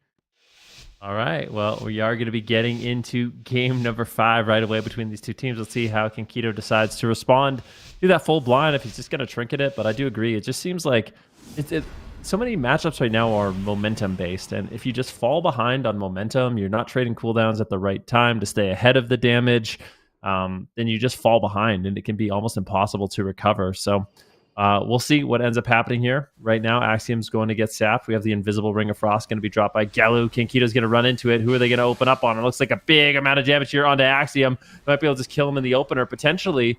But no, unfortunately, no more crowd control. Beautiful, intimidating shout coming in from PQR. Will slow down Gelu and Acro. It's really good peels coming in from this Warrior. And now with the Spear of Bastion, they can get really aggressive here onto Gelu. Yeah, and so far they are able to get that Astral Shift, but holding onto the Trinket, and they still have that Fireblood Racial as well, so not too bad. That was the opener for the Rogue Mage, so if they can shut down the Polymorphs, that is going to be key to victory. They do manage to kick Axiom here. Gelbaba free casting right now, doing a lot of work. PQR trying to charge over there to shut him down for a second. There's the full blind. We're sitting through it once again. Full blind into a full sap, and that's going to be the Emerald Communion. Here comes the Sheep.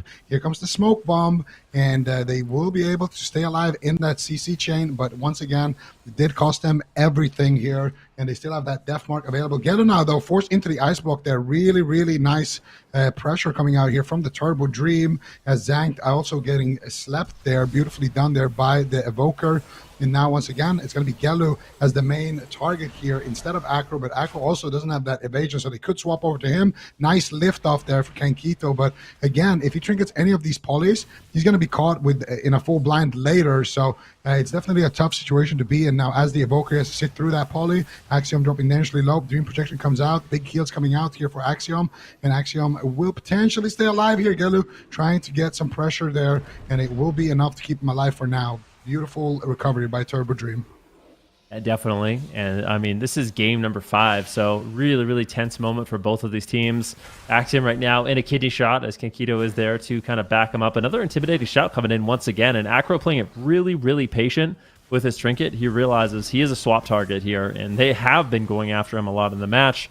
So does not want to throw away that trinket unless he absolutely has to, as kind of a last lifeline. But Zank's mana is not looking too good. Big amount of damage here on Nigella. This could easily take him down. Huge heals from Zank, though, with the Iron Bark as well as that greater invisibility are going to be enough. But it's that Spear of Bastion. It's so difficult as the mage to really deal with that. You got to have something, either the Alter Time, the greater invis, or a healer cooldown, or you were just going to get absolutely destroyed. So I like that PQR is actually using it. Some warriors opting not to really use that Spear of Bastion, but I think in this particular matchup, it gets a lot of value.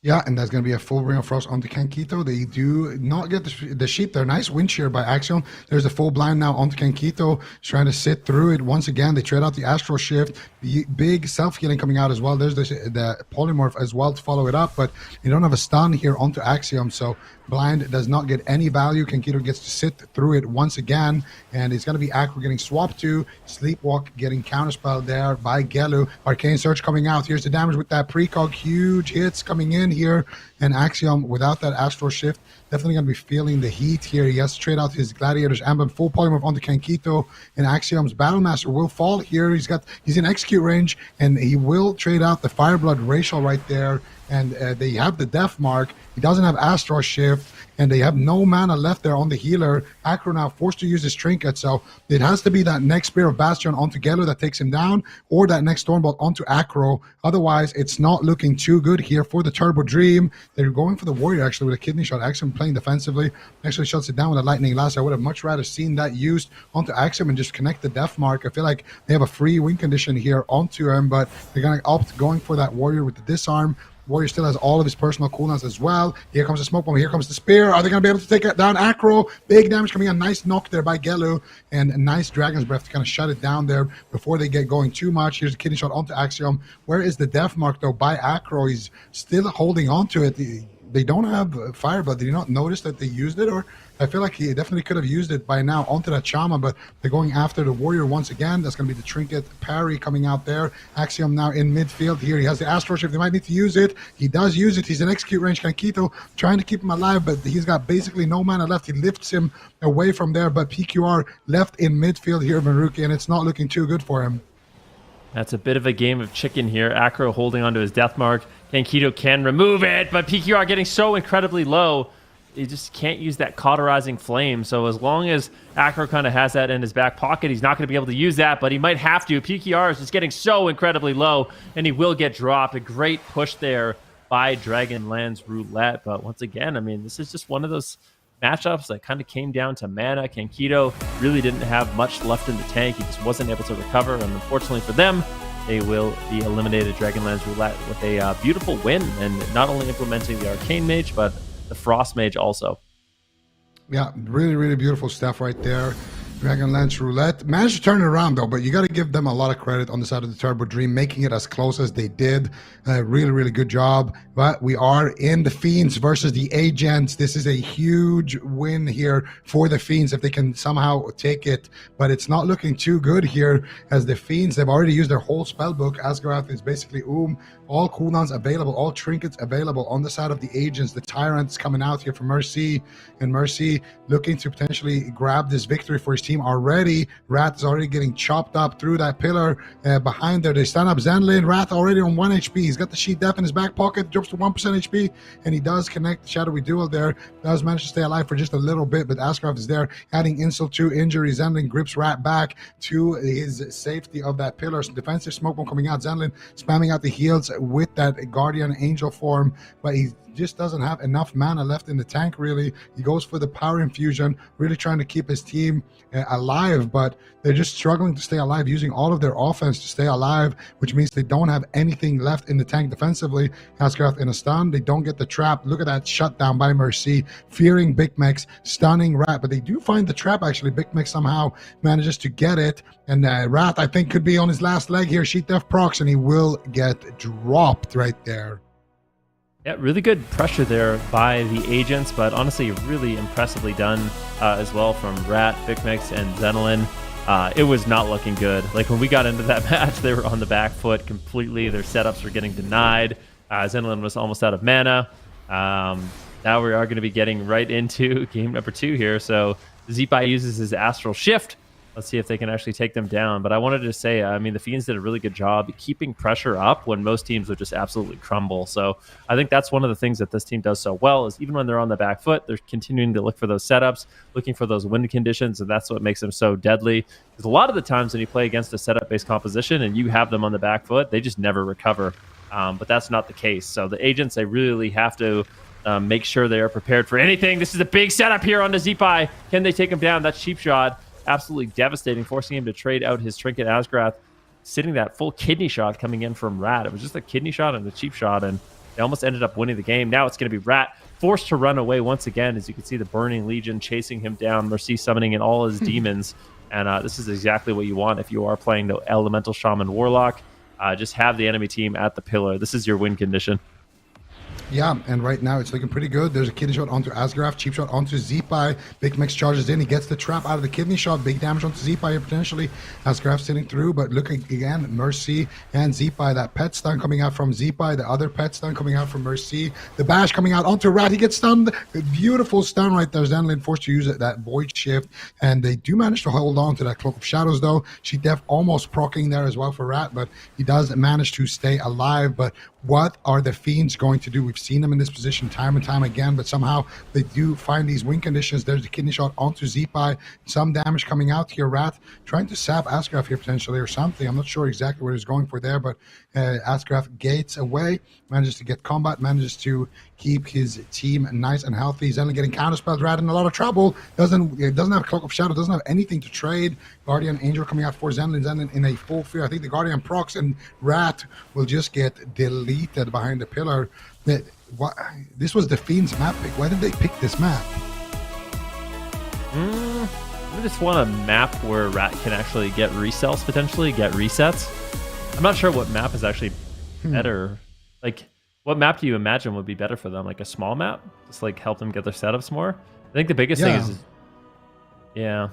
Biggest thing is I feel like normally when you fight against a Demonology Warlock, one thing that maybe you take for granted, not you specifically, but we take for granted is being able to just press Nova, like Nova and Root, and like, you know, being able to root the demons is such a huge peel, but this team doesn't have that. And I think that's why Demonology is just such a devastating pick into this team in particular, because once these demons are out, you can't really get away from them. And that's why they just have so much pressure. It's just unrelenting, right? Like all these demons are chasing you behind the pillar, getting out their cleave damage. You're getting spun on right now. You can see all 3 members are dying. So I don't know, going to a small map, maybe they just feel like they'll never have moment to breathe, but it doesn't seem like on any map they really have a moment to breathe. So I don't know what the large map is really accomplishing. Yeah, no, I agree. And I feel like the Fiends, I saw earlier on Twitter, Zenolin tweeting out like a funny meme about them trying to cross the map to get that final go to win the game. But they're just getting shut down by fear spam on Tolvir. So I feel like this is basically, you know, this is almost Tolvir. So I don't know, man. I don't know. Maybe they just wanted something for Rat to be able to get more restuffs. Really not sure, but this is still an upper bracket game here. Both of these teams have yet to lose. Obviously, actually, did the agents lose? I'm trying to think now. No, the agents won. No, wait, didn't they? Yeah, the agents lost against MYWAY. Is this a lower bracket? I think this is actually a lower bracket one.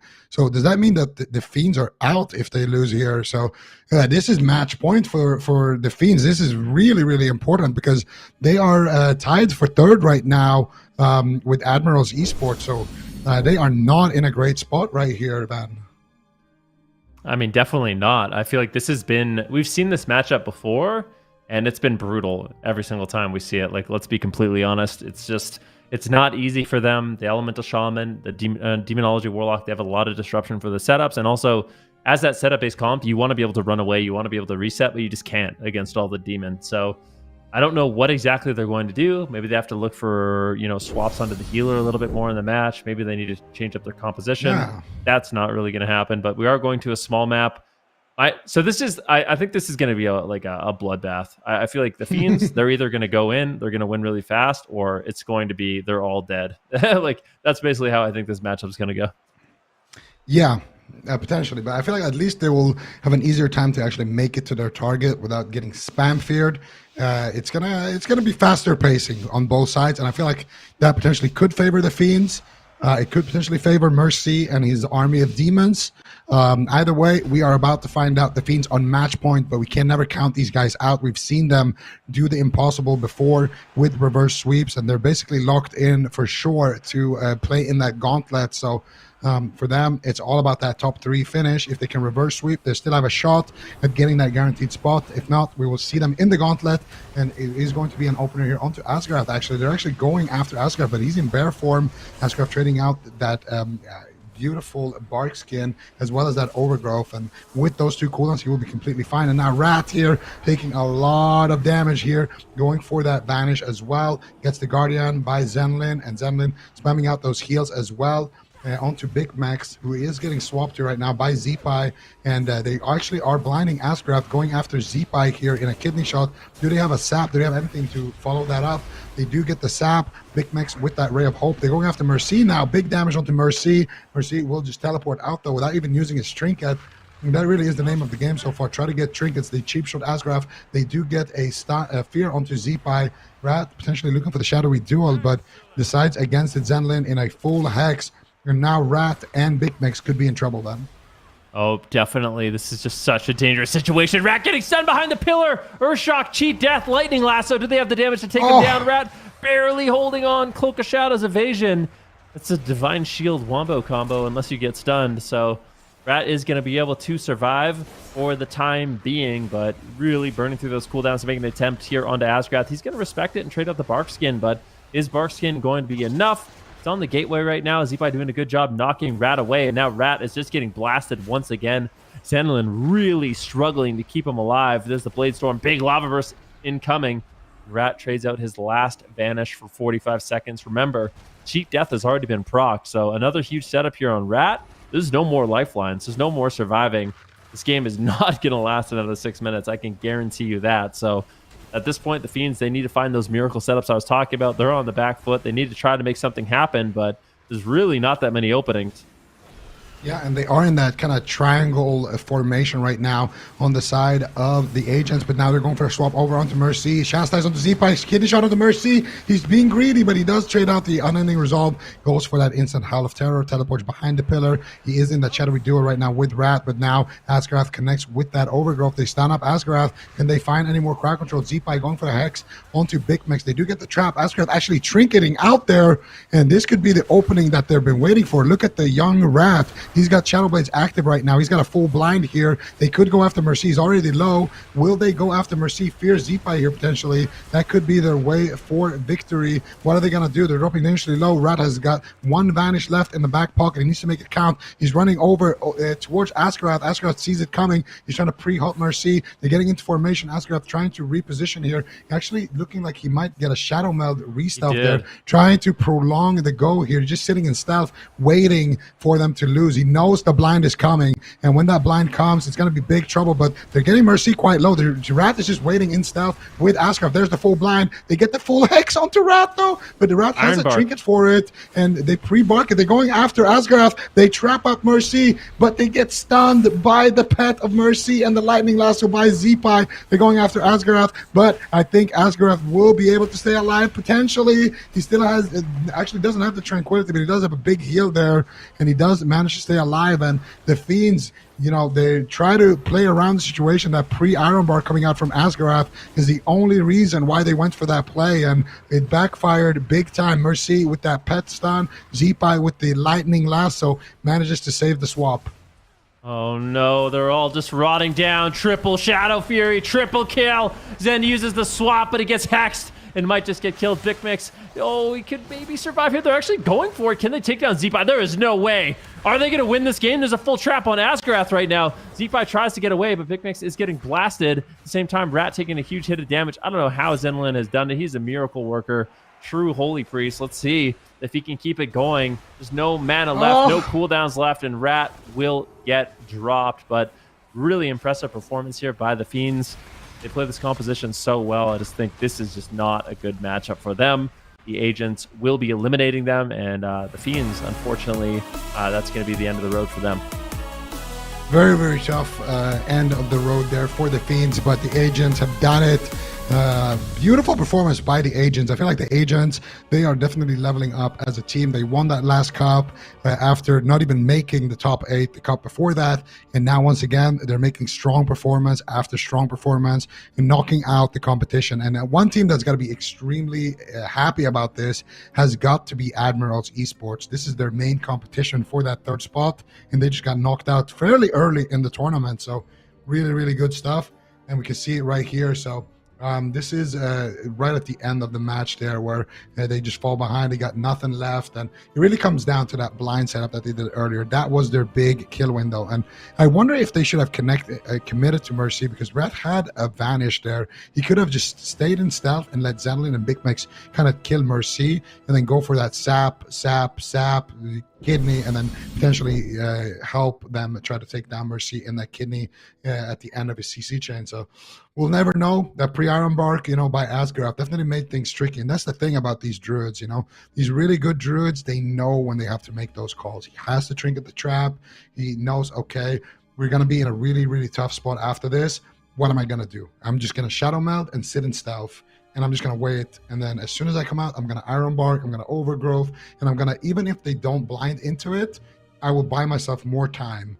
I'll buy my team more time to get something going offensive where they can shut it down before it even starts. So really great performance by the Agents, but especially Asgraf. Yeah, that's one of the worst feelings ever. Like, you have the game-winning setup, but the enemy healer knows it, and it's a druid, and then he goes in stealth, and you're kind of just like, okay, well, what are we going to do now? But so after all that chaos and mayhem, all those games, this is where we have landed.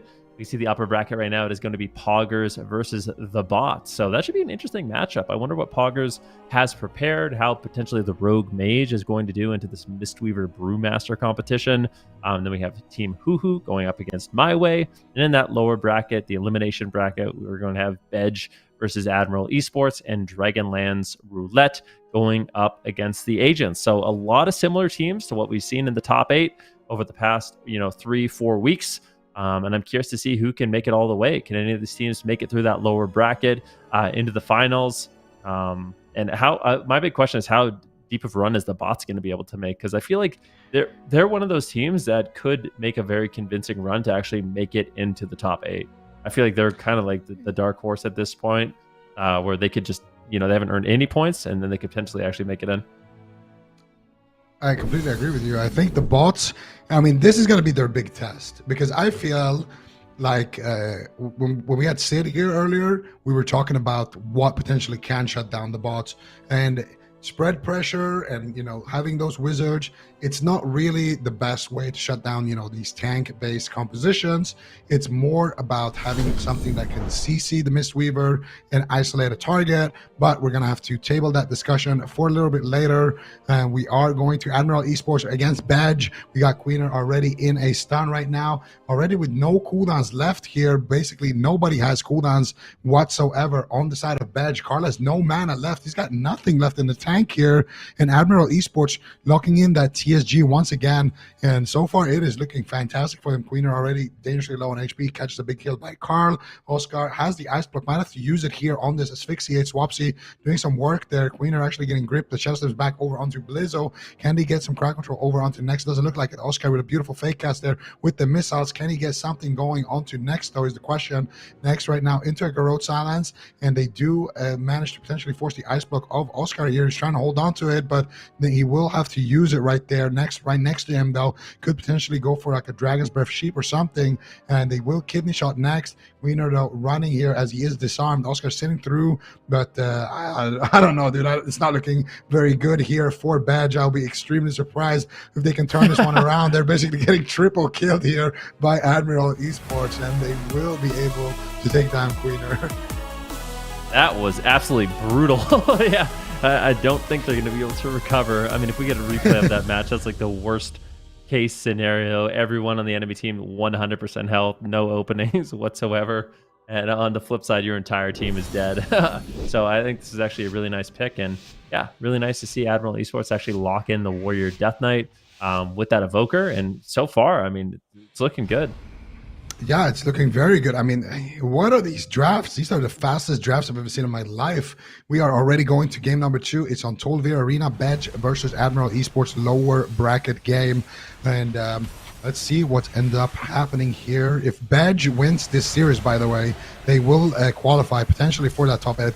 But they would at least knock down the current rank 8 team and overtake them. So a lot on the line for them. Can they do it? Can they make it into that gauntlet? And they're going to need to have a great performance here over onto Blizzo. Oscar right now dropping quite low. Carl, though, manages to keep him alive for now. Swapsy in a polymorph. He actually grips Oscar there for the shield. Carl now manages to stabilize him. Next, actually getting cleaved a little bit here by Queener as they do cleave Blizzo as well. Oscar, once again, going to be recovering here. And next, actually trinketing out there. That was the Deathmark kidney shot coming out. So he's going to trade out his trinket and potentially survive with that. But now Queener has a full blind. They could blind next and go after Blizzo, and that's exactly what they're going to do. Full blind onto next. They have a vanish to go with this as well. Queener trinkets the disarm, goes for the vanish sap. War banner comes out by Blizzo, and he will cut that chain immediately before things get worse. So really, really nice place here by Blizzo, keeping himself alive, and he still has that parry as well to go. Things are looking pretty good for Admiral Esports. Oh, a desperation swap to next there. He easily walks off. Now Queener is getting cut down. Is Carl going to be able to keep him alive right now? No time dilation for 10 more seconds. Does manage to recover him. Next is still taking quite a beating at the moment. They've definitely been hammering him throughout this. He's going to Renewing Blaze, although it's a way in advance of their setup. Fire Breath onto Oscar. They're trying to take him out as he gets rescued away by Carl. They're going to swap back to Queener. Blizzo is next to get and intervene if he needs to. They're going to rescue towards Oscar and try and crush him. He's trying to blink away. Are they going to be able to take him out? They get the ice block and time dilation overlap. They could swap, but next is just getting tunneled down at the same moment. Is next going to die, or is Queener going to die at this moment in time, as it is a race in what could be the final moments of the game? Carl's almost completely out of mana, trying to Dream Breath, trying to stabilize, but Deep Breath comes through for next. He's getting offensive with his team and immuning crowd control, and will be sealing the deal. And now BEDGE are on match point, and they're fighting a team where they have possibilities of getting into the top 8. This is such a devastating position for them to be in. Yeah, this is really, really tough. Admiral Esports, their fate is still in their hands. They could potentially go for that top 3 position. They're going to need to have a great run here in that lower bracket, and they're starting to pick up some of that steam that they need here, up 2-0 against BEDGE on this map.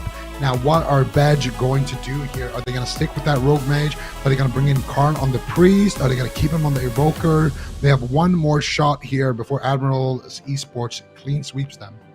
One thing that is looking impressive, though, is Blizzo's Warrior.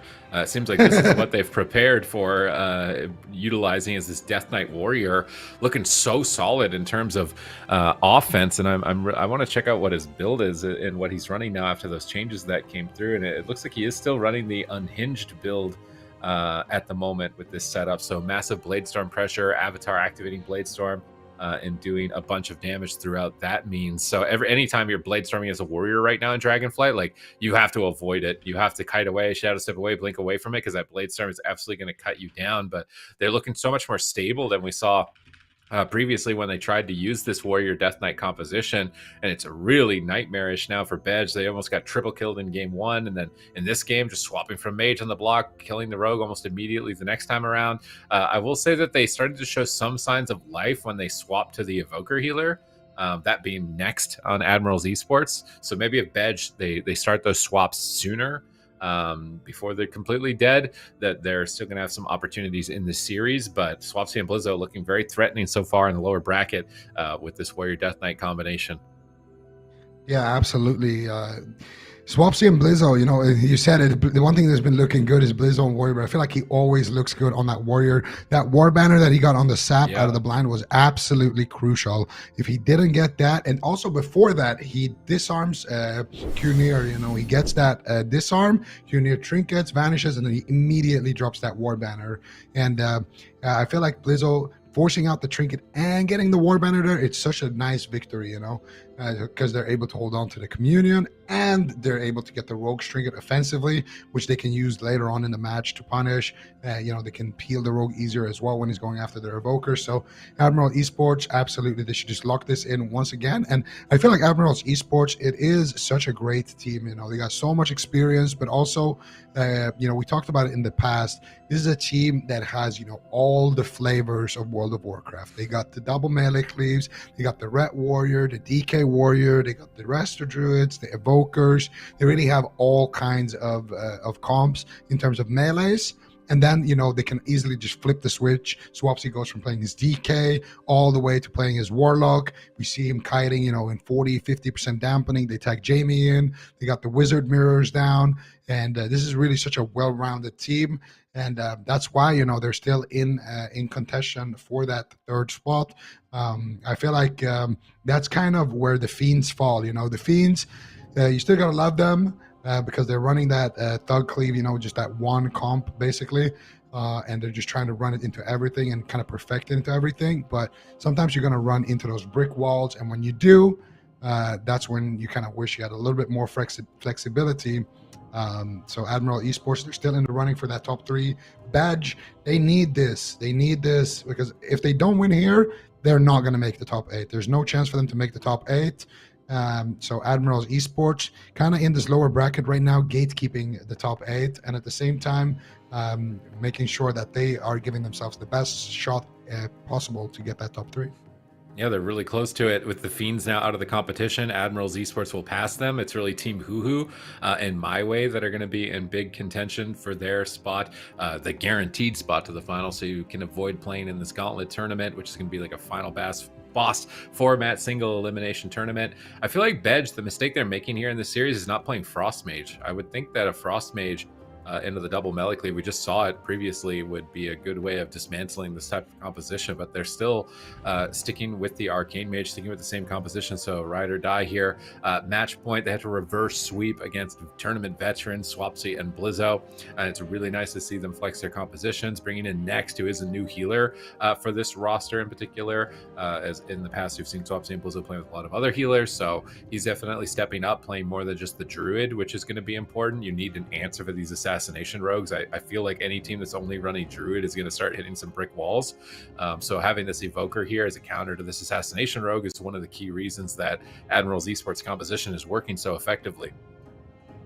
Yeah, absolutely. And, you know, there is some options there on the mage spec, but the Arcane Mage definitely not a bad choice. But I do feel like Arcane Mage, especially on a small map like this, is not ideal into the amount of kicks that they have on the side of Admirals Esports. So we'll see. I also wonder if Oscar is running Kleptomania or not on that mage. I'm going to have to take a look at the AWC Companion to see that. But I feel like if you do run the Kleptomania into an Evoker and you go for more CC-based playstyle, it could be a good ticket. Also, killing DK is not a bad choice either, since they did receive some significant nerfs to their self-sustain. Next, already in a sleepwalk, actually, Oscar looking for the follow-up CC, but War Banner gets dropped by Blizzo. Oscar already kiting around, Tunir already trinketing, using his Cloak of Shadows and his evasion. So already big trades being made defensively on the side of BEDGE, and nothing really being forced on the side of Admiral Esports. All right, let's see if they can continue to keep up this solid defense moving forward. Oscar on the back foot once again, but a blind onto Next. How is Blizzo going to disrupt this blind and intervene? Maybe he goes for a fear with no trinket. Oh man, that double fear was key from Blizzo. So much disruption on this warrior. If you ever expect somebody to be representing the warrior, it's going to be Blizzo and maybe Peekaboo moving into the North American region. But Blizzo definitely top tier plays here as we are on, I believe it is match. Am I wrong about this? It should be 2-0 right now for Admiral Esports, even though this is 1-0 at the moment. It's match point. They're facing elimination. If BEDGE can somehow claw this back and win 3 in a row, they will be in the top 8 for at least for now. But if they don't, they get no chance of getting into that top 8. Can they close it out here? Double blinding sleep from Swapsy, peeling up the whole team. Emerald Communion coming in from Carl, but not even any crowd control on that. He might regret using the Emerald Communion in that position. Yeah, he was in that blinding sleep for just a second, but Not a whole lot of pressure trying to keep his team aggressive though. Oscar finally manages to find the polymorph here. Can they get some pressure? Next, actually trinketing out of that polymorph as he did, as he was able to sit through that blind a little bit earlier. And Blizzo actually using that die by the sword in that same exchange. So this is big defensive overlaps. That next blind in 50 seconds could potentially spell defeat, but Oscar needs to make it all the way there. He has to use his ice block, kidney shot coming out onto Blizzo, into the disarm. Near using all of his peels here while Oscar is sitting through crack control. Carl getting swapped to for just a second here as they try to polymorph Swapsy, try to buy themselves a little bit of time. That next sleepwalk chain coming in though. Next actually getting out of that sleepwalk somehow. I think he might have had a bleed on him or that ring of fire. Actually swapping to next. Emerald Communion coming out for next. And I want to see the next kidney shots coming out onto Blizzo. A sheep now onto next. He's got no community. He's got no trinket. They got blind coming up in 10 seconds. So I really want to see them go after Blizzo or Swapsy with a long CC chain. They do have that war banner, though, that they need to make sure that they are aware of. If they can somehow get that out of the way, then they will be able to potentially land the kill with the blind. Let's see if they can do it. That blind is coming up just now, and they immediately press it over onto next. They're going after Blizzo. Big damage. Here's the defensive fear coming out, and there's that war banner on the sheep. They need to kill it off and get a half sheep. They do kill it off, and they go for the sleepwalk. They're not able to find it. There's no Emerald Communion. Blizzo in a lot of trouble here. He catches a shield from the rescue me. Is it going to be enough? He gets disarmed as well. He's got parry in 10 seconds. He gets kidney shot. He's going to trinket out of that one, and that means that they could send the death mark, but Hunir actually doesn't have the death mark here. He used it earlier over onto next, and Oscar here will get rescued once again. Not looking too good though in terms of mana. Carl's got nothing left. They're on match point, and Admiral Esports are looking to clean this one up, Sid. Oh, this could be it here. Can BEDGE stay alive to kill Blizzo? There's no doubt about the sword. They get a kidney shot with no trinket, and they do manage to pull it off. BEDGE keeping themselves alive for a moment here. Swapsy trying to go for the 2v3. Carl has no mana. Fire Breath connects from next. They might take him out. He's on 10% here on match point. They do take Oscar down. Unbelievable from Admirals Esports. I was counting them out, but they're going to close it out in a 2 versus 3, ending BEDGE's gauntlet dreams and getting closer to getting to the top 3 themselves.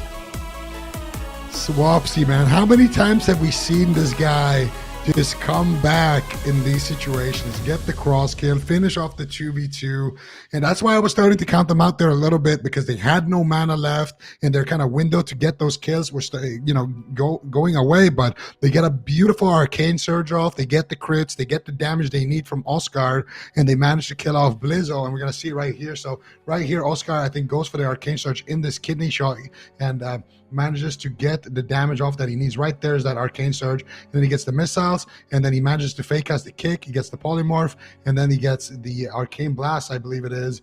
So he gets the orb right there, gets the ring of frost, they get the sleepwalk, and here comes the blasts. He still has that buff up for just a tiny second, and he does manage to get a little bit of work done with it. He fake casts another kick, gets 2 arcane blasts, missiles, barrage, and with that touch of magi as well. But then here, look at Swapsy. Well, we're not going to look at Swapsy, but we also would have, okay, we're going to go look at Swapsy here. Look at Swapsy, grips him back into the fray, manages to finish him off, manages to finish the rogue, manages to get the kill and the cross kill, manages to get the cross kill and the 2v2 kill. Just a monstrous performance here by Swapsy. Once again, he had all of his cooldowns, so there's no way they were going to lose that 2v2, I feel like. Plus, they had a tiny, just a smidge of mana left onto next compared to Carl, who was completely tapped. He literally used basically his last mana here to go for those living flames and to go for that kill with his evoker damage with that disintegrate. So really, really beautiful stuff here from Admiral Esports, kind of bringing it back from the grave. And, it's so rough here. You think you've won at this point, and then Oscar just gets pulled back, and they do manage to kill off the rogue as well. So really, really close one, though. But Admiral Esports are going to shut it down in the lower bracket. BEDGE going to be going to BEDGE. They're not going to be making the top 8, so we won't see them in the gauntlet. But still, it was fun to watch their games. And Admiral Esports, they are officially going to climb above the Fiends in the standings. All right, the Fiends out of the top 3 now. They're going to be possibly the final boss for this, unless Admirals Esports off that win. I think they might tie right now for 4th overall. So we'll have to wait and see. Either 4th or 5th here for the Fiends is likely going to be their result, given the fact that MYWAY is in the upper bracket. But they could actually get slaughtered all the way down to 7th, actually. If if Dragonlance Roulette, I'm trying to remember with all the games that we've played so far today, is Dragonlance Roulette is still, I believe that our next series. I don't have a match schedule in front of me for the top 8 that we've got right now, but this could be really devastating for the Fiends, like going from top 3, possibly getting knocked down to 7, just in one cup. Like that would be a big hit for them. And given the fact that their comps are so limited, like running through that many teams, like how often are you going to be able to avoid the teams that have answers for you, given that type of a stretch? Yeah, it's definitely it's looking rough right now. Everybody's gunning for that 3rd place position. We can take a look here. So we got Poggers against the bots. Then we got Team HUHU versus MYWAY. We passed them. Admiral Esports now also passed the Fiends. So the Fiends are 5th. Team HUHU would be 3rd, and Admiral Esports would be 4th currently. And then you still have MYWAY. MYWAY had 140 points. So MYWAY, in order to close the gap, they need to win. Basically, if MYWAY gets 1st and Team HUHU gets 3rd, it's a tie for 3rd, I think, if Admiral Esports, like, let's say, loses their next series. So it really is going to come down to not just the final weekend here, but the final games of the weekend. And then you have the bots. They have no points. They're just here trying to make it into top 8 and just cause havoc in this bracket with their tank comp. And so far, if they can take a game, like everybody in this top, everybody who's gunning for top 3, they're hoping that Poggers just beats the bots and the bots get out of the running. But because if the bots go down to the lower bracket, I feel like it's not as scary as if Poggers drop down to that lower bracket. If Poggers drops down to that lower bracket, it's going to be real tough in that lower bracket. You definitely don't want to go there. But we are looking at the next game here, Dragonlance Roulette versus the Agents, Sid. All right, we got Lock Shaman Druid versus Shadow Priest Rogue Druid on the side of Dragonlance Roulette. Is Dragonlance Roulette going to be able to survive and find their opportunities to strike here this time around? Nice fear here. Silence over onto the Master Spell as well, trying to keep their crowd control going now into a stun. Zeepai is down at half health. Are they going to be able to finish him? He's got no Astral Shift. They're Shadow stepping in for the kill. They knock him away with that coil as Zankt is feared. Sheer onto Valet. He's getting blasted in a Wind Shear. He's just going to die. He has to trade out Dispersion off the back of that Wind Shear. Huge counter assault from Zeepai and Mercy. They're still keeping up the pressure. They Cyclone Valet low health. Zankt has to Trinket. Really putting it to them right now, but now Zeepai into another kidney shot. He's got Fire Blood, but he wants to hold on to it, although there is no death mark. So he actually is going to trade it right here to recover. Asgrath into a blind, decides to trinket it, and that won't be it. That'll be it for Valet. Just absolutely destroyed here in game number 1. And this is bad for Dragonlance Roulette. If they go out here, it means that they're going to be finishing in 7th and have a lot of teams in the gauntlet to fight. Yeah, and that's the thing, you know, you mentioned it right there. Yeah, it's not just about making the top 8. The worse your position is in that top 8, the more games you're going to have to play. If you finish 8th, you have to beat the 7th team, then you have to beat the 6th team, then the 5th team, then the 4th team, then you're through. And if you are, you know, the 4th team, for example, you just have to beat whoever finishes in 5th. And that's it. That's your only game you have to win. So seeding got to be important. Even though I would say Dragonlance Roulette are for sure locked in for the top 8 at least, they would like to have that miracle dream run and just win the whole thing and potentially get themselves into the best seat possible, or potentially make a top 3 finish. But top 3 finish looking grim with all of their competition still kind of in the running. We'll see what they can do, though. We are going to the Dalaran Sewers up against the Agents here. Agents already up 1-0, and so far, I really like that they kind of swapping away from their Rogue Ellie. I feel like the Rogue Ellie, it's not been looking as good as their Lock Shaman. Their Lock Shaman really has been just owning. So I really like that they're sticking to this. Let's see what they can get done here, as Zeepai will likely be the target once again. Geralt, Kidney Shot, Rupture coming out. There's the Siphene as well. The Cyclone up Mercy actually getting good pressure onto Zeepai. They kill off that Siphene, and Zeepai does drop to about 50% HP, actually taking a lot of damage. Ironbar coming out for Asgarath, and it will be a lot of heals coming out there with that Incarnation. Now Mercy getting cleaved a little bit as well, so not the worst start here for Dragonlance Roulette. They get all of the Druids cooldowns out of the way, and they have a decent amount of pressure, and they still hold on to all of their defensives, but now they're stacking up behind the pillar, and Mercy is looking hungry.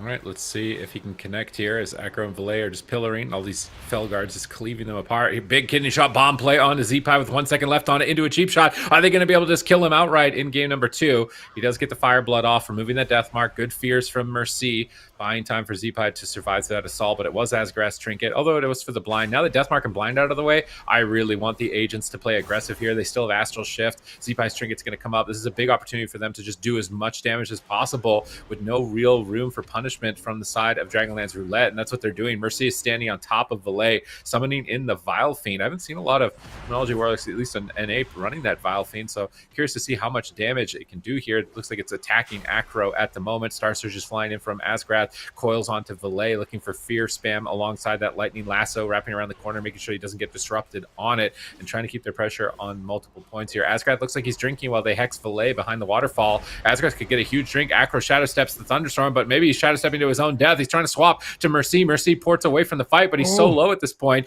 Asgrath's trying to pick him up off the back of that drink, but this is the type of series where getting drinks is probably going to be the most important component. So Asgrath gets a significant lead here. Where is Zank going to find an opportunity to drink himself is now the question. Yeah, and the question is, you need to be able to do it without expending your cooldowns, right? Zank actually sitting down now for a little sip, but Asgrath does notice it. And I think Zank got just a tiniest bit of mana there, but definitely not the same as Asgrath's drink. Mana is a little bit in favor for Asgrath right now. Acro also having to use his Cloak of Shadows, having to use a lot of cooldowns here, but they're making a big push. They get the silence onto Asgrath, but not a lot of micro CCs there. Finally, they do get the disarm there as well. But look at that stun onto Valet. That is absolutely devastating by Mercy. What a nice thunderstorm as well by Zeepai. A hole-in-one coming in as they shut down the fear. They do get the dispersion as well. You love to see a thunderstorm like that from Zeepai. You love to see a stun like that from Mercy, and that is why their Lock Shaman is just so good. They're so good at noticing your win condition and shutting it down before it happens, and then finding their own pressure. They stun up Zank now, stunning up Acro as well, doing a lot of damage there onto Acro. He's got no Cloak of Shadows. He needs to be careful, and now they are behind that pillar once again. Asgrath sitting down for a drink immediately. Zank doing the same though. Can they shut it down though? On the side of Zank, they do thunderstorm Acro again, and there's actually a siphon here, so the pressure is building up over onto Zeepai. The mind games as well. Big damage coming out there onto Zeepai. Asgrath shutting it down, pops the innervate, manages to recover Zeepai, and manages to recover Mercy. The blood pact comes out as well for Mercy, and everybody on the side of the agents will be fine. Acro now taking a big chunk of damage, and he will trade out the Vanish right there, and now looking to get those empowered Garrots into a full kidney shot onto Zeepai. Big pressure coming out. There's a Star Surge as well being lobbed in by Zank, and once again, Zeepai is just going to walk it off with a grounding totem. He gets the Iron Bark, and that will be enough. And Delay here trying to get some counter pressure, but just struggling to find it for now. Acro forced to duck behind the pillar, and as soon as they do, that's when the Shadow Furies are coming out. There's going to be a triple, and they get the Earthquakes down as well, and that's when the pressure is really starting to mount up. And every time they have them on the boxes like this, that's when Asgrath can drink. And look at Asgrath. He's got full mana right now, Sid. Yeah, this is a great position to be as the agents. They have full control of this matchup, and Dragonlance Roulette, they need to mix something up. I want to see a Druid swap. It's a small map. Get his Trinket with a blind, swap with a Kidney Deathmark, and just KO him, because right now, playing the slow game, I'm not sure it's going to work out for them. They're just slowly getting strangled out by the agents. Tree form up from Asgrath. There's going to be big heals. There's that blind. They get his Trinket. This is perfect. He's right next to Acro right now if they want to go for a swap. Acro's moving towards him as if he does want to set it up, but Valet is pretty far away from making that swap. They're going to have to find him in a good position. Acro gets rooted out of line. Valet is getting blasted here in game 2. Is he just going to go down? Power Word Shield with Desperate Prayer trying to stabilize, and Dispersion comes out for him. Nice kidney shot on Asgrath. I like this swap here. They need to go all in. Stun into silence. KO the Resto Druid, but Zeepai gets a double Thunderstorm. Asgrath trying to reposition away from the fight, but is getting caught. Big Nature Swiftness comes out from him. And that miracle swap, that one opportunity for them to be able to win the game, is totally shut down by Asgrath and Zeepai, and now they're pinned at the pillar. They're in a chokehold. Zeepai is channeling out the Stormkeeper. Lightning bolts from the right side. Mercy on the left. Acro shadow steps back in. He knows that they can't stack up on the pillar. They're going to get cleaved by the Felguard pets here in those Blade Storms. They need to split their positioning at least a little bit, but now Acro is going to take a beating in midfield, has to Trinket almost immediately, grip back to the pillar, and now this is the blender, and this is not where you want to be. They see that Blade storming Felguard, cleaving Valet, as well as Akra. Zank is trying to drink. Mercy rolls over to stop him from drinking. It doesn't look like he's able to find him just yet. He's actually might have got a little bit of mana from that. I don't know exactly how much, but just enough that he's not totally out of it at this point. Akra might have to trade Cloak of Shadows. He will trade Cloak. Is he just going to die through it? There's still a lot of physical damage. He's trying to get aggressive. He's trying to push in. Maybe another swap to Askrath. I don't know, but I think they're committed to Zeepai at this point. He's going to use the Fireblood actually outside the Death Mark, but they're just going to kill Valet. It doesn't matter. They're not even going to get to that point. They're going all in, and man, the agents, they look like a new monster here in the lower bracket, and this is bad news for Dragonlance Roulette and their opportunities to climb their way at least a little bit further in the gauntlet. Yeah, that is definitely brutal, and a lot of it comes down to those thunderstorms, man. You really got to give Zeepai a lot of credit. You can tell he's definitely been practicing those, and he's just been doing a great job. When they go for that all-in after they force out the trinket, because that's typically the weakness of the Resto Druid, right? If you play into an Asa Rogue, you have to trinket the blind, and then you're susceptible to that Death Mark all-in. You don't have a way to remove it, and you can't really do anything about that. And all of a sudden, you got Zeepai with you. He's thunderstorming the priest away to break up the CC chain so they can't connect with the silence. That allows Askrath to actually get those heals out and actually stay alive. And all of a sudden, you find yourself in this position. Akra going for the gouge. Valet doesn't have the fear, so he can't do much about it. And then Valet gets stand up and blasted by Zeepai and Mercy. And he's got nothing to work with really at that point. So not a whole lot that Valet could do. Mana, they're losing on. Pressure, they're losing on. And I feel like the agents just has Dragonlance Roulette's number right now. I don't know, something's got to change. I like that they went for a small map, but I feel like when we watch Luminosity over in North America play, I feel like the Paladin makes such a big difference, adds in extra damage. The AoE dispels on the Flame Shocks really shuts down the Elish Shaman way harder than a Resto Druid is. And also, I feel like all of their chains kind of start with, a Shadow Priest stun into a silence, or like a silence into a stun, into a blind from the Paladin, into a Hammer of Justice, into sometimes a Repentance. I feel like they have these super long chains where it's either a gouge into a long CC chain, or a long CC chain with brain going for those repentances. So I really feel like the Holy Paladin could be key in a matchup like this. And we are going to go to Ashamain's Fall. So we're going to a large map, and we are going to tag in Gelu himself on the mage here with their backs against the wall. They're bringing in the ringer, the Arcane Mage. Is it going to be enough here for Dragonlance Roulette? The scores need to be flipped here. The agent's currently up 2-0 over them, so they will be knocked out of the tournament. They will finish in 7th, guaranteed 7th place at that point. No more opportunities to try and get any further through the gauntlet. They'll be the first series of the gauntlet, actually, in fact, against Bane for that round, assuming Bane actually gets in, because who knows, maybe the bots have some sort of deep run and actually take their spot last minute here in the final cup, because their composition certainly has the ability to, especially if these other RMPs get eliminated, because I feel like these mage teams are going to be the tough teams for them. So if Dragonlance Roulette gets out of here, I mean, maybe they're not. We'll see when they fight Poggers, but if Poggers team ends up being Kryptonite, how many other mage locks are left in the tournament? I feel like it's none. Mage Rogues? Mage Rogues. Or just mage teams in general, like main mage teams. I feel like it's not that many. I think the scariest one that remains is for sure Dragonlance Roulette. And we did see earlier one get eliminated in BEDGE. So it's, the mages are being trimmed out from the bracket. And I think that could be good news here if you are the bots. But we're going to have to wait and see what happens there in that series against Poggers later on, as we do just see Askrath trinket out of a blind. Death Mark available for Acro. What are they going to do? Are they going to go after Asgarath? Are they going to go after Zeepai? Where are they going to allocate the damage? Arcane Surge is flying. Smoke Bomb coming out onto Zeepai. Tripled by Mercy into a full fear into Zank. Big damage coming out here from Mercy, forcing out the Cloak of Shadows again. And Mercy is just playing in their face, completely fearless here. And so far, things are looking good for the agents. They have all of their defensives left. They traded Trinket for Blind, and they already got the Cloak of Shadows.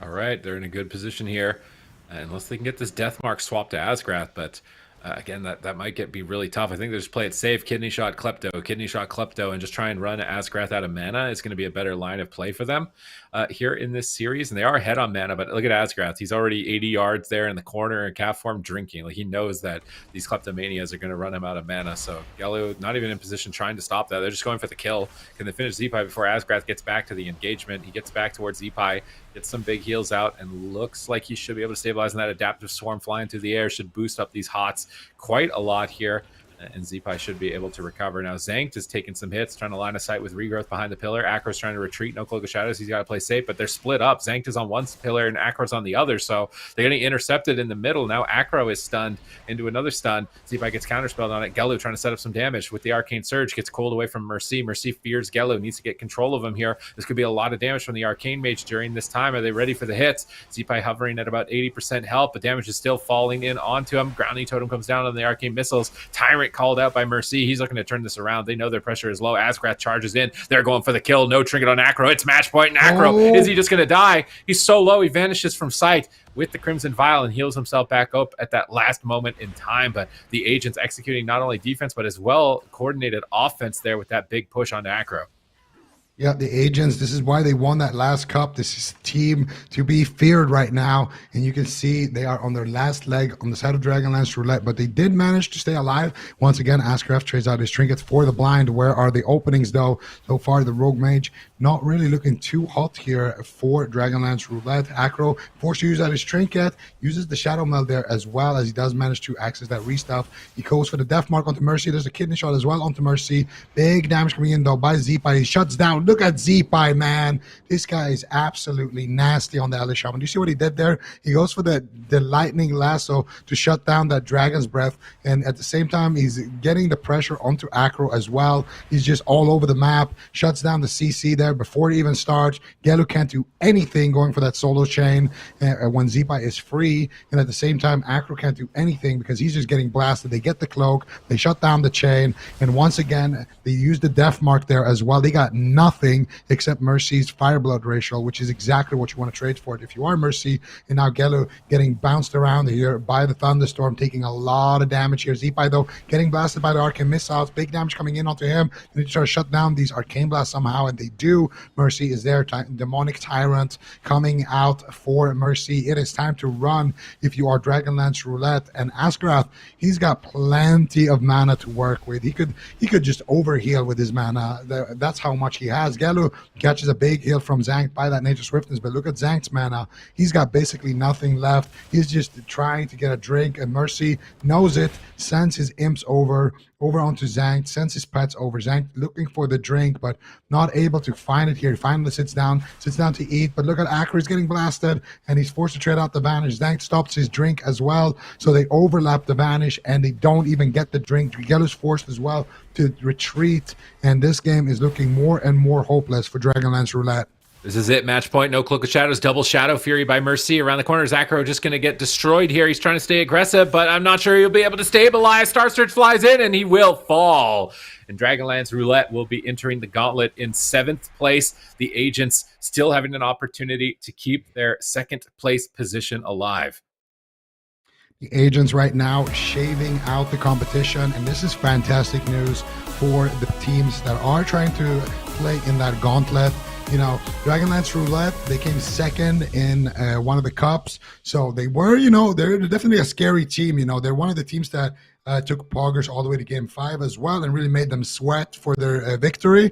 So definitely, if you are Poggers, for example, you might have faced the tank team, lost to them, and then dropped down, and who knows what happens in a mirror against Dragonlance Roulette. So this is definitely a scary team, and they're going to be out, and potentially, I think for sure they make that top 8, but the question is, are they going to be 7th? Are they going to be 8th? Are they going to be 6th? Exactly what seed will they have going into the gauntlet? And for the agents, of course, this is a massive win, not only because, the agents, I would say, are basically guaranteed to qualify at this point, but they still, you know, want to have that first place. Like the agents, you know, they're going to be looking pretty good if they can finish the season in first. They are right behind Poggers. I think 8 points behind them. So for them, that's on the line. And also for everybody else gunning for that top 3, you want the agents to soak up as many points as possible. You don't want to have other teams going for deep runs, because those teams are going to be in direct competition with you. You're going to see Poggers, if they can soak up as many points as possible, that's great. If the agents can soak up as many points as possible, that's also great. The teams that you want to do badly are the Fiends. You want Dragonlance Roulette to do badly. You want Admiral Esports to do badly. If you're, for example, Team HUHU, those are the teams that you're competing with. You want MYWAY to do badly as well. So if you're MYWAY, you're definitely happy about this outcome. If you are some of those other teams, you are happy about this outcome, because some of those teams that you potentially could be competing with in terms of seeding in the gauntlet as well are out now. So you're guaranteed to be doing better than them. You're guaranteed, at least, even if you don't make top 3, to have a better seed than them and have to play less games in that gauntlet. So Dragonlance Roulette, they've had a decent run, but unfortunately for them, the agents are just looking too hot today. And after that nail-biter 3-2 that they had against MYWAY, who knocked the agents down here into the lower bracket, they're able to clean things up and grab a 3-0 against Dragonlance Roulette. Yeah, really well played here by the agents. Excited to see how they play it out for the rest of the day, because they're going to have another series. They're waiting for the loser of these upper bracket rounds, which is finally we're getting back to the bots. We're going to get to see that Brewmaster composition and how does Pogger stand up to it? Because on paper, I'm thinking, you know, hey, Raikou Mage, sheeping up the Mistweavers, this should be good, but maybe it's not. Maybe for some reason, this comp just completely destroys everybody, and this is the first series that's really going to start determining that. Yeah, I mean, I think it's going to be tough. I think for anybody, this is a comp that you don't have a lot of practice against. Like, who plays Brewmaster, Fistweaver, Arms Warrior? Like, this is just a completely new thing, right? So you have to kind of rely on your experience. You have to rely on your knowledge as a player and think, okay, well, this is the weakness of them, and what are we going to do about it? And you can see here, I think this is actually updated standings. So this is a current minimum updated standings right now. We got Dragonlance Roulette guaranteed 7th here. Well, there's still some other teams, like the bots are still in the running. Look at that. All of the teams running for that 8th spot. So if you can get 84 points as the bots, you qualify. And to get this is so tough for the bots. They need to make second. They need to make it to the grand finals, and then they auto qualify. Yeah, but imagine how scary that would be as well if they make the grand finals.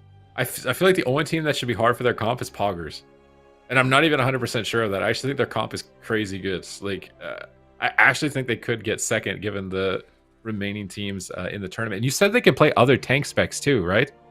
Yeah. So something that could be really sleeper here is Prot Pally Warrior instead of Brewmaster. Prot Pally got insane damage buffs in this last tuning pass, and like nobody's playing it at all. I swear Prot Pally, with like how many shields they have to protect the warrior, could actually be really good with a Fistweaver. I don't want to think about that right now, Sid. It's enough. We already have the Brewmaster, okay? Like, I see how your eyes are lighting up right now talking about tanks. Like, calm down, bro. I want to see a Prot Pally, bro. The Prot Pally game 1 into the Poggers. Right now, so it says third on the Fiends and Team HUHU. That's because they were tied earlier, but this is that guaranteed spot. And right now, Team HUHU are starting to run away with it. MYWAY still in contention. They're still in that upper bracket. They're gonna need to have an extremely good performance, and not just that, Team HUHU is gonna need to have an extremely bad performance moving on in the tournament. Admiral Esports, they're still, I think, can they even get more? Can they get enough points to get to 220? I don't think so. I think they're in. I think they're in top 6. So I think for them, I think there's 60 more points up for grabs, so they could tie. I think they still have, if they win the entire cup, Admiral Esports still has a chance to tie for 3rd, but it's not looking too good. But now, this is the main event, ladies and gentlemen. We got Poggers RMP against the bot, Sid. Cruising for a bruise in here. MetX locks a Priest in. I feel like this could be really scary for a priest, man. If they just, oh my god, look at the pressure. Is he just dead in the opener? He's dying through pain suppression. He vanishes at 10%. They're setting up damage onto Thomas, trying to turn it around, but he died by the swords immediately there to redirect the pressure. And if they just target Meh, I feel like he just died, just bounce between the priest and the rogue, force them to sheep and peel rather than do pressure. Thomas sitting through another kidney shot comfortably at this point in time. This keg smash is going to be doing a lot of damage for Bruise, and they're going after the priest. Is Meg going to be able to survive the attacks here? The first time that he's seen a Brewmaster likely in competitive play, and he's getting just destroyed at the moment.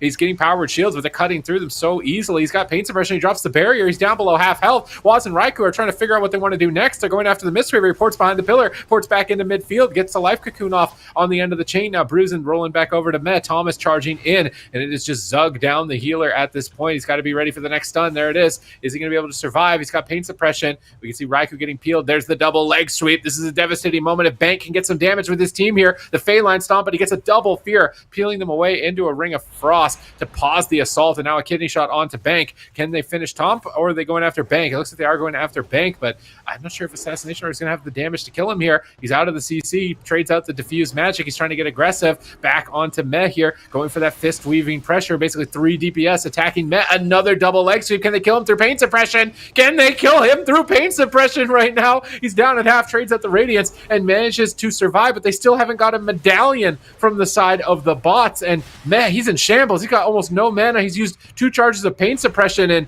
I don't know how they're going to get a kill at this point. Oh, they're going after Bank. Let's see if they can take him down. They do manage to get the life cocoon, so that's going to be one cooldown out of the way, but at the same time, Matt is running out of time. His mana's not looking good. His cooldowns are looking low, and this is just an absolute nightmare situation.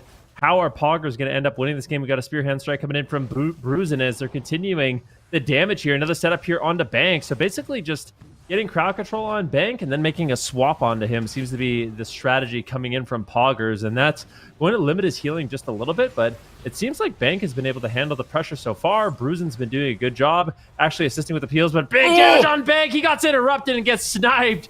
Just as I was saying, he's doing a great job. He gets absolutely smoked there by Poggers, but that was a pretty close game.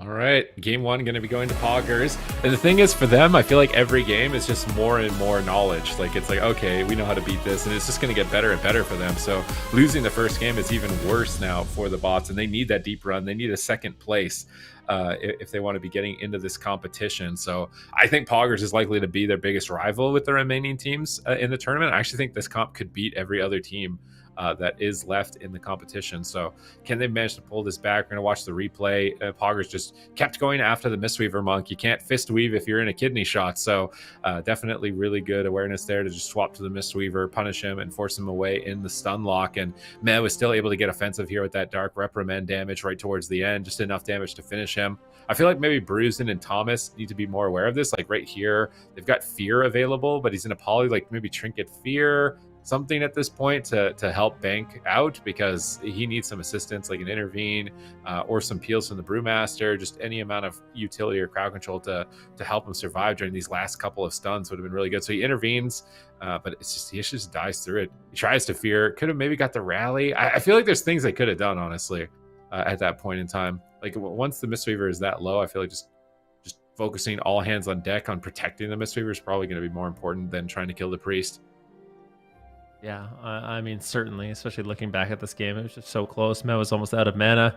If Bank could somehow just survive a little bit longer, but unfortunately, it was just overwhelming amounts of damage. They let Meh cast, and that's a problem, right? You're going after the priest to try to limit his damage in the match, and he still was able to get out a significant amount of damage. So, I mean, we're really used to seeing Bank doing the most damage or up there with the DPS, but look at Meh. He's like, you know what, you want to play an offensive healer? I got an offensive healer for you. So definitely fighting fire with fire in this matchup. And Bank on that Mistweaver monk going to be vulnerable to those swaps, going to be vulnerable to the kidney shots, and it can be really difficult, right? Like he has to hit a target. So against like an arcane mage, a rogue, as well as a priest, I mean, if you're in a kidney shot, you're not going to be hitting anything. And then when you get out, you go after the rogue. You likely have Shiv on you, or he's got evasion up, something like that to avoid the damage. You can't really hit the mage. He's going to be blinking around and really, really slippery. And then you're at a distance from the priest. So in order to actually get those hits off, it takes a little bit of time, right? So It's not an easy position to be for Bank, but we'll see if they're up for the challenge here on Hook Point. Poggers take game number 1, and I think it's likely we do see them just kind of lock in this Rogue Mage Priest once again. I wonder if I mean the meta is almost but I kind of wonder if Priest isn't the best target just because you get triple feared, and it's like a triple fear into a clean setup off of that. Like maybe it's just better to go Rogue and line Mage, and just drag the game on and just focus on bunching up together and lining the Mage the whole game and avoiding CC and just maximizing your damage on Rogue. Yeah, definitely possible. I wonder if they could even kind of go after the Mage. Like, they have a lot of stuns, they have a lot of disruption. Of course, the Arcane Mage is going to be really slippery, but I feel like you have a lot as the Brewmaster and the Arms Warrior to actually connect to your target, like things like Clash. So the Brewmaster can bring the Mage to, so after he blinks, Brewmaster can actually bring you to your target, so they kind of clash in the middle, and that's a way for them to get back on Raikou. They have 2 rings apiece. They could kind of bounce Raikou back that way. The only thing that's really difficult is the fact that Raikou can get out of snares. So once he gets away, he's kind of gone. If they could keep the snares up, it would be good, but it's not an easy thing to do with, you know, the prismatic barrier removing the snares and that being on like a relatively short cooldown. So it seems like the only target they actually have full uptime on is Meh. Maybe they could go after Was, like you said. The evasion is going to be the most, kind of difficult moment for them to deal with. But once that's gone, it actually gives Bank a target that he can heal off of, right? You can actually get damage out. You can actually heal off of. So we'll see what the boss decide to do. If they're going to mix up their composition, I don't think so. I feel like they're kind of just riding or dying with this composition in this series and this tournament. I mean, I'd like to see Prop Pally instead of Brewmaster. I feel like, how does the Mistweaver ever die? You have like 5 bubbles. And Prot does as much damage as Brewmaster now, I would think, with the damage buffs that it got. You also got Silence. I just feel like the bots, you're not afraid of damage, right? So by attacking Met X, what are you doing? You're limiting damage, but you're not limiting CC. So like go on the target that limits CC, not damage, because you can heal through any amount of damage in the game as Fistweaver. So going after Mage or Rogue is going to limit CC. While it does maximize Mez damage, you don't care. You're going to heal through the damage. You need to focus on stopping CC. So I'd like to see the bots maybe not do this strat on the Priest. Like they almost killed Waz in the first stun of the game and then never went on him again. Like I was like, oh my god, they're going to win in the opener. He's at 10%, and then they never went on him again after that point. So I think focus on the targets that can CC you. Don't play into the strategies that walk you into CC, like getting triple feared, and that they can probably pull this off. See if they can do it. I mean, definitely an unorthodox composition that they've been running. So we'll see if they can come up with any kind of unorthodox strategies. Because in their series earlier today, it was kind of a night and day difference. Like when they fought against the Ret Warrior, their first game, they just went after the Ret Warrior and the match didn't look very good. The next game, they just went after the Druid, and it kind of forced them to even swap off the composition. It completely changed the way the matchup played out. So the bots, even with just minor targeting changes, can really mix it up here. Game number 2, but who would have really expected that this composition, this team would still be here in the upper bracket and going head to head here against the Poggers. Let's see if they can continue the tear. They can tie up this series, or if the Poggers are going to be able to knock them down into that lower bracket. Okay, let's see how close they can get here. Who's the target going to be? They've paralyzed Waz, stopping him from opening with that sap. But it looks like they are just targeting the Priest once again. That walks them into a triple fear and to a kidney shot on the healer. How much pressure are they going to get out here? Nice grapple weapon onto Waz. This is what they need. Protect the Mistweaver during the kidney shot. Really like that disorient here from Bruisin as well. Peel the Rogue away, get the Mistweaver out of the stun, and then he's going to be able to top himself and do a lot of damage. Double leg sweep. Love to see a swap here to the Rogue if pain suppression is used, but Mez being greedy. He barriers so low, he can get robbed, double robbed out of the barrier. Oh, he can edge it. Oh my god, he's right on the edge of the barrier, getting that damage reduction. If those ring of peace were just 1 inch further, he would have been knocked out of that. Bank Mistweaver getting swapped to again. Now protect him during this, keep Waz off of him, but they walk into a triple fear, and Bank is really struggling to recover right now. It's a lot of damage. Your Life Cocoon is going to be forced out by Raikou, free casting in the backline. Thomas trying to reconnect here, charging towards Waz, marching his way forward, but they only got barrier. There's still 2 charges of pain suppression. There's still a trinket. I think just play to protect Bank at all costs, and Mev will eventually run out of mana. Yeah, let's see. Bank, he does have his Transcendence. He still has his Trinket. He's got cooldowns left to work with if he needs to. Let's see if he can actually get it off. Another interrupt going out onto Waz. Bank going to be portaling away. Might Transcendence back into the fight, but no, just going to be using a Ring of Peace. They just want to buy some time.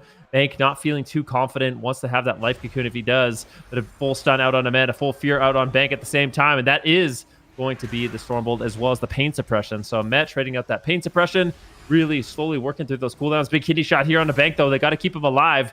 Can they? Diffuse Magic does land.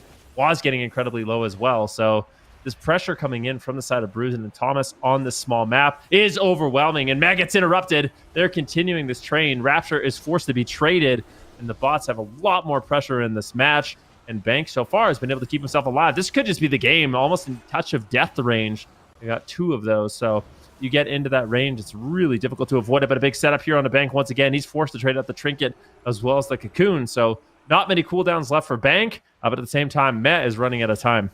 Yep, and all 3 of them about to get on top of Met. As long as Thomas gets out of this polymorph, they need to dispel him out of this polymorph. They need the warrior here to finish off Met. Maybe they don't. He's down at half, trying to recover. Gets interrupted into a disorient Stormbolt onto Raikou. Thomas trying to slow down the assault. Bank ports, but he ports into the middle of the map. That's nowhere. He might just die as a result, and he will get finished off by Met. And that is also the dangers of attacking the Disc Priest is Catharsis.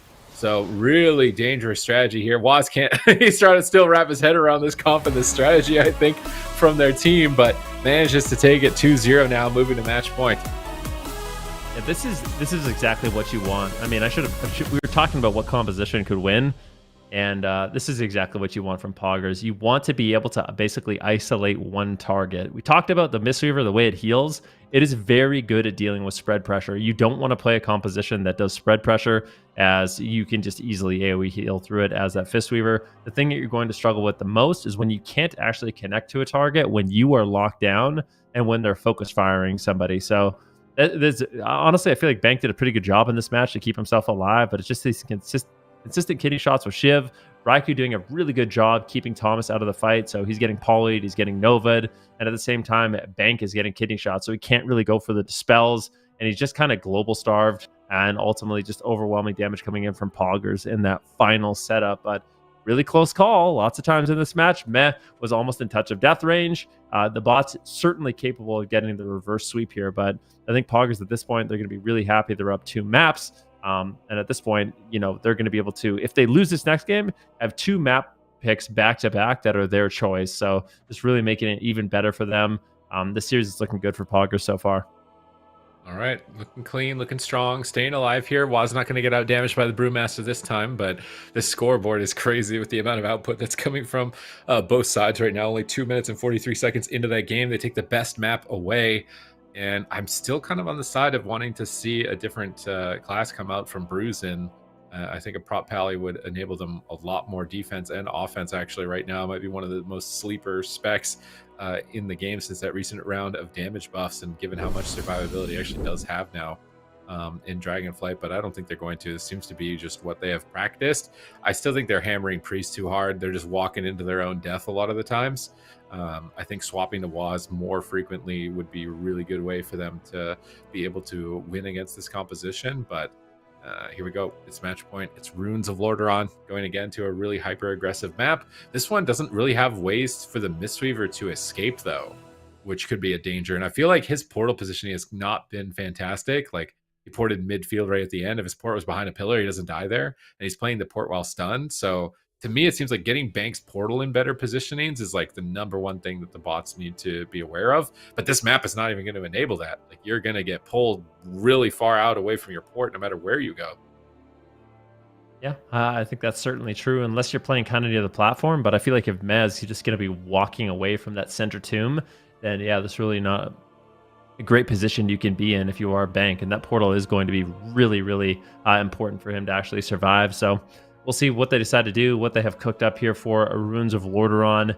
I don't know if I actually like this map very much, to be honest with you. I feel like in order to go after Met, you're really going to have to overextend. There's going to be no pillars for you to be able to utilize. And I do fear for Bank, if like he gets overwhelmed, it might be really difficult for him to actually recover here. But they are going to be locking in the same composition. Not a huge surprise. We're not going to see any protection paladin here today, Super T's, but I do think the tanks are still like, people are, you know, dabbling in the tanks a little bit, like trying them out, but I'm curious to see if anyone else is going to try some of these alternate tank specializations and try to make it work. Zika was saying Bruisin is actually the highest rated person as all the tank specs in Solo Shuffle right now, so obviously has the flexibility to mix it up, but really opting for that Brewmaster in this particular match. I do wonder if they're going to go after Waz. Like, can they just go after the rogue?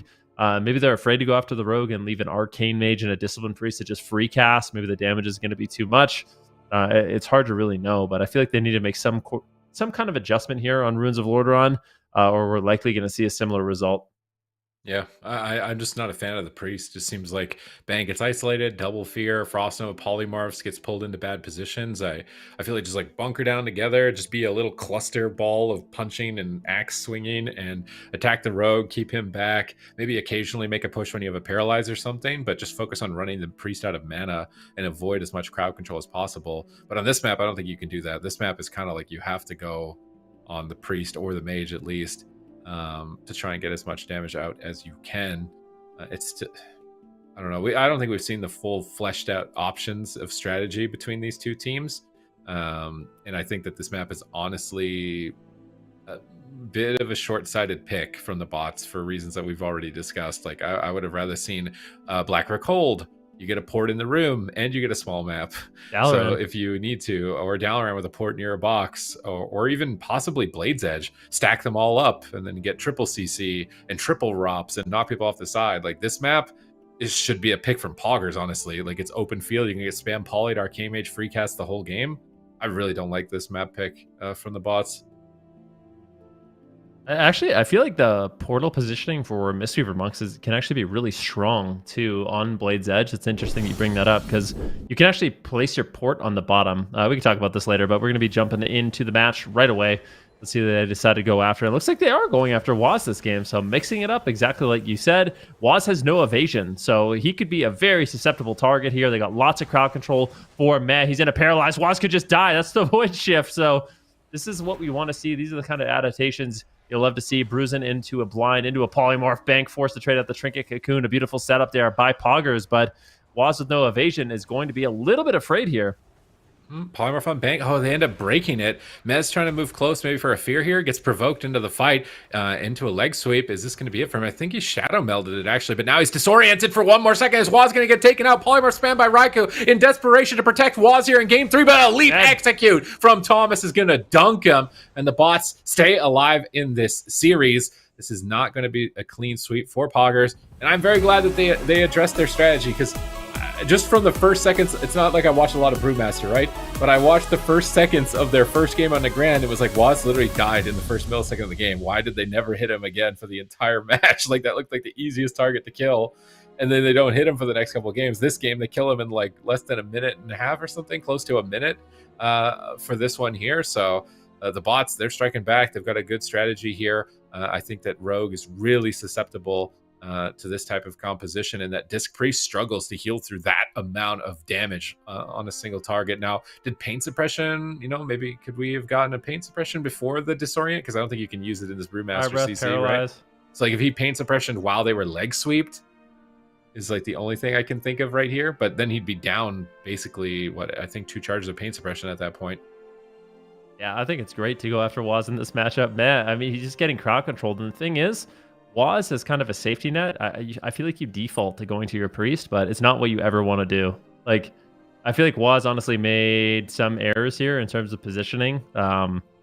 You really, really don't want to be stacked up with your healer. It seems like he's using the Shadow Steps to get away. This one was actually a good one, but yeah, I feel like the one thing we need to see is Matt playing at more of a distance. If they do go after Waz once again, the thing you want as a Brewmaster is you want the Rogue to be playing near the Priest, because your Fire Breath is not only a big amount of your damage, but it's also an AoE disorient in a huge cone. It's like literally triple or quadruple the range of Dragon's Breath. So it's a really far crowd control. Basically, if you're anywhere near them, you're going to get hit in that crowd control, and then you're going to be met with a paralyze. You could get double leg swept. It's just kind of not what you want. So I think if they do this again, the one adaptation we could see from Raikou, Meh, and Waz is just stay spread out a lot more. And if Waz has to, shadow step away to someone, it should be Raikou to create a lot more space for Meh in the match. Okay, but I mean, they're going to have their map selection, right? They're not going to these small maps. We're going to be going to some very big locations in the near future, I'm imagining. So they're going to get that distance to avoid the CC. Is that what we got as a sneak peek? No, Tolvaron Arena here, big map, big pillars. This is where you can get the Mistweaver to overextend. You can get better positioning. But what do you really do if you're Waz and you're getting attacked? Like, can you actually just stand still and attack? Because I feel like you just die. You think you can just stand still and attack? No, I said I don't think so. Yeah, like so where is he gonna? I feel like Waz shouldn't play Rogue. I'm trying to think. I'm trying to think what else would be better for them, but I feel like having a melee DPS that's fragile like a Rogue in this case, like you're just gonna get bullied and pushed away most of the game. Like this. Well, one thing I think that's important to note is if you're not playing Rogue, you're not killing anybody. Like. Well, if for example, if they tagged in a Windwalker monk, there's absolutely no way you're going to be able to kill anyone. Like, you're not going to take down Bank. You don't have Kidney Shot. You don't have Sharpen, or you don't have Shiv. Sorry, maybe a Warrior could work, but I feel like a Warrior could get trained down too. Like, I think the thing about the Rogue that's so important is that you actually have like lethal damage with 2 charges of Shiv and Kidney Shot. I want to see Wazkin. I want to see Mage Boomkin. That's what I want to see. You think that? I don't know how I feel about that, but. I do think Moonkin stocks they're going up. We still haven't really seen. Have we seen a Moonkin yet? No. We've seen Enhancement Shaman and Rep Paladins. We haven't seen the Moonkin yet. But everybody says Boomkin is so good, but still no Boomkins displayed yet. I think here it would be good. Just Cyclone low HP, just Cyclone in general is really good for this type of matchup. And I feel like Boomkin Mage on a big map, though, could isolate one of them. You either get the Warrior or the Mistweaver isolated, and then you can just destroy them. Just focus on CCing them first and baiting somebody to overextend, and then just do a lot of damage. But, of course, they could just win with Rogue Mage Priest. Like, I'm theory crafting comps as if they're like so desperate that they have to bring in the Boomkin over Asa Rogue at this point. But they definitely don't need to make a change at this point as long as they can win this game here on Tolvaron. Yeah, very interesting to see. We're going to a large map, but is the large map going to matter? If can Waz actually stay in Brawl with Mistweaver, Brewmaster, Arms Warrior? How much pressure are they going to be able to have on him? Only time will tell. We have Sap right now onto Bank. The Invisible Ring of Frost is down. Can they actually bait him in it? It's getting close. Zen Meditation comes in. Bruisin doing a great job slowing down some of that initial damage, but a big Kidney Shot does land. Vert Harm used by Bruisin, slowing down some of the damage. So there's the leg sweep on Waz. And this is not what you want. Everyone's grouped up, and that's double trinket. And that's why you can never stack up with your priest. That grip from Matt, I mean, it just goes against all of your instincts. As a DPS, you want to go to the safety of your healer. And as your healer, you want to grip your rogue to the safety, of your healing arms. But it's just so difficult with how much AoE CC they have. And POGGERS gets punished in a big way. All right, let's see if they can close it out here. Thomas in trouble here on match point. Still, Life Cocoon comes out at the last second. Bank stabilizes him, but he's caught into a polymorph. I don't think there's going to be a lot of support from a Brewmaster here for Thomas. That Life Cocoon is cut down. Dive of the Sword is now forced out as well. Met is in position. Gets disrupted. Here comes the Spear Bastion onto Waz. He's got no evasion. He's caught in this. Bladestorm is cutting him down here in game number 4. We're going to a game 5. Oh, man, that opener was rough, but I'm starting to second guess the comp. I think that when the bots focused the Rogue, this is really tough to deal with. This is unbelievable. This is what I was talking about. Just a little bit of target change coming in from the bots completely changed the outcome of the match. And you're starting to see the potential of this composition. You got so much crowd control, lots of burst damage, a lot of durability, lots of healing. I do like what we saw from POGGERS, but let's see the opening stages of this match. This is after they already traded anything, but I was going to say, I do like the fact that they went after the Warrior. So at this point, it seems like you kind of just got to crowd control. Like, going after the healer isn't working. So I think Raikou actually landing the polymorphs, landing the Ring of Frost, even potentially landing a Fear here from Meh, but Meh's just getting crowd controlled. Gets caught into the Fire Breath, into the Paralyze, into the Fire Breath, and Bruisin. Like, Met was pushing in for crowd control, and Bruisin completely denied him. And I also just want to point out that Bruisin, as Brewmaster, is the highest damage in this game. He did more damage than Raikou, Thomas, and Waz. Yeah, like, we can see the opening stages of the match, exactly how it played out. So Bruisin doing a good job. He uses a Divert Harm. He uses as well as Zen Meditation.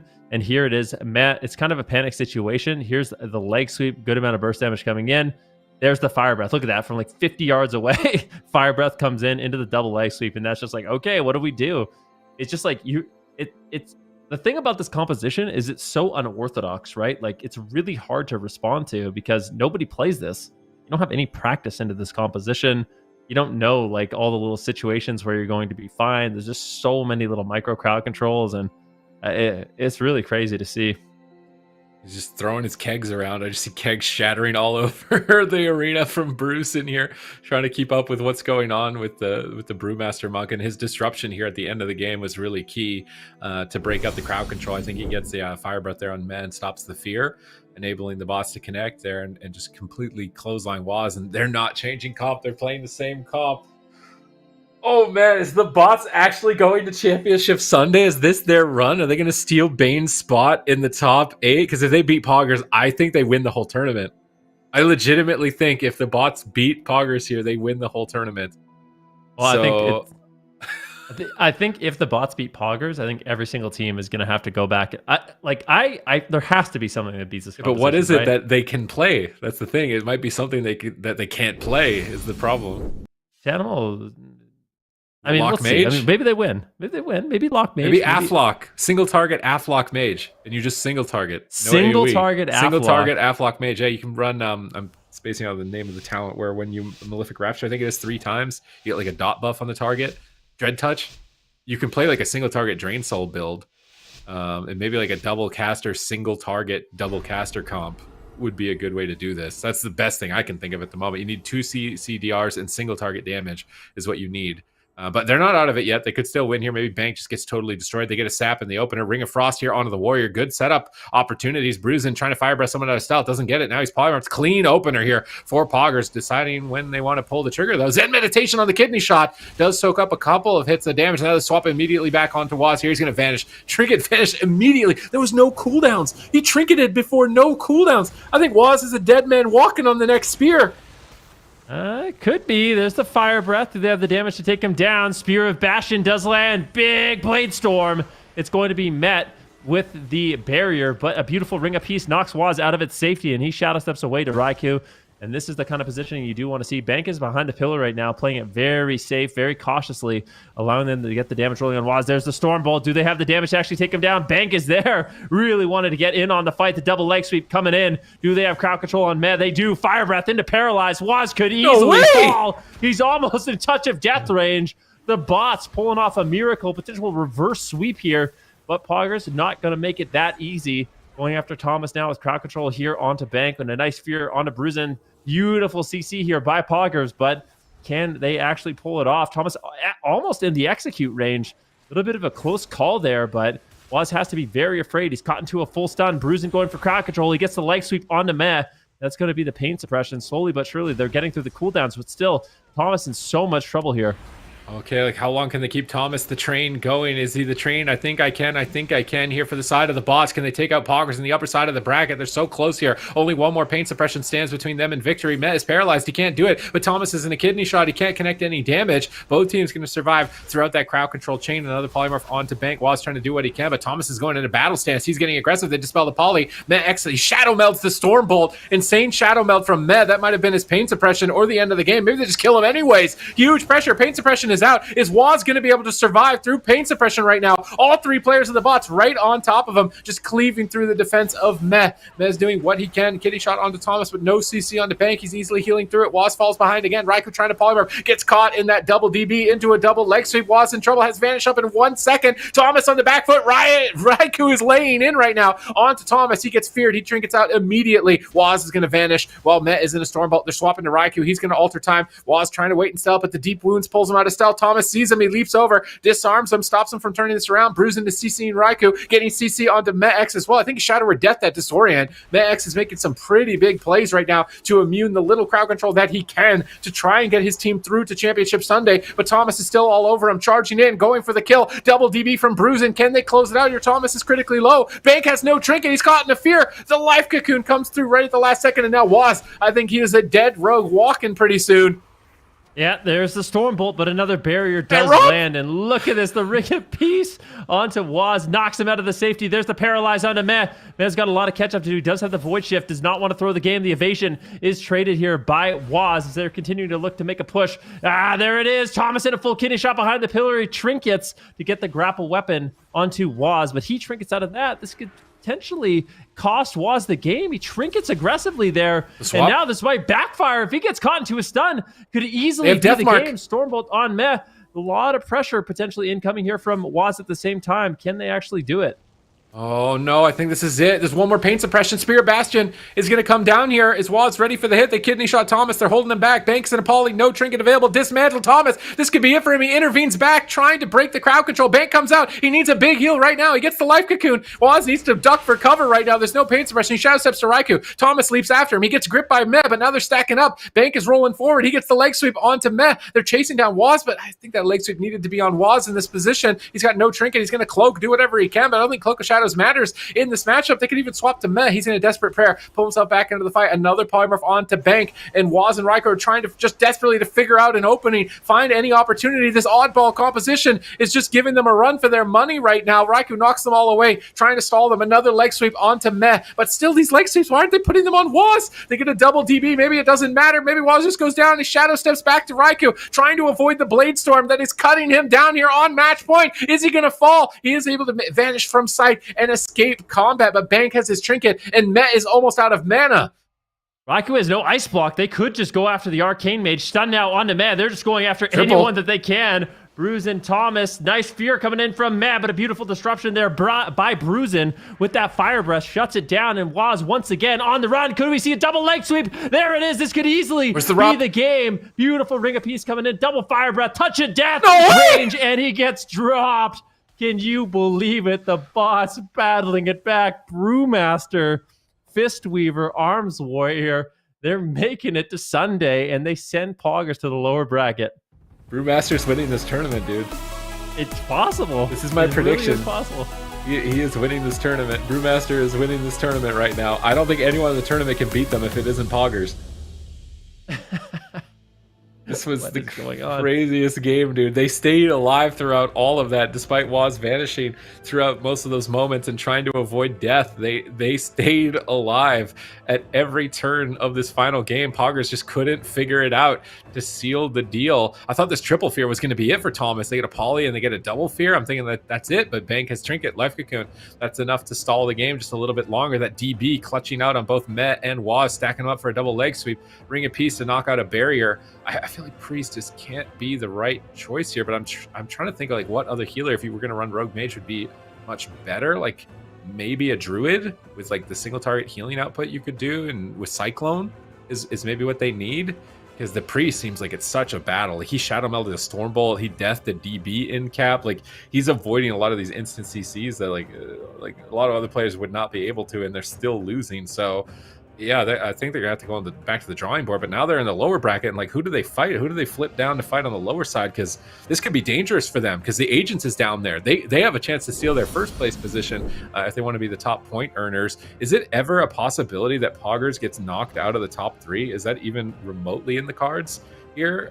They're at 260. Team HUHU could still get points. Admirals, Esports, and the Agents, and MyWay. But I think MyWay might be a little bit too far away. Yeah, I'm just looking at the points because I'm curious as well. We can take a look at it together.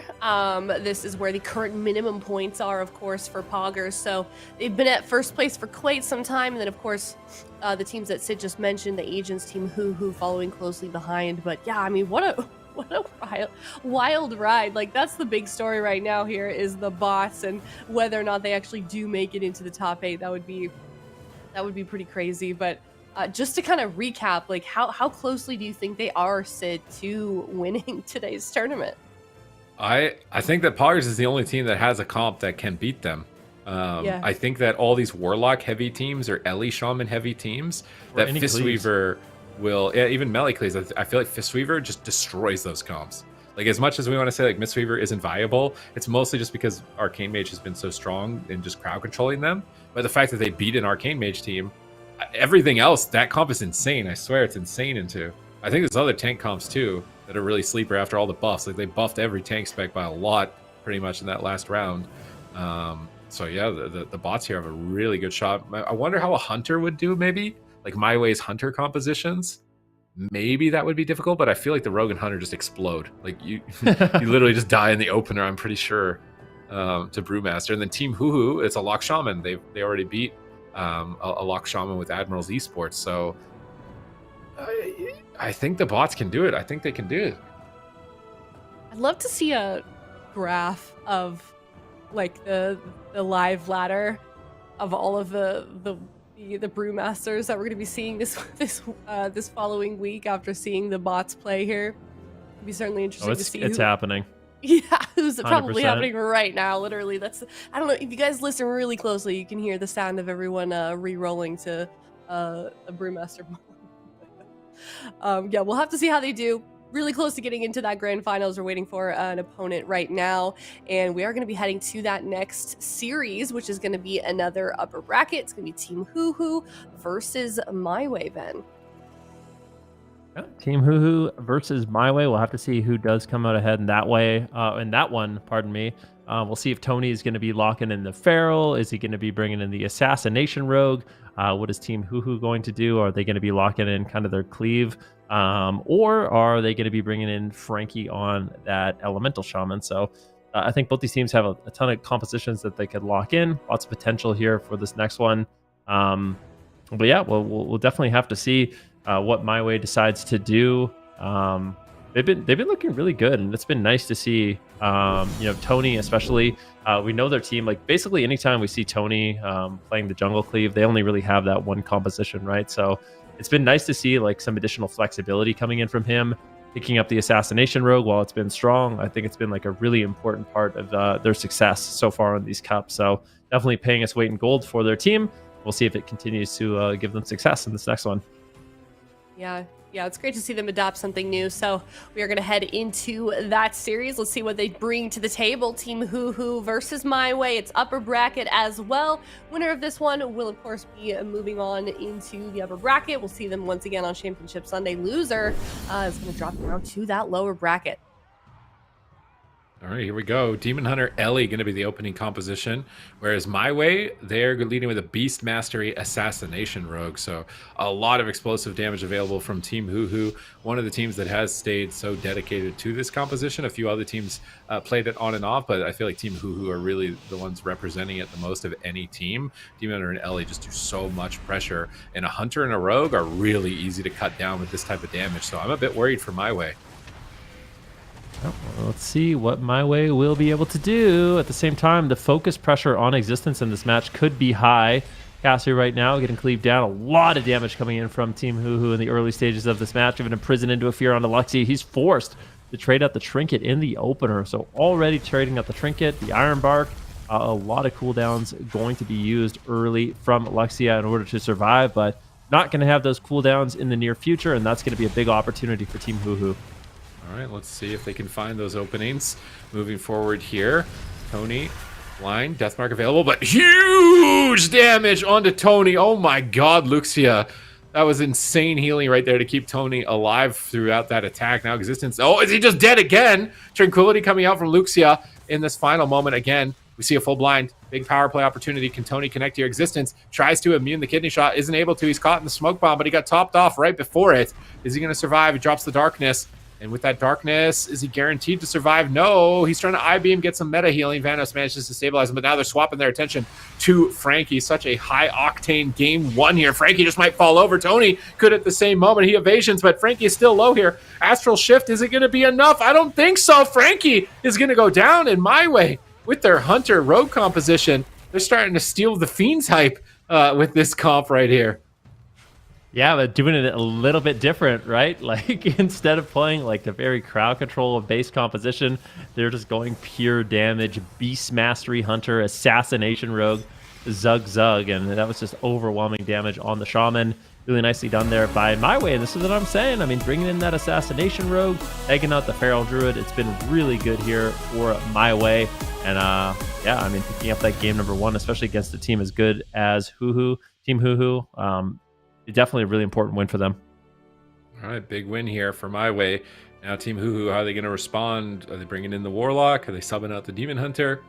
It does seem like a Demon Hunter and an Ellie into an Assassination Rogue is like, you know, you're putting gasoline on a fire. Like, those are pretty dangerous specs to be bringing into a Rogue. There's no spam CC for the Demon Hunter to protect, and every kidney shot is just like almost death for almost anyone on Team HUHU, honestly. Like even Vanos possibly could get swapped too if he's in a spot where the death mark is available and you don't have double dwarf and you don't have a way to remove death mark. So it's such a scary composition, honestly, to be locking into on the side of Team HUHU. So I wouldn't be totally surprised to see if they do change their composition moving into game 2. I'm imagining they're going to pick a big map. They do not want to stack up. They want the rogue to never be able to like blind the druid and kidney shot the target. You want it so that it's like, okay, I see blind and now I can pre-immune because he's too far away to be able to get crowd control. But right here they got stacked up in the middle and then it became so easy to crowd control. Even though Vanos jumps into that bomb, Kasu immediately stuns him as he jumps in into a scatter shot, and this just put him so far behind onto Existence. And maybe Existence should have nether walked instead of Darkness is the only thing I'm thinking, because then Darkness can be used on Frankie. It's like one of those debates, but Darkness is also a longer cooldown, so if there is a chance to get it back, you'd want to use it first to be able to get it back later in the game. But are you really expecting this game to go longer than 5 minutes?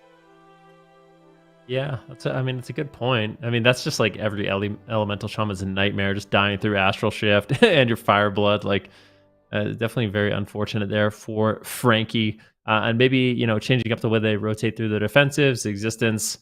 Yeah, I mean, it's hard, though. For Existence, it's like they weren't actually targeting Frankie at all, or very little throughout the match. So, I don't know. Now that they know that he's a possible kill target, maybe Frankie plays a little bit more defensive. But if he plays a little bit more defensive, maybe they just don't have the offensive pressure that they need. I kind of expected this match to go a little bit longer than that. We are going to be going to a large map. So Team HUHU, they're bringing in Infernion. Going to be playing the Destro Warlock Elemental Shaman Resto Druid.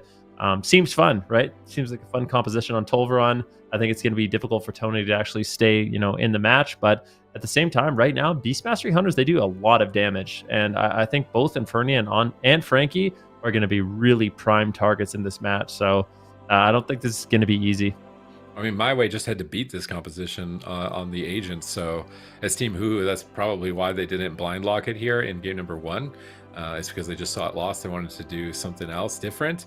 But now bringing in Infernion, it's a good map. And the agents did win on this, but I still feel like if Kasu had stunned the Druid at that one moment in that game and trapped, they could have won. So MYWAY could still take this, even despite it being Tolvaron Arena and being Ellie Warlock. And MYWAY are warmed up for this. Whereas Team HUHU, how many BM Hunter Asa Rogues do you get to practice against and play against and know how to rotate your cooldowns against? Probably not very many, if any at all. So MYWAY is certainly going to have more experience here for this matchup. Yeah, we'll see if that experience pays off, but Team HUHU, obviously, they didn't like the Demon Hunter. Existence, does he play Warrior too? I think he does, right? Like, almost positive he does play Warrior also. So I wonder if Warrior could be strong in this particular matchup. Maybe he'd be a little bit too vulnerable, but yeah, we'll see. Team HUHU, they're already locked into their composition. They're locked into their map pick. Let's see what they can get done here on Tolvaron. MYWAY had a very explosive game number 1. Let's see if they can continue that success into game number 2. Tony and Kasu putting their own little spin here on the Thug Cleave with the Assassination Rogue and the Beast Mastery Hunter, just really focusing on raw output. It's a lot of pressure that Vanos is going to have to deal with. They got an early blind here on Vanos, Garrote onto Infernion, Garrote onto Frankie, Kitty shot on Infernion. Is there any follow-up? And Vanos actually trinkets now into a full stun. What do they have out of that? There's the scatter. Do we have a trap as well? Good crowd control. Good start here for MYWAY. Right, let's see if they can ride the momentum here. They possibly can. They get Ironbark out of the way now as well. I'd love to see them just ship a Kidney Shot Vendetta, even if Frankie has Trinket, just to get as much pressure as possible. Even swapping Vanos here. He's out in the middle of the map. They get a clean swap to him. Maybe there's an opportunity. They're rooting the pets right now. Avoid the Pit Lord. Wait for the Demonic Tyrant, and then make your next big move. Tony Shadow steps back in. Kidney Shot. Frankie knocks him away. Good knockback. Vanos actually jumped to Frankie in case there was a smoke bomb. So that's kind of heads up by Vanos there to wild charge in, anticipating it. Big damage on a Tony right now. It looks like he's ready for it. Gets a huge Nature Swiftness right at that moment. You can tell that MYWAY want this. They want to get into that top 3. They want to be stealing that spot away.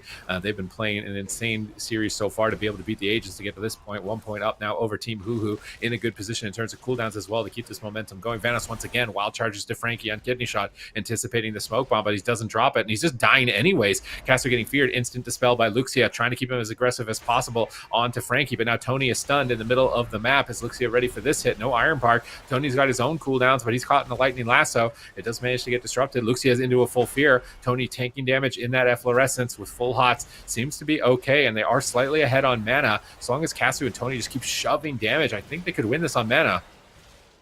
Definitely. And I mean, Frankie, even though he has so much healing, the kidney shot with the Shiv this is the dangerous point of the match.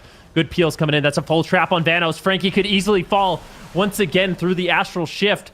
Oh, sap on Vanos. Good crowd control. Do they have anything else? Frankie somehow holds on. There's the Garrote silence. The crowd control is just never ending. Can they take him down? Oh, Vanos, can he play catch up? That's the Iron Bark. Does he have the healing to keep him alive? Is it a Shiv? Smoke bomb Shiv. I cannot believe it. They take him down. What a big all-in, and that's the power of Shiv from Tony Farrell.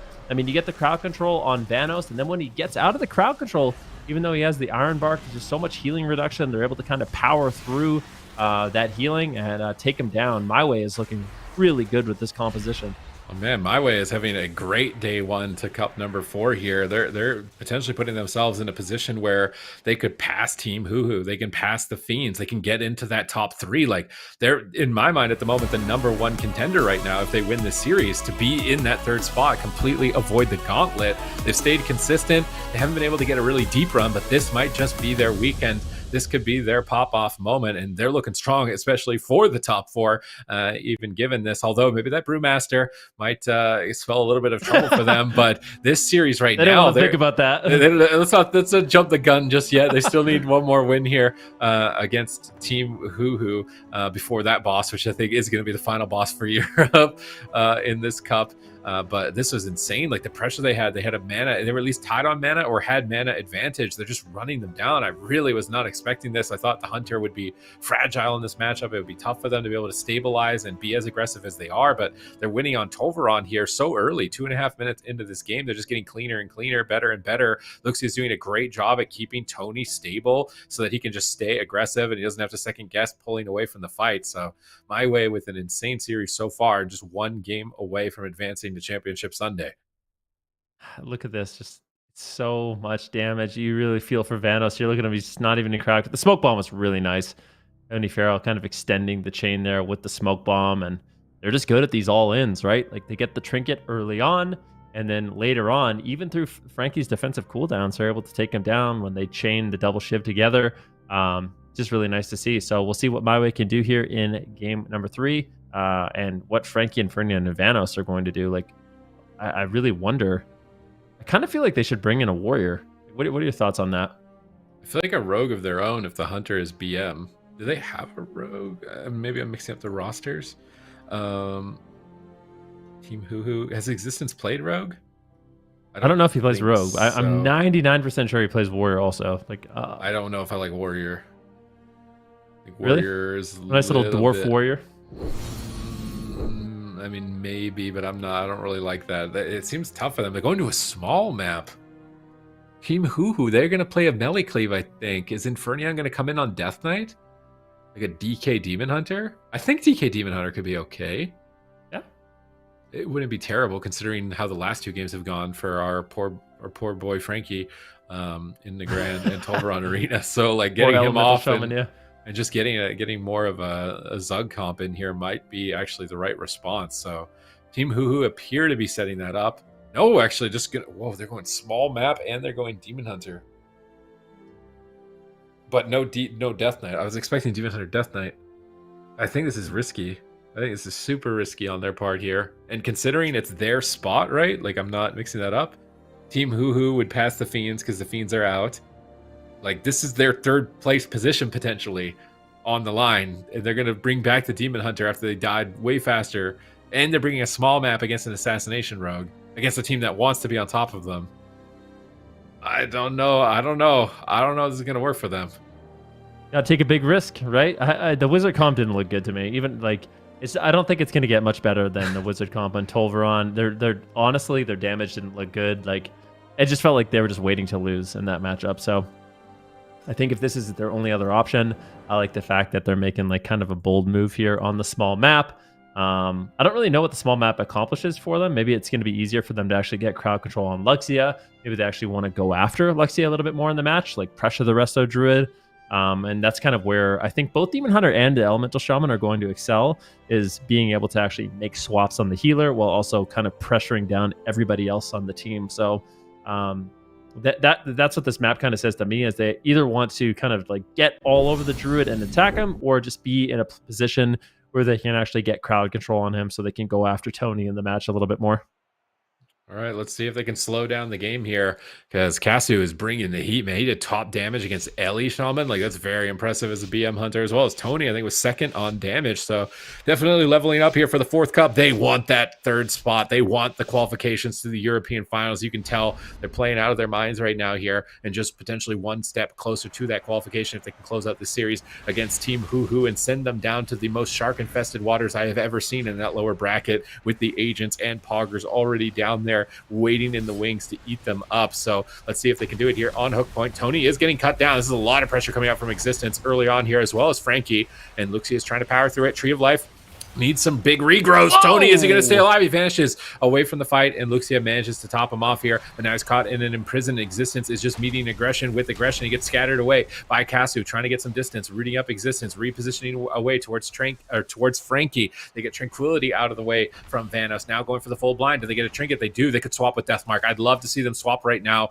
onto Vanos with Shadow Step Kidney, Deathmark, and get some crowd control onto the Demon Hunter, but they're actually just going for a bash onto the Demon Hunter into a kidney shot. Vanos sneaks the Iron Bark, but will it be enough? Existence on match point has to Netherwalk. Despite all of that defense, he cancels it to get aggressive once again here onto Casu, but he's rooted, unable to move. Casu with amazing positioning. Luxia gets swapped to for a moment there, dispelling that flame shock, getting punished for it. Tranquility resetting some cooldowns and trying to immune the swap from Existence, as Casu is looking to avoid him as long as possible. No trinket for Vanos right now. The next stun trap could easily be the end of the game. There's no blur. Existence pre-blurs right now, so if they can wait for it here, Luxia isn't in prison. They need to survive to that point. Just focus on defense at the moment. They've locked Casu with that lightning totem. They do manage to kill it, but Casu is down at half. Here's the kidney shot. Where's the trap? Vanos into the scatter. Can they finish Existence here through darkness? Is he just going to drop through darkness here? The reverse on the freezing trap. Really well positioned by Existence. That darkness reverse does buy them another setup, but after that, now there's no trinket on Vanos and no trinket on Existence. As long as they can land this trap in 12 seconds, I think it's lights out for Existence. Maybe they don't even need it.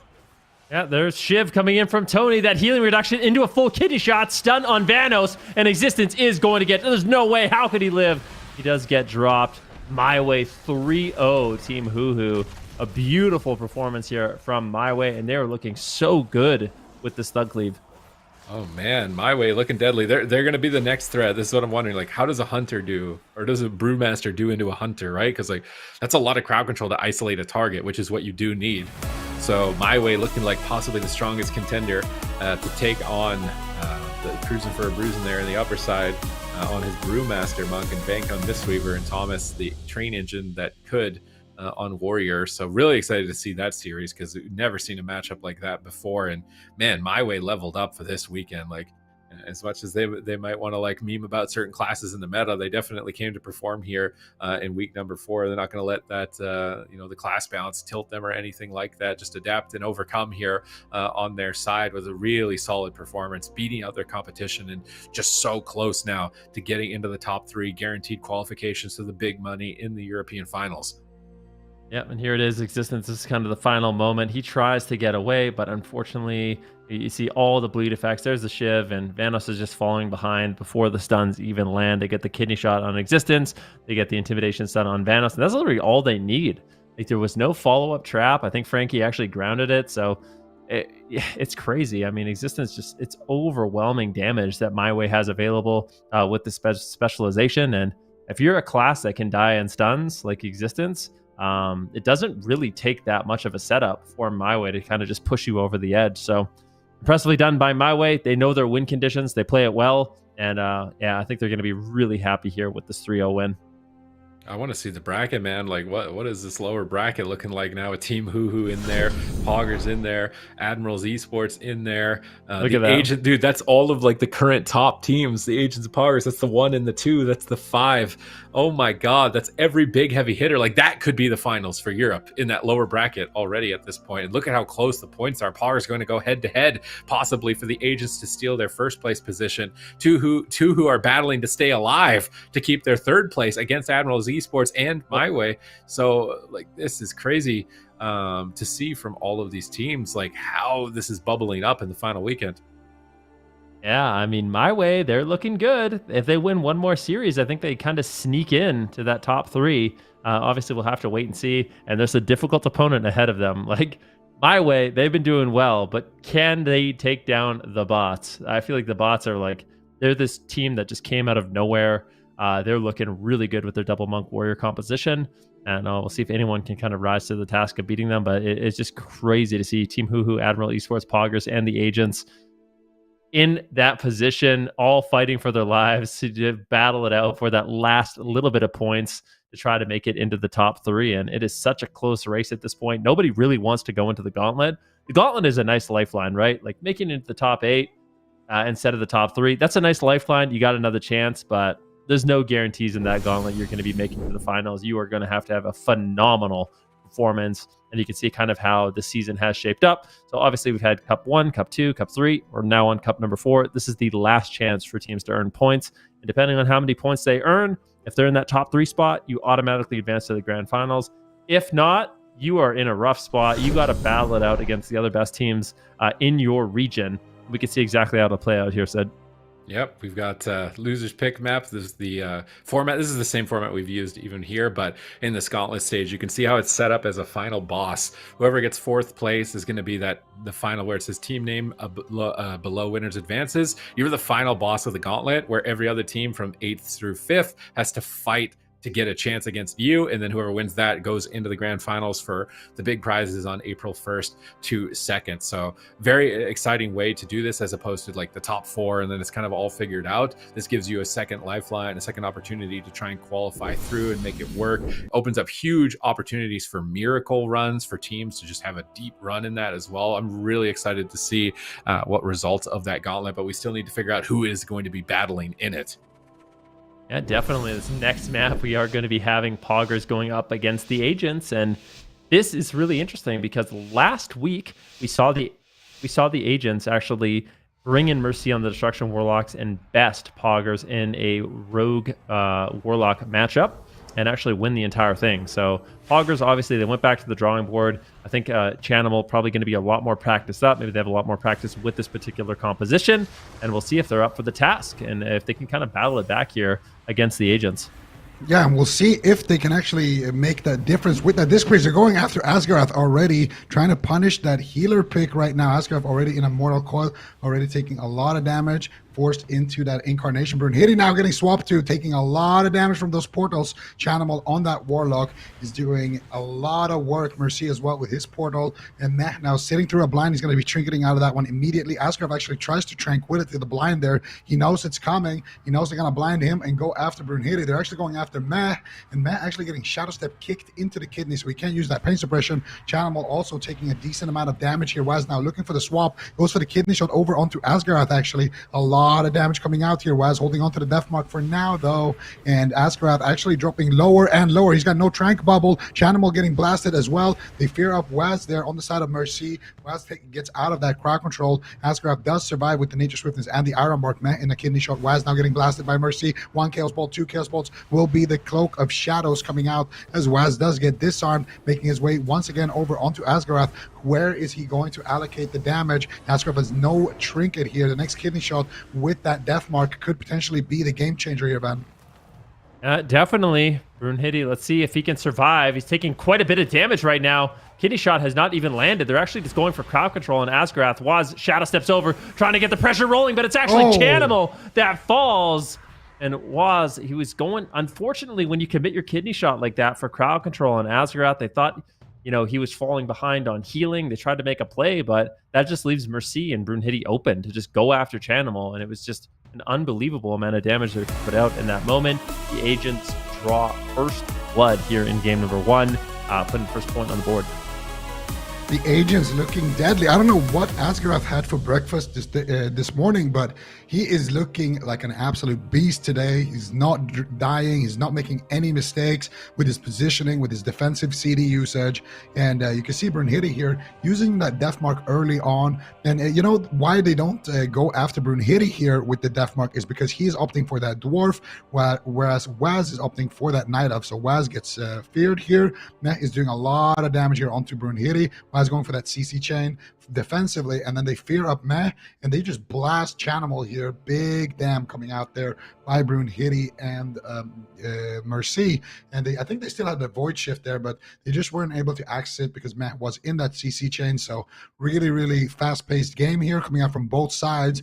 And I feel like they try to punish that Druid pick, but they're trying to set up that perfect kind of one-shot with the death mark when Asgarath doesn't have anything. And Asgarath just stalled so well for that moment, you know, to never come. And by the time they got the kidney shot where they could potentially send it, it was just like, okay, well, Brunhilde is already low. Let's just go after him. But we can't death mark him because he's a dwarf. So they just can't get any value out of that death mark, whereas Brunhilde actually could. So I feel like the agents, they you know, it's the Dresser Druid versus the Disc Priest, but I feel like the agents played really well in that matchup and kind of played around the weakness of actually killing the Dresser Druid, whereas the Disc Priest, I feel like is much harder to actually take down. Yeah, I mean, certainly. I just feel like Asgarath, he is such a monster on that Druid. He does such a good job with his positioning. He always kind of knows. I mean, you could really tell by the way he plays. He always knows when he's going to be the main target. He always knows when he's in threat of danger, and he just gets out of there. He always puts himself in a good spot. You know, if he was to get swapped to there by Waz, he had every single heal overtime effect in the entire game on him, and he managed to get in bear form right before the kidney shot too, right? So you were not going to go down in a situation like that. And I feel like his kind of game awareness, it's one of the best. It's one of the best. There's no doubt about it. And it's why I think the agents, it's one of the reasons why the agents do so well. We'll see what they can do here on the smaller map. I feel like the small map hook point is going to be nice for Meh. As a Discipline Priest, you kind of want to have a smaller distance so you can actually push in and land that fear. That's going to be like your main crowd control. So being able to get on top of the enemy Druid is going to allow your team to kind of set up a little bit better here.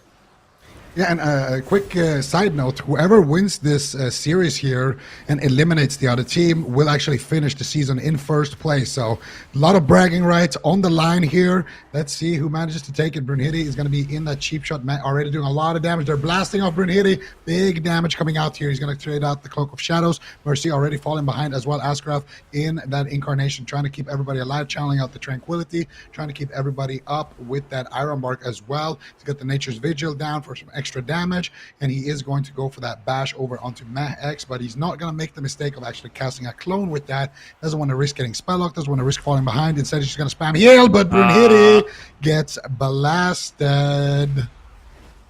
That was a big bolt. That was I mean, that was surprising the way that game ended. I'm definitely going to have to see the replay of that one, but I think that was an unexpected amount of damage coming in. Pogger's going to be super happy to pick up a win that way on their map pick. But the question is, how much did the small map really help them? We'll have to see here. So Brunhilde's got no Cloak of Shadows. He just traded it out. This is only 30 seconds into the match, and you can already see the sparks flying, everyone's health getting rotted down. Chanimal now into a kidney shot. He's going to get gripped to the safety of the pillar by Meh. Let's see what happens to Brunhilde here. So he still has his evasion, but other than the evasion, there's no outs, right? Like there's no vanish, there's no Cloak of Shadows, and he just gets kidney shot and Chaos Bolt, and that's it. Okay. Wasn't he at CC on Asgarath? He was just in the backline healing. It just wasn't enough. I mean, kidney shot, Shiv, and the Chaos Bolt gonna close it out. And that was just a nice setup there by Poggers. Chanimal doing a really good job. Fake casting his interrupt, getting precog, and then able to cast out that Chaos Bolt, I do believe. Yeah, that was like a 35-0 Chaos Bolt right there. Seems pretty good. You know, there's that precog, and Brunhilde actually is getting healed there by Asgarath, but I think it was a Chaos Bolt and something else because he lived on like death, or maybe. Yeah, I think it was a death maybe from Meh. Yeah, it was look at Meh's damage, man. Like this is what we've been talking about a little bit earlier. that Discipline Priest is doing so much extra damage, and it's fairly easy to get your damage off as well. You have a lot of things that synergize. Your Def also does extra damage. You know, it's nowadays it's an execute. Your Def, you know, today when I was playing my Priest, I did like a 46k non-crit Def on a low target, so you can really just get these really beefy Shadow Ward Defs, and it depends as well, you know, if you have your dots on the target, if you can get a Mind Blast off, if you have, you know, the Dark Side proc for your penance. All of these things are just adding up, and you know, such a short game, Meh is able to do, you know, 550k extra damage. So it does come down to that healer difference, right? Because in the game number one, a little bit larger map, a little bit more room to kind of move around and kite and avoid some of that damage.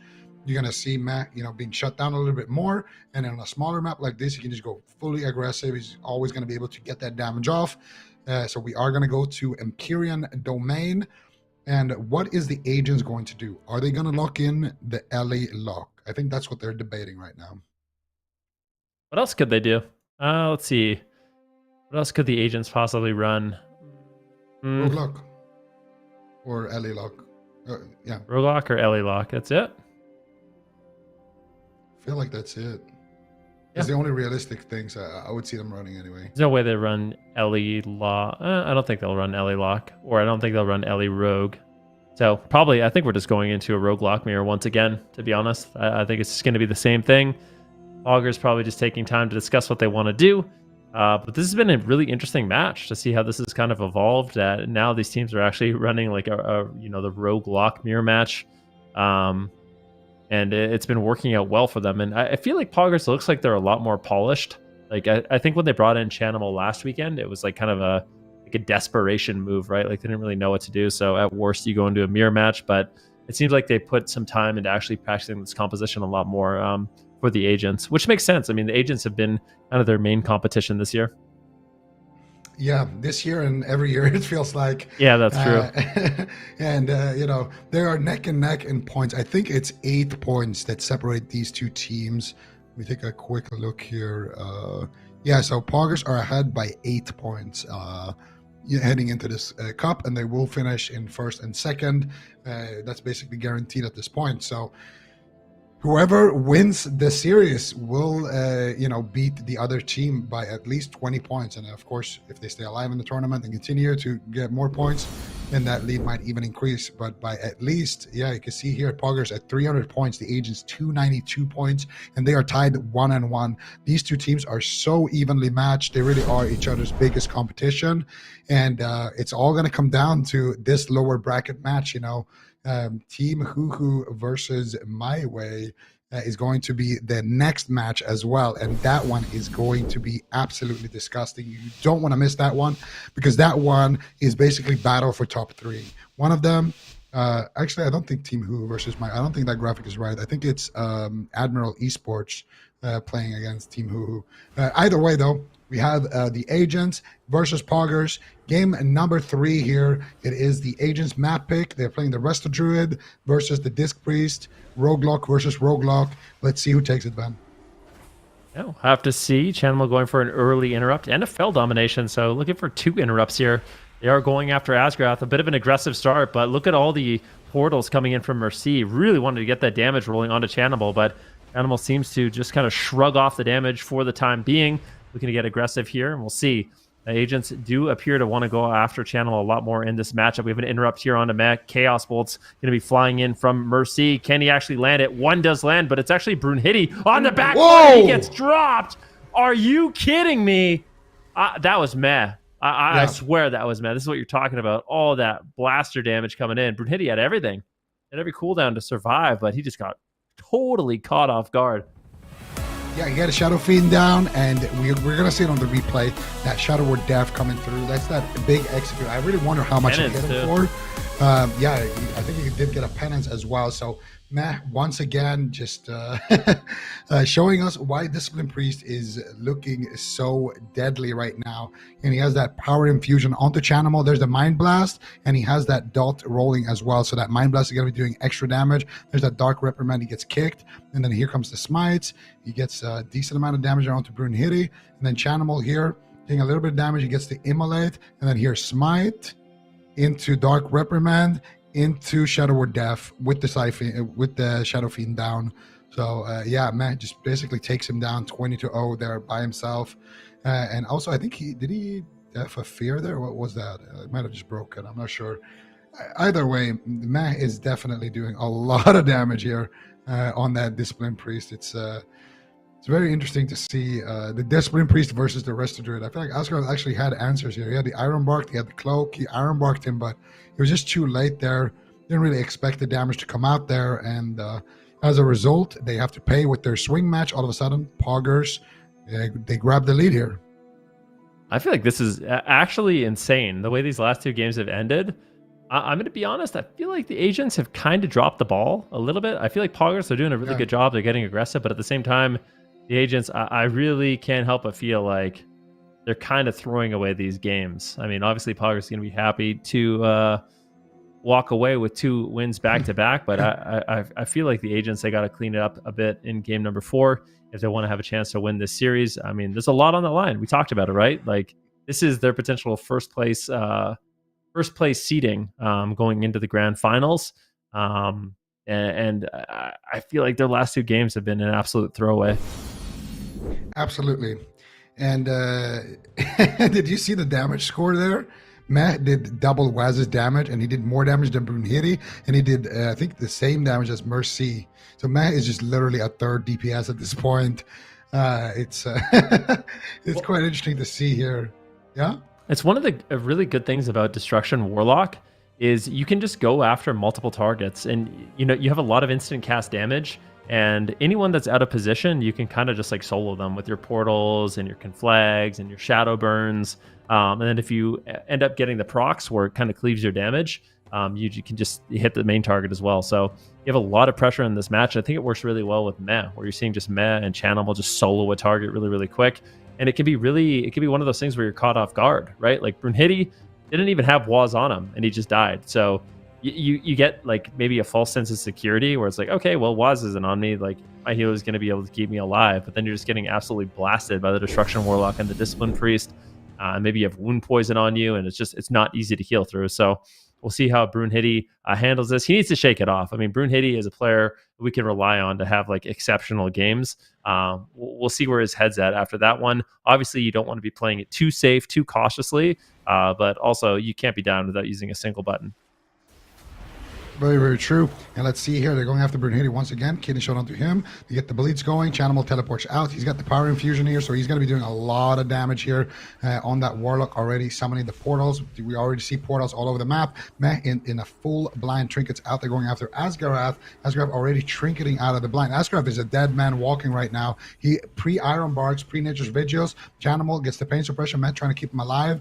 And if they just kidney shot Asgarath, they're waiting for that Iron Bark to fade. When they kidney shot Asgarath, I suspect that there will be a death mark being used onto him. That's what Waz is setting up for right now, but they're falling behind here on the lock race. Can they get there in time? Actually look at the crowd control and go after him right now. And there it is. Kidney shot anytime now onto Asgarath. They're dogpiling onto him. There it is. There's the death mark as well. Dark Reprimand. I don't know how Asgarath is going to survive this one. They kick Meh. They drop the Shadow Fury. Can they keep him alive? There's the Hellstone coming out for Asgarath. The Frenzied Region as well. And there's the Overgrowth as well for Asgarath. He's trying to keep himself alive. He gets the Swiftman. He has a big Nature Swiftness loaded up, but he can't use it. One more second, and there's the Nature Swiftness as well as that renewal. Asgarath, an absolute beast. Every druid in the game dies to that, but not Asgarath. And now, as a result, his team is massively ahead here. He should be able to stay alive for this next kidney shot as well, unless they can disconnect here. More damage. The fear comes out as well. There's Shadow of Death by Meh. Then Chanimal is there with the Incinerates, and I spoke too soon because Asgarath gets dropped, and Poggers are going to be staying alive, going to championship someday. Agents will finish the season in second, Manruki. I feel like the agents, they awoke as sleeping giants. I mean, we've been so used to seeing the bench Chanimal, and now it's no longer the bench Chanimal. He gets tagged in, and he's doing such a great job on that Destruction Warlock. He's a phenomenal player. I mean, we cannot forget that. One of the best to ever do it. And I feel like him being tagged into this match, going into kind of the rogue lock mirror match, it's been looking really, really good. And you just got to give a lot of credit to the side of Poggers. They played this one so well, aggressively, just really looking for opportunities on anyone that was kind of overexposed. and these Druid all-ins with the Shiv, with the kidney shot coming in from Waz. See the damage from Chanimal into the coil. Met is there as well. And you got to just be, I mean, if you're Asgrath, you just survived the most brutal all-in, and then you're put into a brutal all-in once again. It's like, you can't live, you can't live that twice as a Druid. I mean, you could try, but it's, I feel like it's not going to happen. There's no way. Honestly, there's no way. And he did such a great job reading that as well. And Waz as well, you know.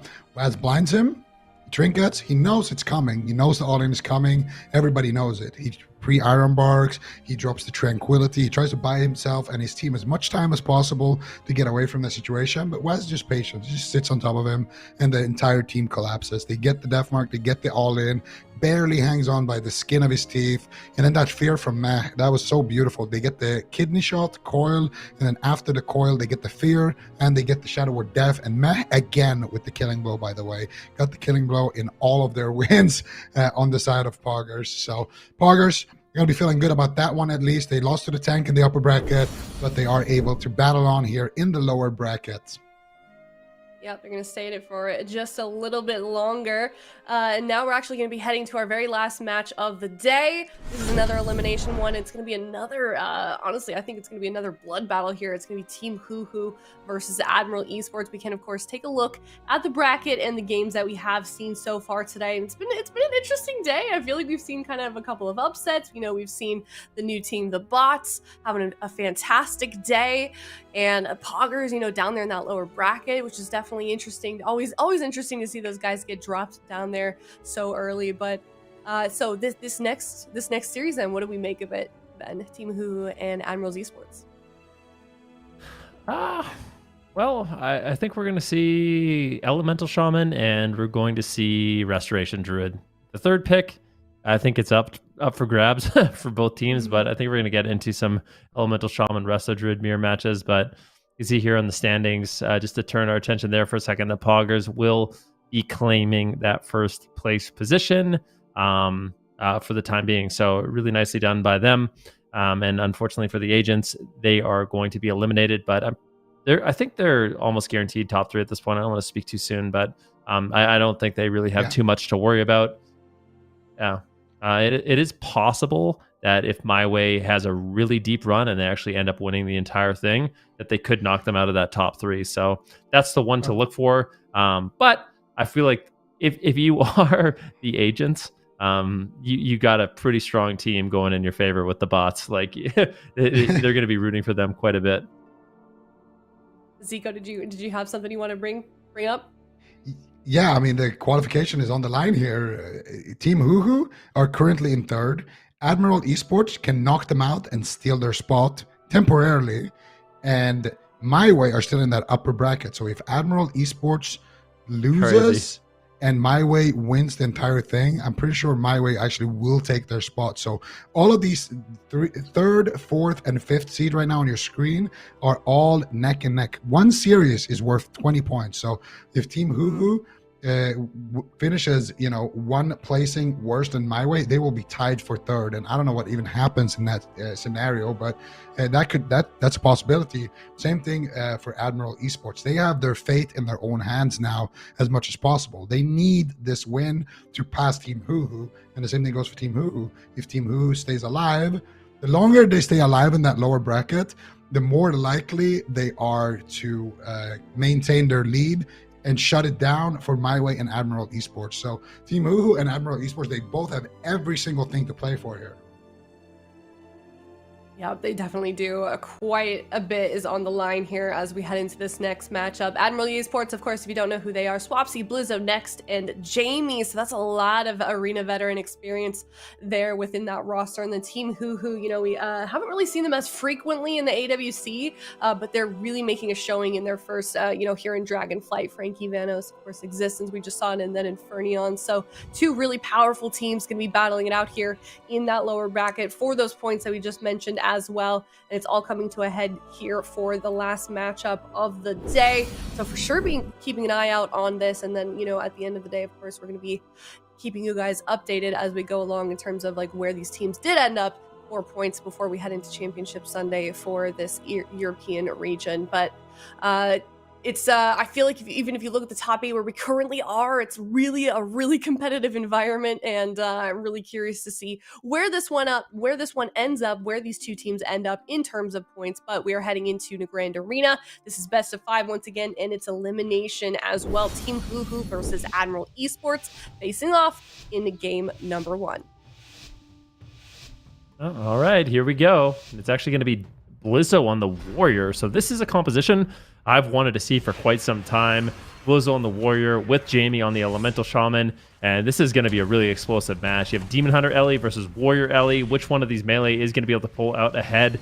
I think that the Demon Hunter has a nice edge in the fact that it has more crowd control for the Druid, and maybe the Warrior is a bit of an exposed target also. See the pre-die by the sword there by Blizzo as they swap to him. Excellently done to avoid that setup. Now they make a swap on Existence. Can they take him down? Is going to activate the blur, but I think what's going to happen is both these Elemental Shaman are going to be dragging the melee, and both these melee are going to have to be looking for these swaps.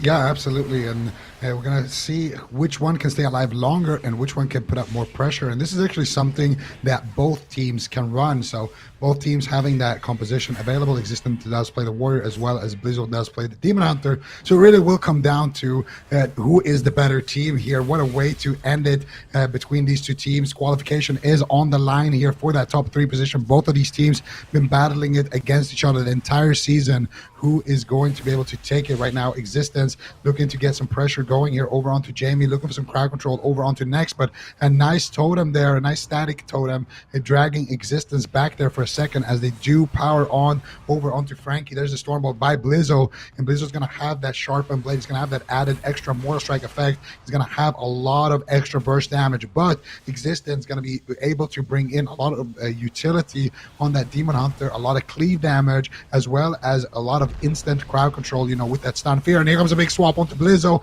Blizzo's ready for it though, deflects using that trinket, and now finally getting back over onto Frankie, and Existence once again going to be ducking back here over onto Blizzo. He procs a demon and he tries to take Blizzo down here. If they can stack them up behind the pillar, that could be a big situation. Blizzo right now dropping dangerously low, and he does manage to stay alive for just a bit. Next, spamming out the regrowths. Blizzo greeting it extremely hard right there, but he does finally trade out the die by the sword, and that should be enough to keep him alive. Jamie dropping dangerously low, 2 Existence damage.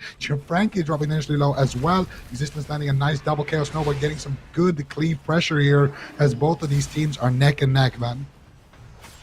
It's just so back and forth. The Druid mana is running out on both sides. Beautiful static field totem there by Jamie as they're getting cleaved down here by Blizzo. An excellent Stormbolt, but beautiful darkness there by Existence as well. Really keeping himself nice and healthy there in the match, avoiding a lot of that incoming Warrior damage. And Frankie right now blasting Jamie away as the Elemental Shamans kind of go for an exchange here. Beautiful grounding totem. Now Jamie has activated his Ascendance, procced it, but Jamie's just getting lit up right now. He's in a lot of trouble. Existence comes over, trying to land some damage, but a beautiful double fear coming in from Blizzo, slowing down the pressure and allowing a little bit of time here for Next to actually top off Jamie. You can see Frankie in the backline still just blasting it out. Jamie now nice and healthy, able to get out some counter pressure of his own, and these teams are just so evenly matched. It's so back and forth. There's the hunt onto Jamie. Do they have the damage to take him down? You see Next in the backline with that Incarnation as well as that Innervate. He should have the healing to keep him alive, but Blizzo may have overextended there on the Elemental Shaman. His health is just not going up. He's got a few seconds to dive at the sword, but he does get dropped. Beautiful Earth Shock there by Frankie, and Team HUHU with their Demon Hunter get the first win. But that was a really close game. Yeah, that's a really nice combo there by Frankie as well. Usually when you're playing with that LA Shaman, you get your Fire Elemental out, and your Fire Elemental has that Meteor that actually hits super hard, and he drops that Meteor together with his burst, so he can burst while he bursts and send Blizzo out. Well, not out of the tournament. Not just yet. That was just a game 1, but still really nicely done there by Frankie. And, you know, this is the battle of the elementals. We really have the best elementals here in Europe. Frankie, Jamie, Zeepai, all, you know, constantly battling against each other here in the AWC, and we can see exactly how it happens. So Frankie procs the Ascendance there with the Lavas, and then here Blizzo getting cleaved up, and then look at this Meteor right there, comboed with the Earth Shock, I think it was, and Existence as well there, adding a little bit of insult to injury. So really, really nice stuff. And Jamie's, you know, Meteor right there is not really comboed with his damage. It's just like a pad damage Meteor, which can be okay as well if you're trying to win on mana. You know, both teams are low on mana, but I really like what Frankie does there. comboing it there to get that extra bit of damage and to make sure that he actually can take Blizzo down, because that is very, very close. That Blizzo actually survives there next to spamming out 3 heals with the regrowths, but the burst is just too much. I mean, definitely. I mean, it's a really, really interesting dynamic in the match, right? Like, the melee want to be on the LA Shaman as it's the best target, but what happens when you overextend is the Elemental Shaman just blasts you. So you're taking a lot of damage, as you saw Existence and Blizzo. The one thing is, I feel like Existence can kind of defend himself a little bit better in the match, right? Like, as a Demon Hunter, you're going to be taking a little bit less damage from the LA Shaman, a little bit less magic damage. You also have a little bit of leech, so you can go on that solo mission by yourself, whereas Blizzo, a little bit more difficult for him to make that push. And then once the melee are overextended, you kind of want to go back and hit the melee because it's looking like such a prime target. So just constantly looking for that balance of offense and defense, overextending versus not overextending. It could be a difficult, kind of line to walk, yeah. I think that makes sense. Yeah. But it can be difficult for these players to actually pull it off. And unfortunately for Blizzo, he got caught, went a little bit too far, and they just weren't able to recover. Yeah, and Admiral Esports taking their time right now, trying to think of what to lock in. And, they have the same comp on their side. They could tag in Blizzo on the Demon Hunter, but I feel like Blizzo's Demon Hunter, did they win in this matchup before? I actually don't remember. But they have fought each other before. I do think Existence is a little bit sharper on the Demon Hunter, but Blizzo potentially could, make up the difference. Or if they have a Brewmaster, maybe Jamie's been practicing They it. don't. Or Come on. What about Blizzo Asarogue? What are the chances we see that? He has played Asarogue. I don't know how much I like it. On this map. Not on this map. I feel like, well, it depends. What are they going to do? Asa Ellie? Could work. Yeah, it could work, but... Wait, isn't that how the agents beat them? Isn't that how the agents beat Team HUHU? I think it is. Might be, but I feel like Brunei. I think we're going back to like Cup #1 territory. Yeah.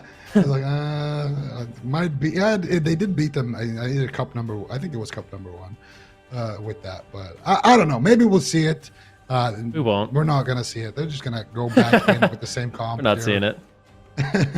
Well, I don't know. I'm curious. What do you think? Who actually has the advantage? Because it's the same comp, but Warrior versus Demon Hunter. I feel like Warrior brings in, a lot of bursty damage in a way, a lot of, pressure with the mortal strikes and, a sharpened blade. But it's what you said about the Demon Hunter. The Demon Hunter brings in a lot of self-healing, which allows him to have a lot of uptime, a lot of cleave pressure, micro CCs as well for the healer. Purge, you can just randomly RNG and purge 3 life blooms with the Demon Hunter. What do you think is more valuable here? Hard to say. It's like the Warrior brings in Sharpen, right? A lot of consistent damage and Sharpen. That's like the main lethality. But the problem with the Warrior is it's scary to push in. Whereas for Existence, Blur is such a low cooldown. You already take less magic damage. You have leech healing. Like, I feel like you're going to live a little bit more. Like, if both melee get overextended, I feel like I believe in the Demon Hunter to, survive and get out more pressure. And also, I feel like it's easier for the Demon Hunter to kind of bounce, like chase the Elemental Shaman and then come back and hit the Warrior. Like, it's easier as a Demon Hunter. You have more mobility.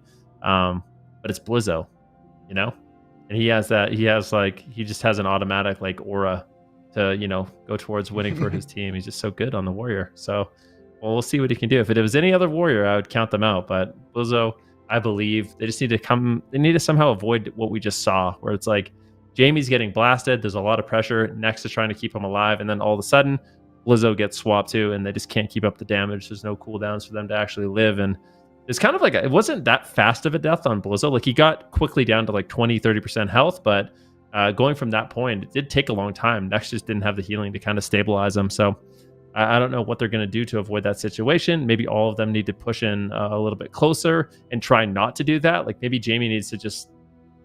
I could see a lot of play for Admiral Esports where instead of it going to that default position where both Elemental Shaman are trying to run back to their Druid, Admiral Esports just has to say, hey, we're going to lose that game. Let's just all go in. Like, we're all going to go in. We're going to chase down Frankie, and that's, our advantage in this match. So we'll see if they do that, because I feel like if we kind of just see both of them playing the same strat, the Demon Hunter has an edge. Yeah. I think that makes a lot of sense. We could see them do that, or we could see them go more after the Demon Hunter, because I feel like if the Warrior goes after the Demon Hunter, that's when the Demon Hunter is going to kind of be forced to run. So that could potentially open things up a little bit more for them.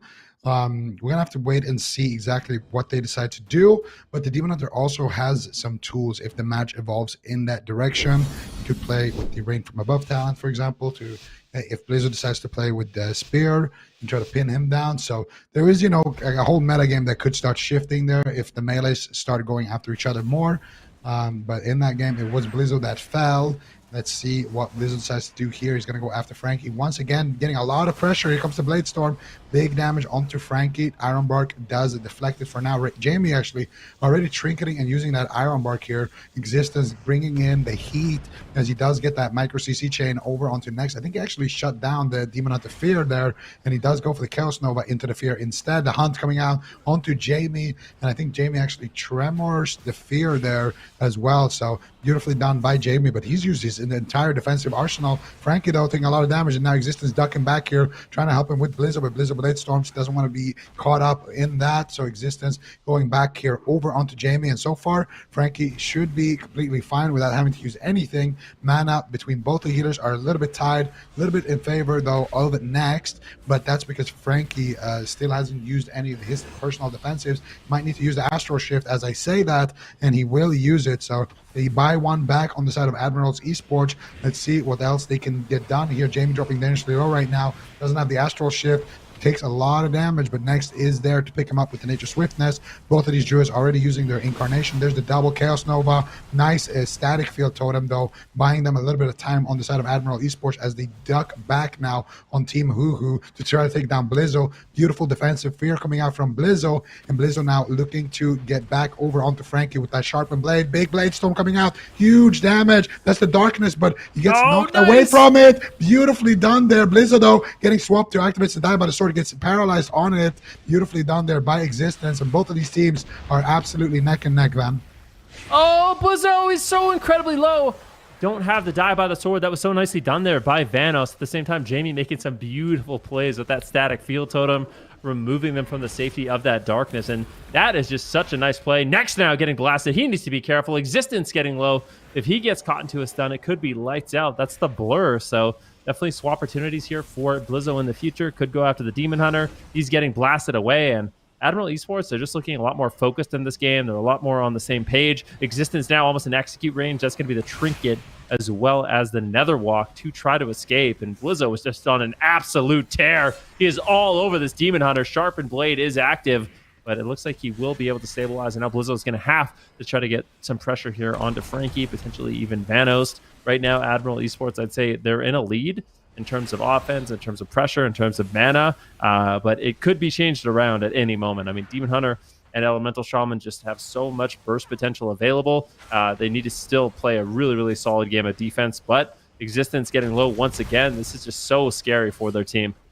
Yeah, really beautiful static field totems here by Jamie so far. Frankie actually taking a lot of damage, proccing a few lavas, though, onto Jamie. Jamie dropping dangerously low here. He's got nothing. He traces out the Astral Shift, actually. Catches a big heal there with that Nature Swiftness as well from next. He's going to roll that Innervate, and same thing goes for Vanos. Basically, both of these Druids mirroring each other in terms of cooldowns. Next actually getting swapped a little bit, and he does use that Bark Skin.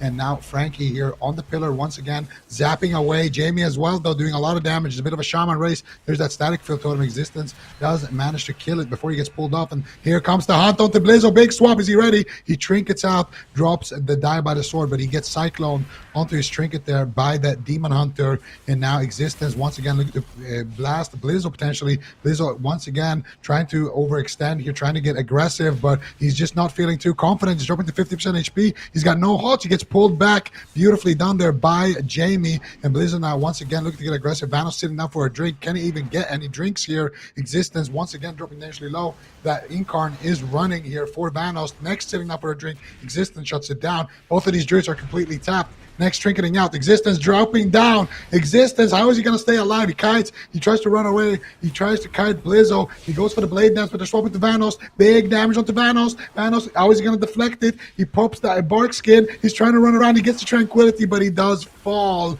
And that will be Admiral Esports taking one back here, Van.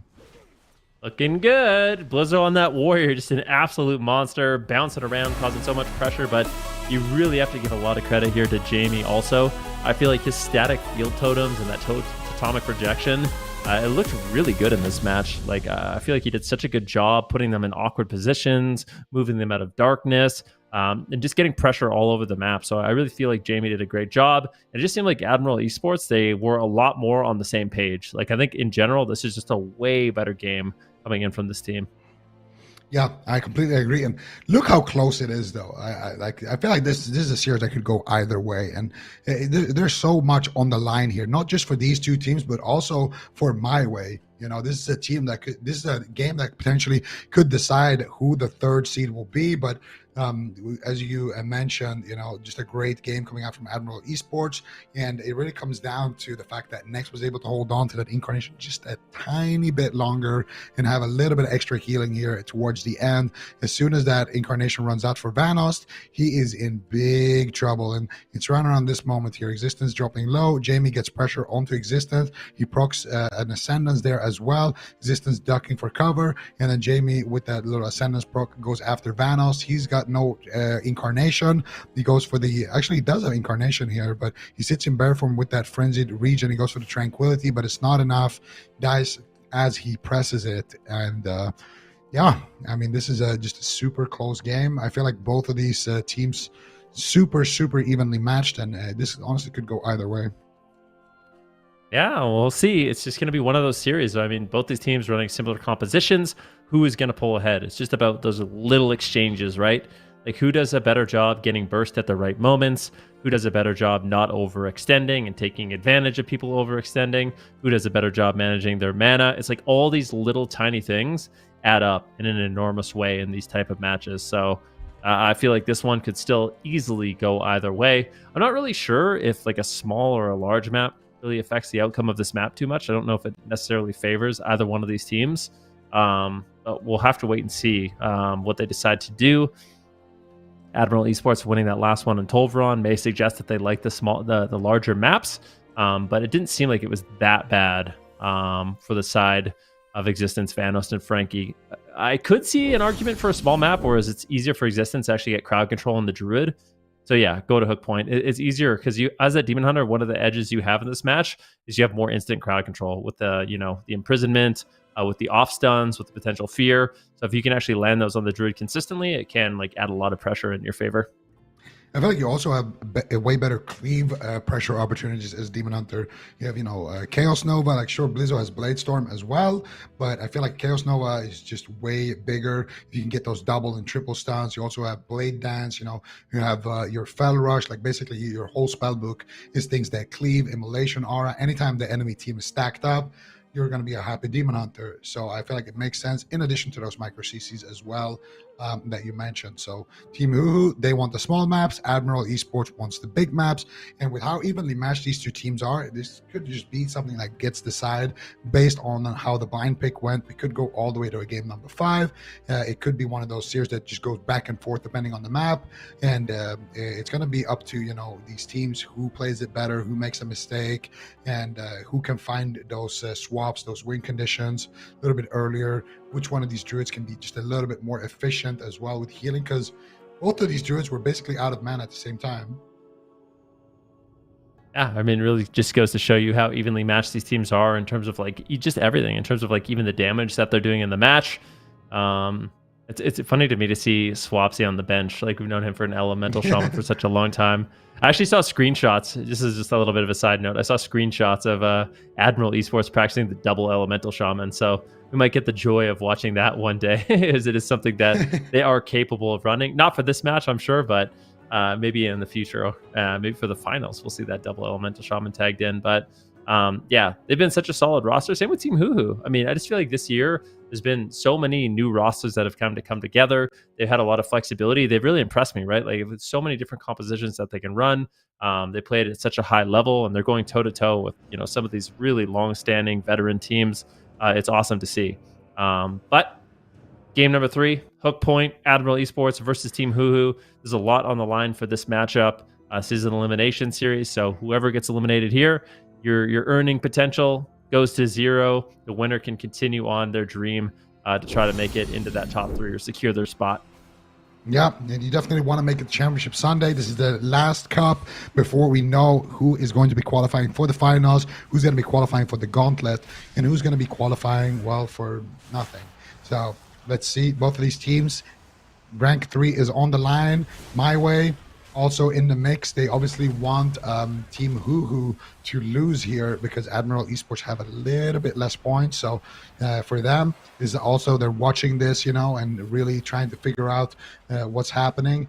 But we are in game right now. Another Stormkeeper getting loaded up by Jamie. Big damage onto Existence here already. As you can see, Existence already ducking around on that Demon Hunter, being as slippery as possible. Stormball coming out from Blizzo onto Existence, but they're actually going after Frankie. And here comes the Blade Storm. Big cleave damage from Blizzo. Jamie trading out the Astral Shift. Frankie trading out the Astral Shift as well. And now Existence getting swapped to here. Big damage coming out, but Next is ready to deflect it there. He's got the Iron Bark and he uses it. Blizzo still down to 20% HP. Doesn't want to be greedy, but he might have to use something here. Still having complete faith in his healer to not trade out that Die by the Sword, not trade out the Rallying Cry or anything like that. Blizzo will stay on his target. Frankie now with no Astral Shift could be a bit of a liability. But Jamie once again getting blasted off here. Double Chaos Nova, the small map, doing some work here. And he does get the Fell Eruption stun onto Next, forcing out his Trinket here, Rookie. Yep, and let's see if they can capitalize on that. Right now, Jamie's still incredibly low. There's the imprisonment. Jamie could easily fall. Large amount of damage coming in from Existence. There's the stun. Jamie doing what he can, throwing in the heals. But finally, Next is out of crowd control. That was a really scary moment. And this is the small map paying dividends here. Existence always in range of getting those imprisonments. And, you know, that imprisonment well-timed with some burst damage can be lights out for Admiral Esports. So they really need to be careful of that. You're seeing a swap over onto Next too, just really taxing his mana, making him heal himself. That's going to be the Bark Skin. Now he's got no Trinket, no Bark Skin.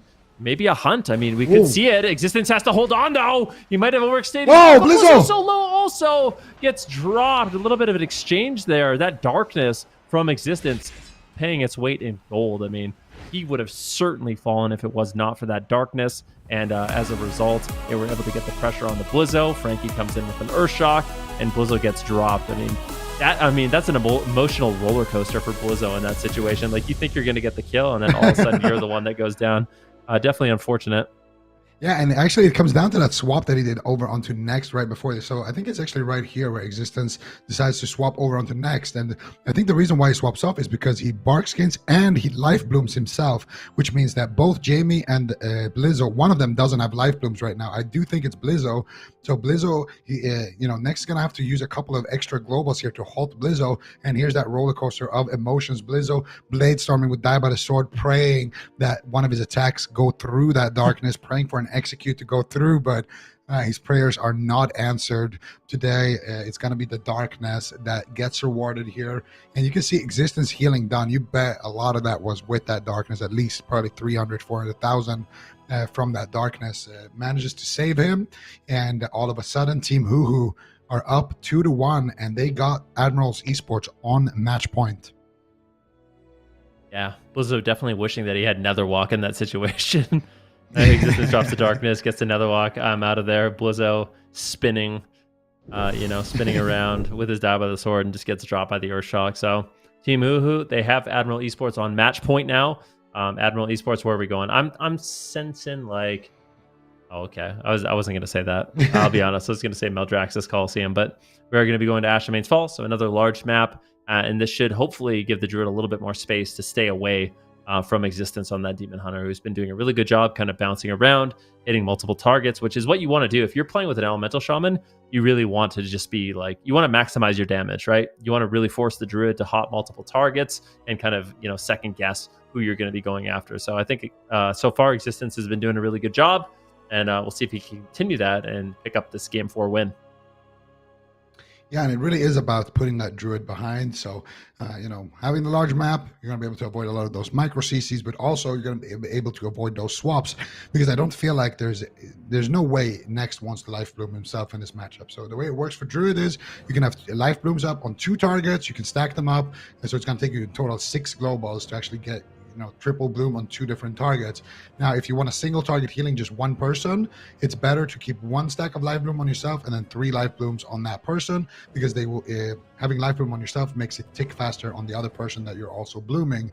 But in a matchup like this, you want to keep triple bloom up on both DPS and never life bloom yourself. You just want to heal yourself with rejuve, with regrowth, and maybe with wild growth if you really have to, or with the efflorescence, something like that. You don't ever want to actually swap the life blooms to yourself.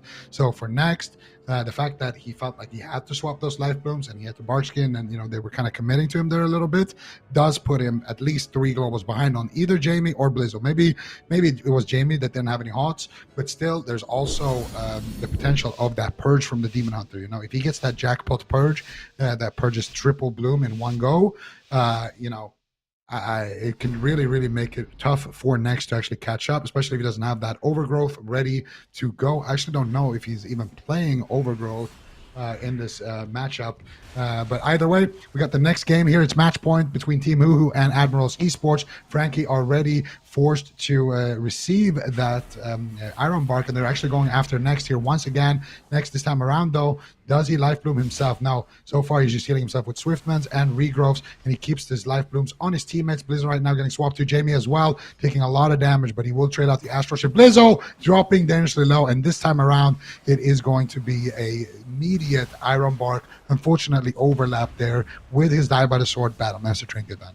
Yeah, I mean, that is a lot of defense. And if you're Blizzo, you really don't have that much left. So definitely some opportunities to make some swaps here on the Blizzo, but Existence taking a huge hit of damage in the meantime. Jamie putting in some real work there on that Shaman, but Frankie himself is dishing out devastating amounts of damage. Lightning Lasso incoming from Jamie, and that's a Tranquility from Next also. Frankie really just blasting Jamie.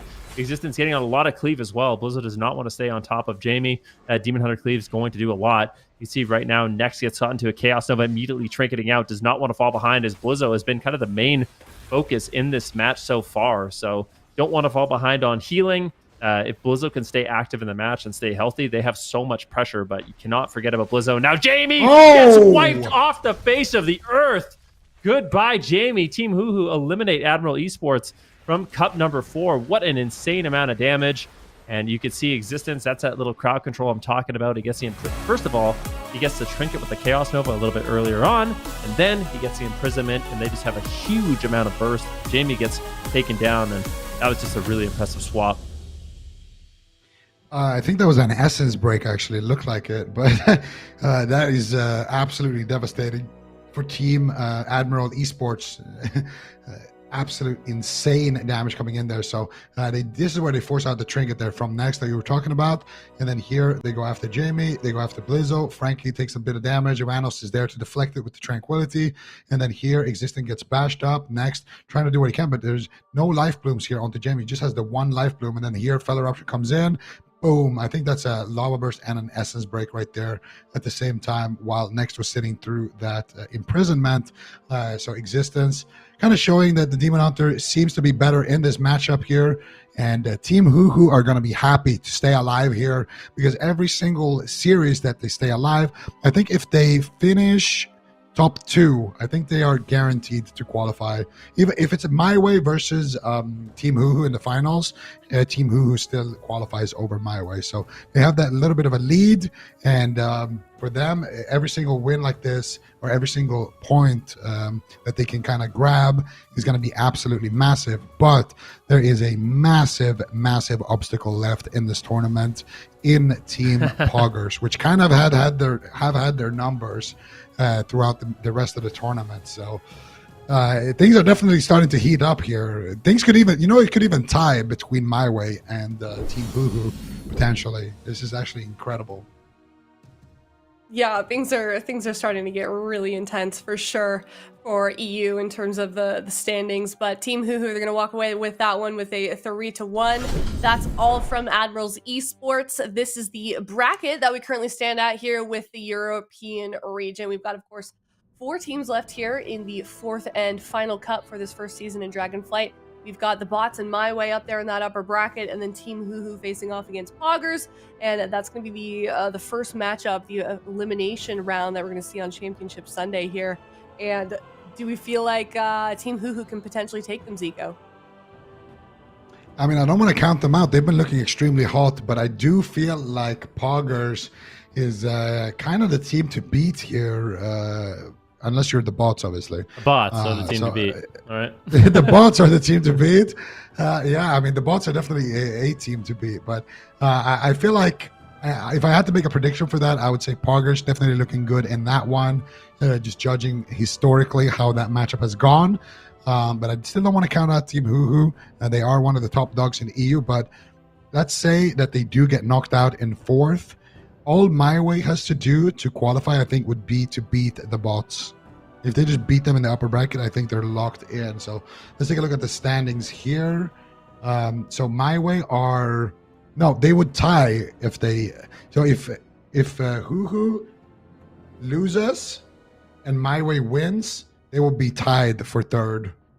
And I feel like that could actually happen. I feel like MYWAY could win, or...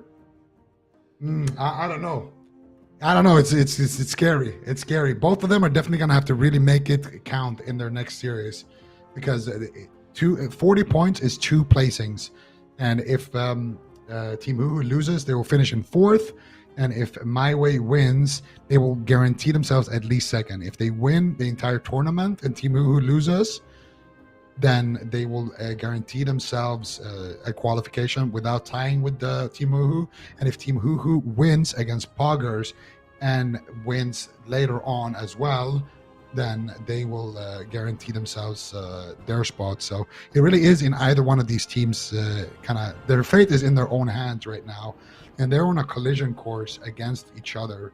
And I think if MYWAY loses to bots and then loses to Poggers, Team HUHU qualifies. So it's just going to come down to one series on Championship Sunday between these two teams that could potentially decide everything.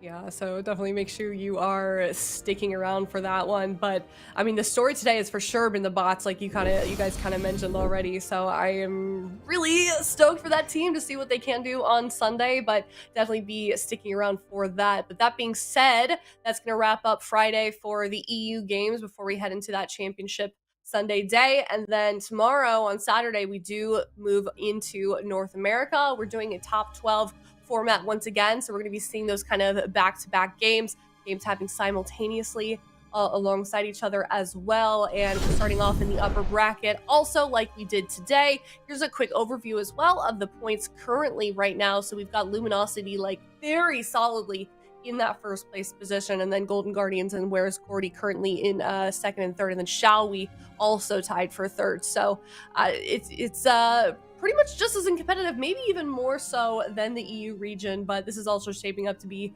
really nice. And then I feel like if you look at the teams that are almost in that 8th place as well, then that's some pretty tough teams also that are looking to make it there.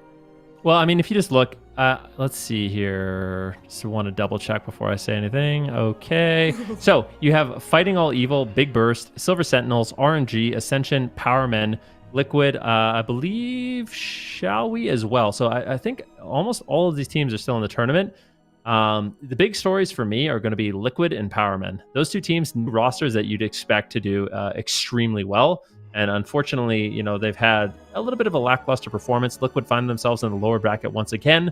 We'll have to see them kind of really rise up, because if they don't, it's possible they don't even make top 8, right? Like if Silver Sentinels, RNG, Ascension, Big Burst, enough of these teams soak up some of these points, they could actually find themselves falling out of that top 8. I think it is possible. So we'll have to see some beautiful performances from them. And then, of course, I feel like North America has been a little bit more top heavy in terms of points. Europe is it's a very close race. Everyone's kind of even on points. Anything could happen.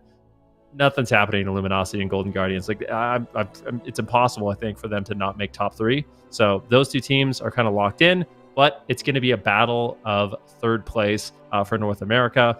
Who can get into that third and final spot and guarantee themselves a spot in the finals? It's going to be really exciting. Yeah, for sure. That is a really competitive region, definitely. I think I'm most excited to see like where that who ends up in third place. You know, we've got Where's Gordy, of course, and Shall We tied up, but Liquid, Powermen, they all could potentially make it into that third and final spot. So that is North America, but we will see, of course, those games tomorrow. So make sure you are tuning in here. It's going to be the same place, the same time as well. And thank you so much, everyone, for watching today's European games. It's been really exciting. So make sure you tune in here at 10 a.m. Pacific and 7 p.m. CET. Thank you so much. We'll see you again soon.